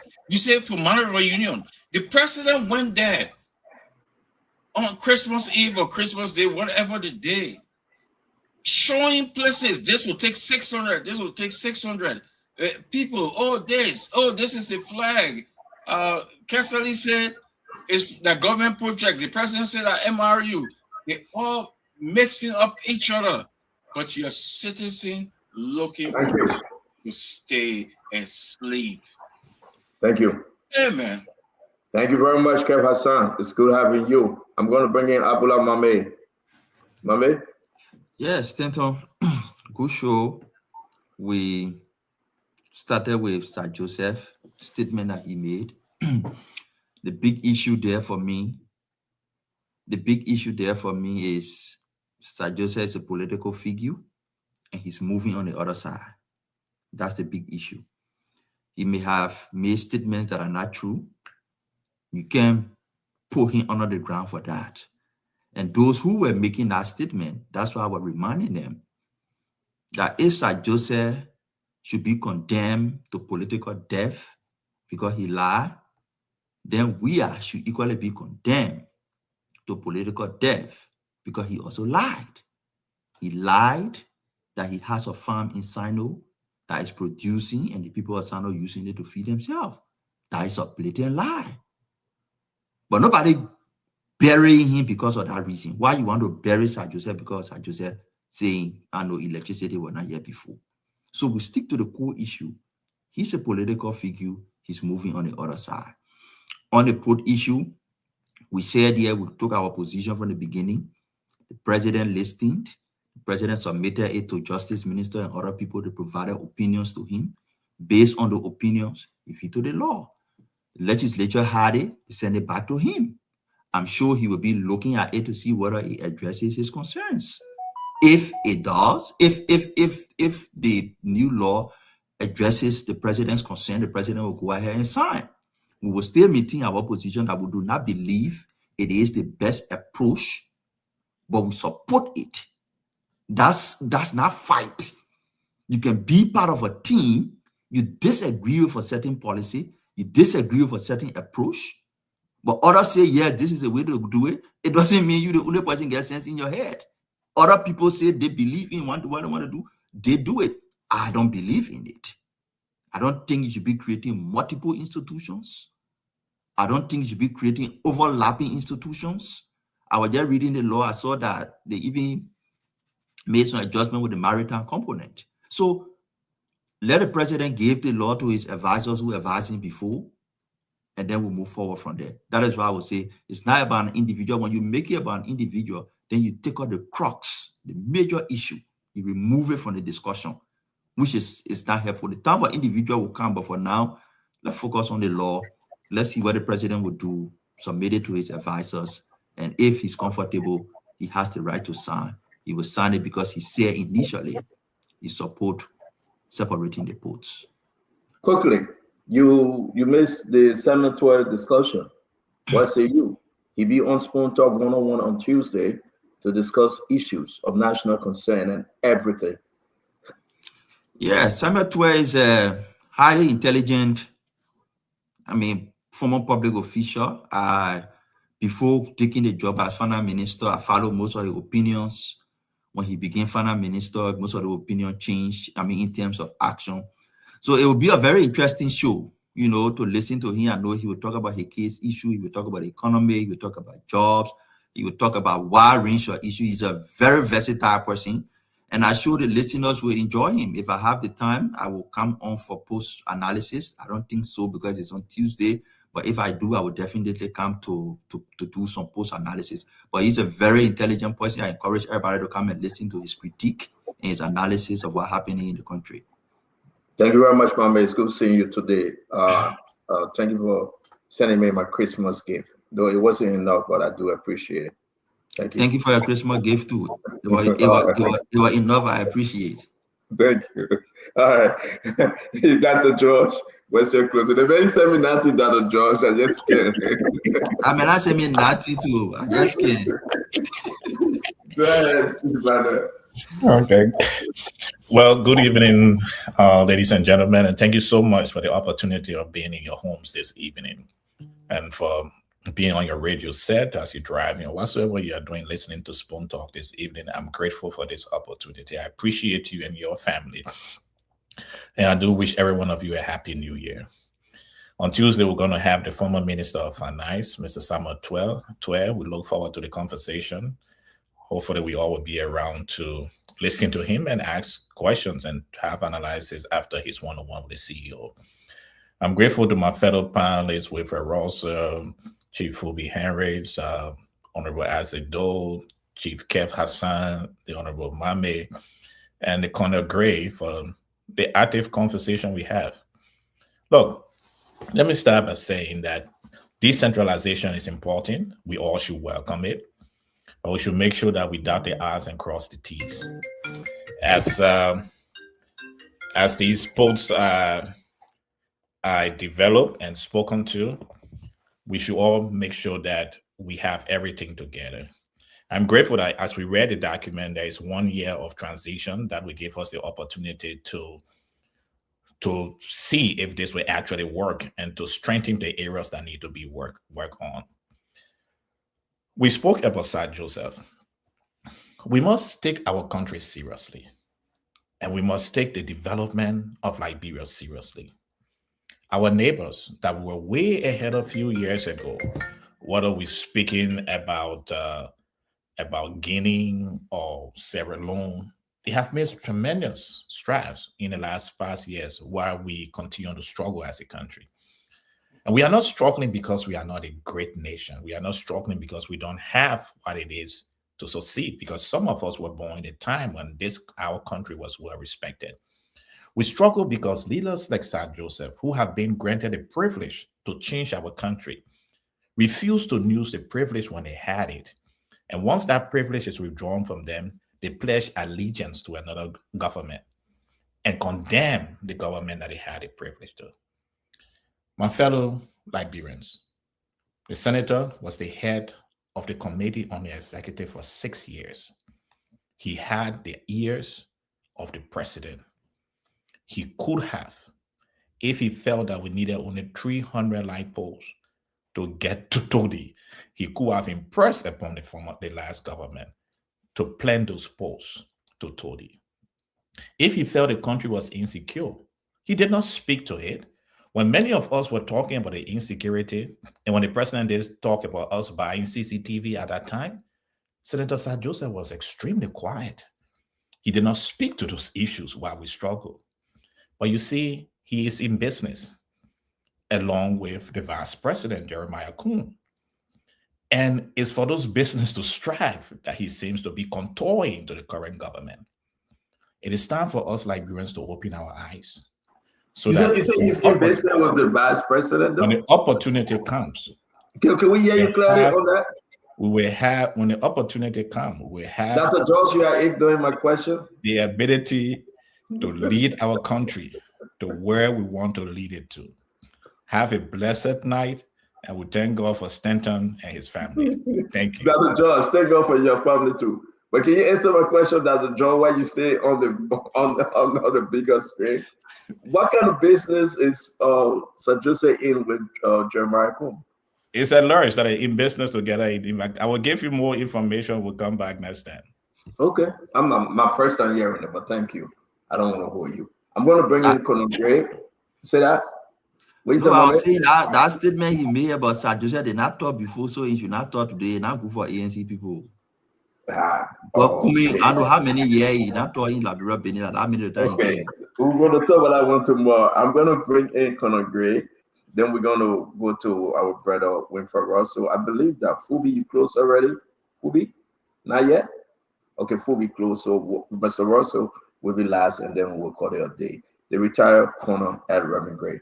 Santa, man, Merry Christmas, man. Never to you and the family, but it's important that we understand what politics is. Politics is not religion.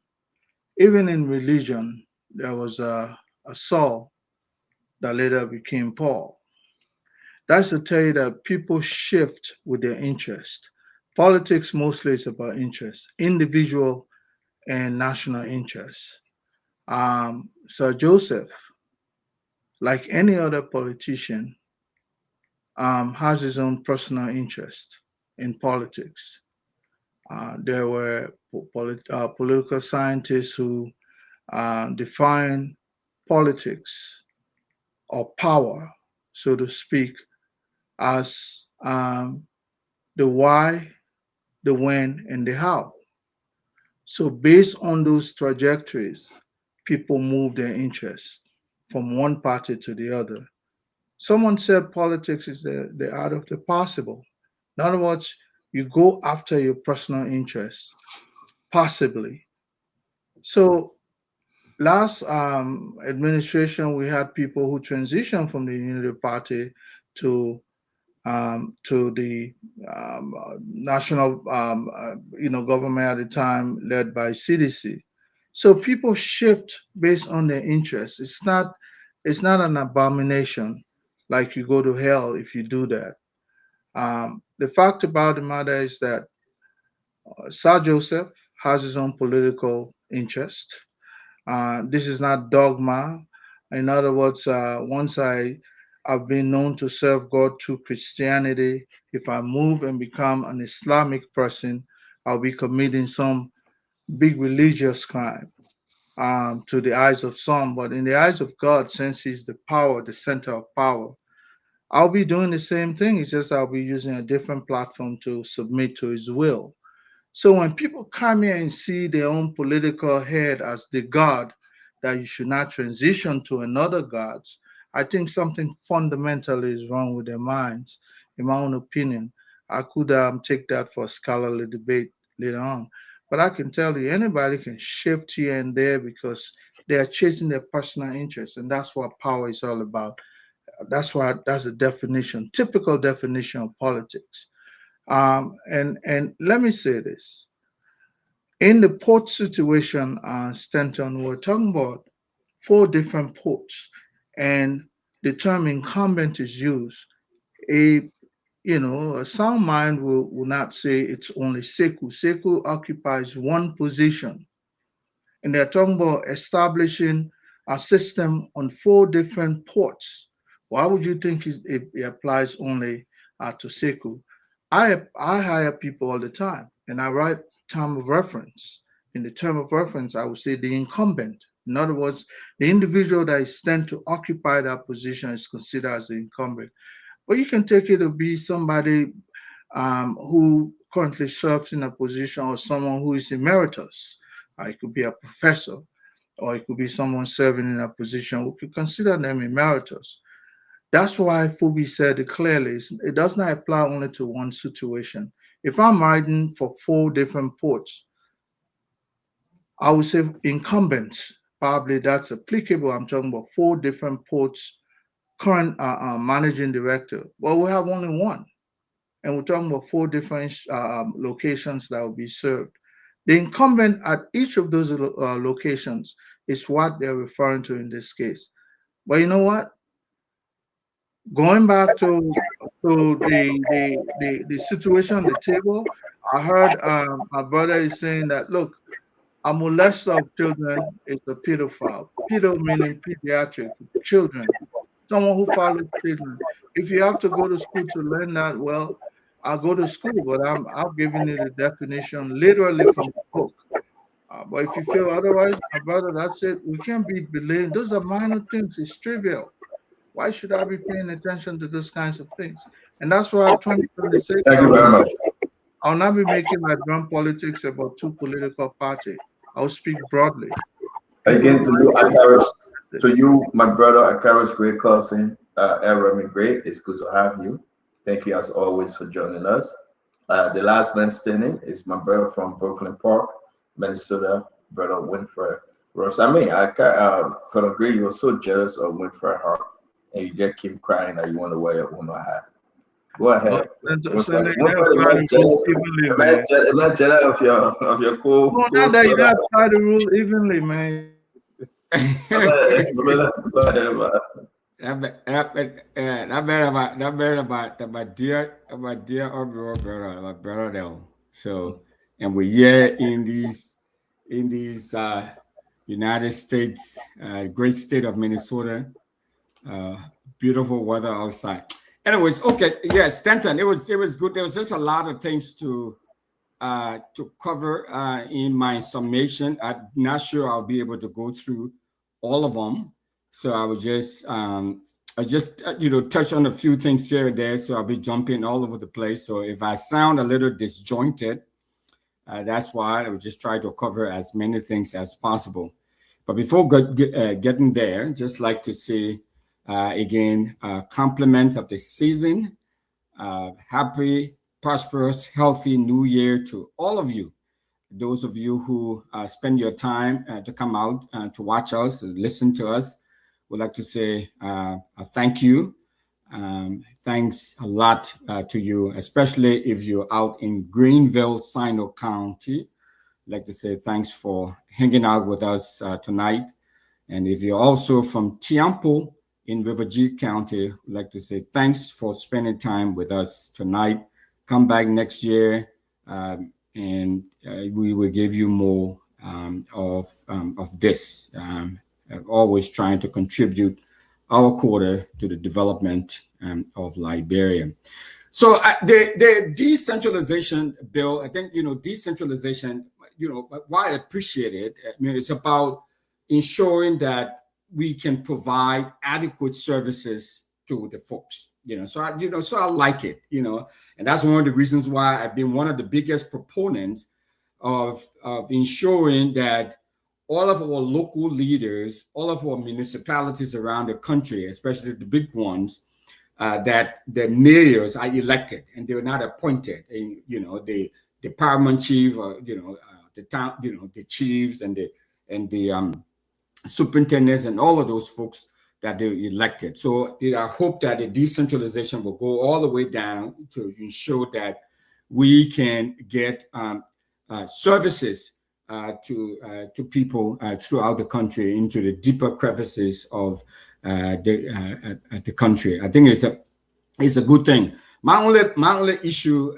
as I stated earlier, is that because just wanted to see how the legality of it, because we are a unitary state, and all assets should be managed by the central government through all of the different agencies that we have. So but apparently that train has left the station. We have one thing in the Constitution, which is something else. I do understand there was a statute that came together that talked about decentralization, but a statute cannot override what is written in the Constitution. Having said that, Representative Gray made a really good point, and I'm glad you clarified that. There's a difference between a policy, which is a guideline that we use to execute certain functions here and there. Is very different from a law, which is enacted by the legislature. So that was really great, Representative Gray, that you decided to bring that up and educate the folks about that. So that's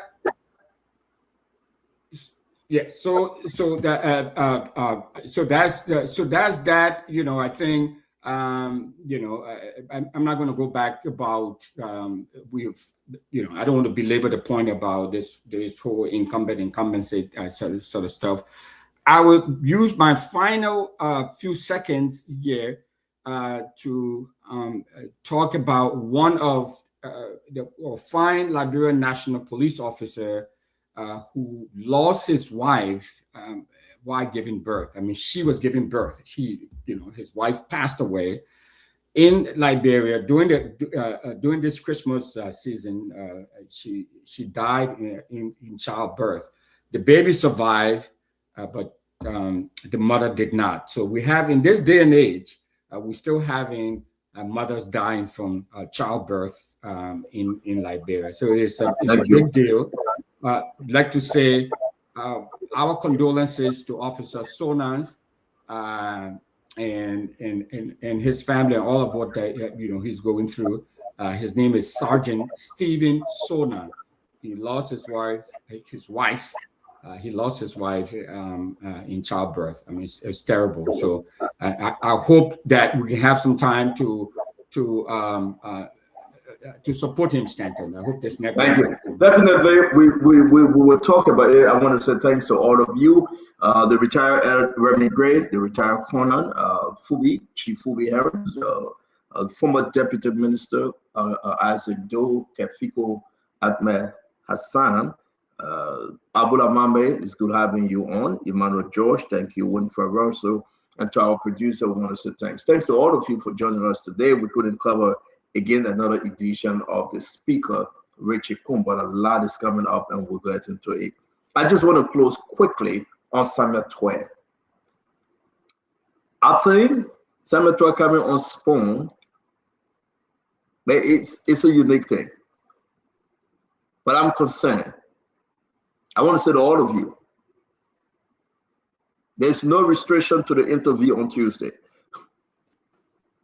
Samuel 12 coming to speak, not only to sedition, not only to Liberians, but everyone that have formed part of the discussion concerning Liberia. Make no mistake, we know more, we got more. People reach out to me and say, why are you bringing Samuel 12 back?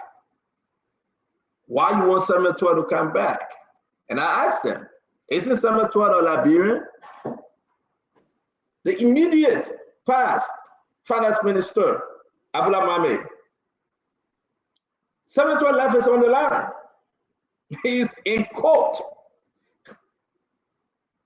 Samuel Todd will place on sanction some policy that is in place today that is guiding this government is from Samuel Todd. Harmonization, wire fees, and all the other things. But I should say to you, it will be one of the best ever. The best ever. We will dig deeper. And I love when I'm having a conversation that no restriction. Because you know why? The repetition of this network is on the line. You know, when you hear my brother Asa, they'll say you can lie your way to power, but you can't lie to govern. Is this the comeback of George Manawia? Is Samuel Todd now the conduit, the instrument? But we yet. And who knows? Maybe Jefferson Koji will be coming along. You know, a CDC, they are open to come on Spoon Talk like Unity Party. I spoke to Jerry McPierre. They said, my man, why you can call me no kind of shot? I said, my man, can't. They said, but I can't come with everybody. I said, but you can go on show with everybody. Why you can't come with everybody? They said, I don't like Kev Hassan. I said, I only Kev Hassan. So, let's see. But what is so important, folks? What I close on good note. 2026 will be a make or break year for this government. Make no mistake. If the president and the unity partisan get anything to prove, it must be done 2026. What are the long-term things they are depending on? The MCC compact? Even if that goes through, are we getting the money?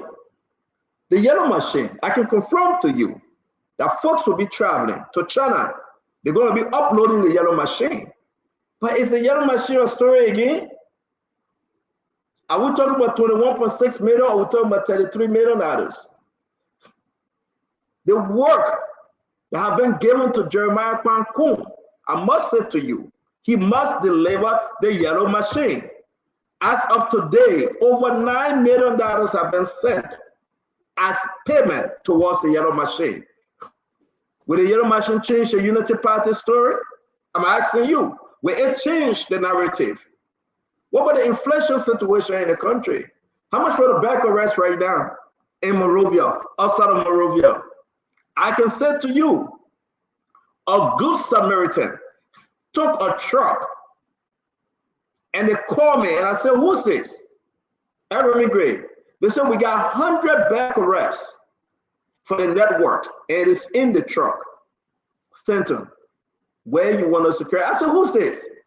They say, if we call our name, you will announce it. So we're not calling our name. 100 bags arrest. And I said, how much for a bag arrest? I mean, you know what they told me? As of today in Liberia, you can find a bag arrest for $14, between 14 and 15. All depends how deep you go out in the interior. I said, seriously? They said, yes. That's it. 14 bags for $14 for a 100-pound bag? For the 25. We talk about 25, my man, not 100-pound bag. 100-pound, that's too much inside again, like brother, 25 kg. I beg you, they put like a small thing back. You got 100 pounds, that only people like Lorena will buy it because they're making US. The poor people that don't make US. All right. So the issue here is that it's cheaper than in the US. So my man, Sam Clark get the 25 pounds for $11, but don't say it's cheap. $11. No, it's 12. It's like 12 or 13 bucks for the. Yeah, in St. Cloud. So, but what we are saying, let's keep it to Liberia though. Can you imagine? The folks gave the rice 100 bags freely, right? And I think Mana Titina distributed the rice and she gave it out. But to tell you the truth, I was surprised when it says Stanton, this government, make sure the rice price is below $15. I said, how far you want me to go to believe it? They said, go to Bon County and pass Bon County. You will still find it under $15. I said, seriously? They said, yeah. Guys, I am saying what I was told. You can say different things. But I want to say to you, the government make or break year 2026. We were having on the dining room table yesterday, Abula Mame. So my picking that came from Liberia. We're arguing about fuel, gasoline price. They got to agree that the price of gas have dropped. But you know they have two of them, but two of nephew. But you know the frustration? They say if they go to the pump, the people can demand them. The people can say they're giving them 5 gallons, but they're getting shot. But they agree. And that's not the government, right? It happens. I said, who do you buy the gas from? My nephew said, the other one said, I bought it from Kimball on the street. And they ate him. But then the smart thing the other guy said, for the generator, they took a 5-gallon grade, empty 5 gallon, and they went to buy the 5 gallon, and it will measure evenly in that 5 gallon.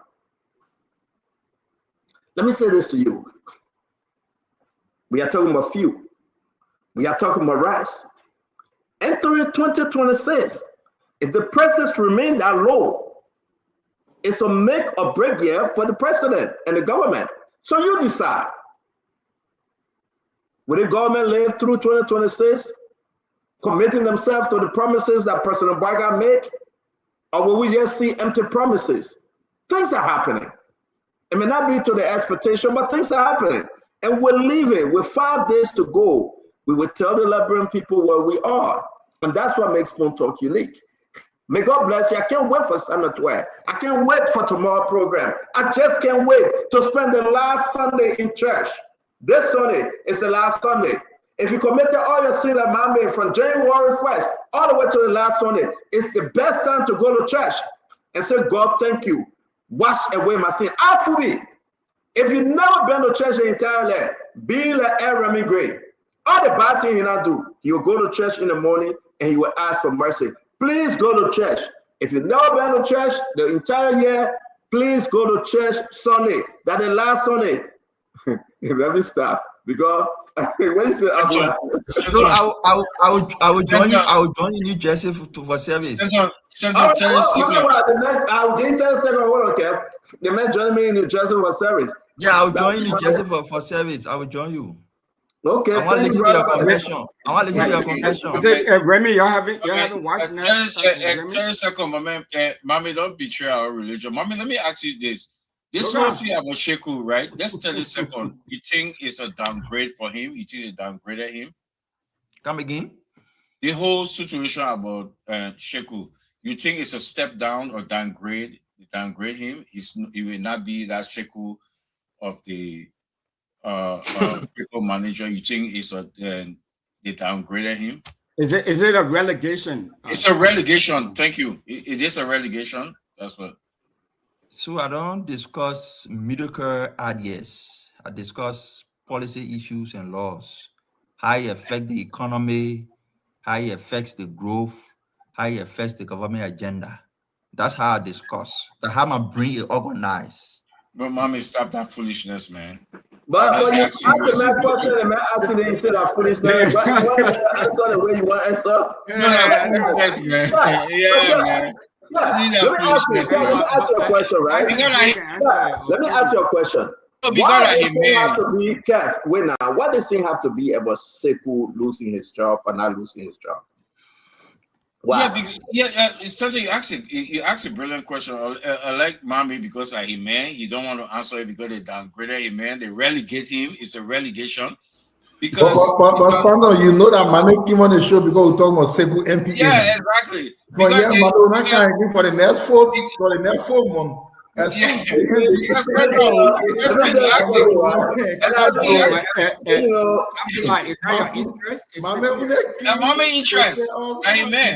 Interest. So he feeling bad.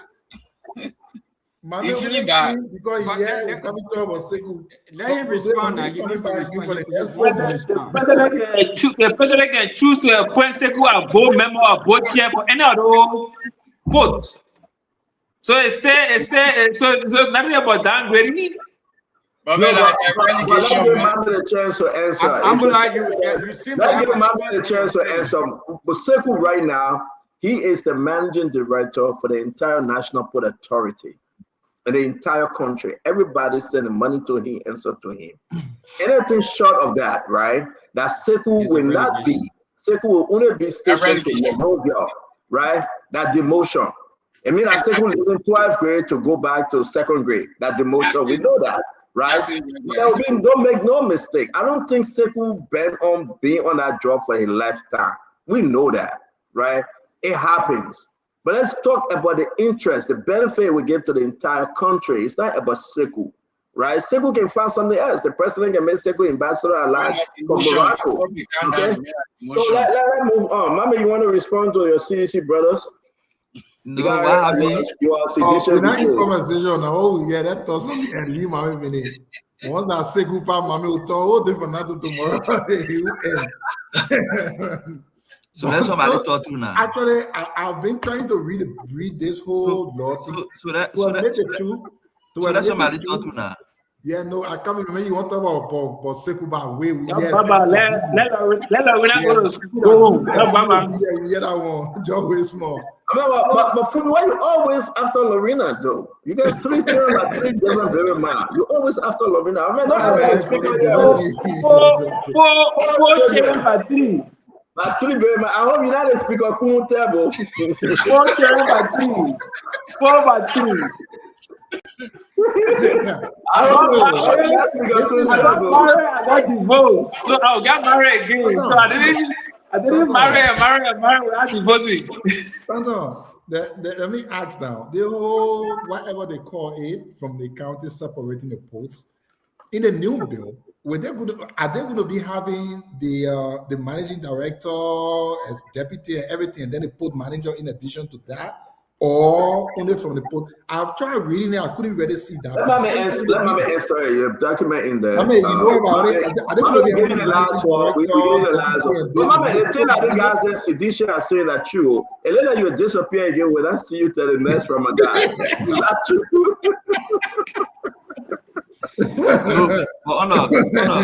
You know what? We want Mama to come on the show the whole week, so we talk about Sekou the whole week. Everything we talk about Sekou. So let's be serious now. Mama, your bow of the show. No problem. Cool. Thank you. Bye-bye. Other people spend their time to listen to us. Let's be a little bit serious. So Stanton actually pushed me to come on the show. He pushed me a whole lot to come on and talk. Lorena and I were in the background. We were even plotting to see how the show can be held today. Right, Lorena? We were plotting for the show to not be held. And Stanton was forcing my man, you need to come on, you need to come on, you need to come on. I didn't even know the topic. I was coming specifically to talk about this whole thing about Sir Joseph La, so he should be condemned to death, political death. So I was coming purposely to show that Joe we have to lie. So if you want to condemn Sir Joseph to death, then condemn Joe we have to death. Then Stanton flip the topic. But yes, it is good. It is important. I was one of the champions against the original bill, and the president vetoed it. Go back, take step, read the new version of the law and the old version. On the show, I raised the issue about transition and transitional clause. The videos are available. I raised the issue about transition and transitional clause and said it will be chaotic if you create an institution like this. Today, they put transitional clause 1 year. Stanton, I raised the issue about the structure of the boards. Today, they adjust it. Several other issues are raised. I raised the issue about maritime. And that one I did not just raise it, I wrote, it is published. I wrote about how it was duplicating the functions and authority of maritime and will create chaos in the maritime industry. I wrote, it is published. Today, they reverse it. We're not looking for credit. We're not looking for credit. But when we speak based on facts, and people who can reason will reason well. The bill is before the president. He vetoed it on the reason. If those reasons are addressed, the president will sign it. I do not support decentralization in the manner and form, but if the president signs it, I support the president's decision. That's my disagreement. That's how we do. Thank you. All right, thank you very much, guys. Thank you, Mame. Good to see you. Thank you. Then why didn't you bring Samuel on one-on-one? Thank you. What did I do? What? Why didn't you bring Samuel to on one-on-one? That's what we're doing. We're bringing him on one-on-one. Okay. All right. Yeah. One-on-one with the former CEO? Is that what it is? Yeah, you can put former, you put current, you can say one-on-one with profile, one-on-one with it doesn't matter. So anything we put there. Yeah. That keep coming up. Not a Tabata again. Let me agree. One of the question, why one of the questions they will ask, why you turn against Samuel Tuah because he gave you that job. One of the questions. So I think Remy, let me look, I am standing. Why you taking back? Let me beg you, let me back. The guy gotta go back. No, let go back. I beg you back. It's time for Lavina to go. I see all of you. Lavina, we keep the guy here. We'll talk there tomorrow. I want to say to all of you, Lavina, thank you very much. And again, it's been a wonderful day, a good show. We'll see you tomorrow. We'll see the next producer tomorrow. Have a good evening. Drive home safe. Please don't fall down and break your waist again. I'm begging you. And the way, because you say you broke your arm, your waist the other day. Please. Look at the road before you get there. Before the water may you slip. I believe that's other story, but I will let leave my own will go. Have a good night. You are muted. We can't hear you though. You gotta unmute. Are you okay? Thank you, sir. Have a good night, yeah. Good night to you. All right, I tell you, well, that's how we come to the end of. We draw the curtains now on Spawn Talk for today. Since last night we've been here. Just for you, Liberians, here in Liberia and the rest of the world. Thank you, all of you, for following, for listening, for sharing, for commenting, for calling. You made your own contributions in your own way. You are highly appreciated. Sponsor returns tonight again for more conversations between panelists, analysis being presented to you. You too will call, come talk your own. The other person come talk there. That's the People's Network. This program was brought to you live on Spawn 107.5 FM, Fabric 101.1 FM, Super 95.5, live on YouTube on Spawn Talk. Spawn Talk, that's the handle. Also live on Spawn TV, Fabric TV, Super TV, all on Facebook. Thanks to our people at the border point, in the community, different streets and avenues, all the counties and nations. We appreciate you, yeah. Again, compliments of the season, the holidays. Hey, always put God first in whatever you do. Try to stay safe. They say it's better to reach in peace than in pieces. You want to know? Take care of yourself. Save those precious lives, including yours.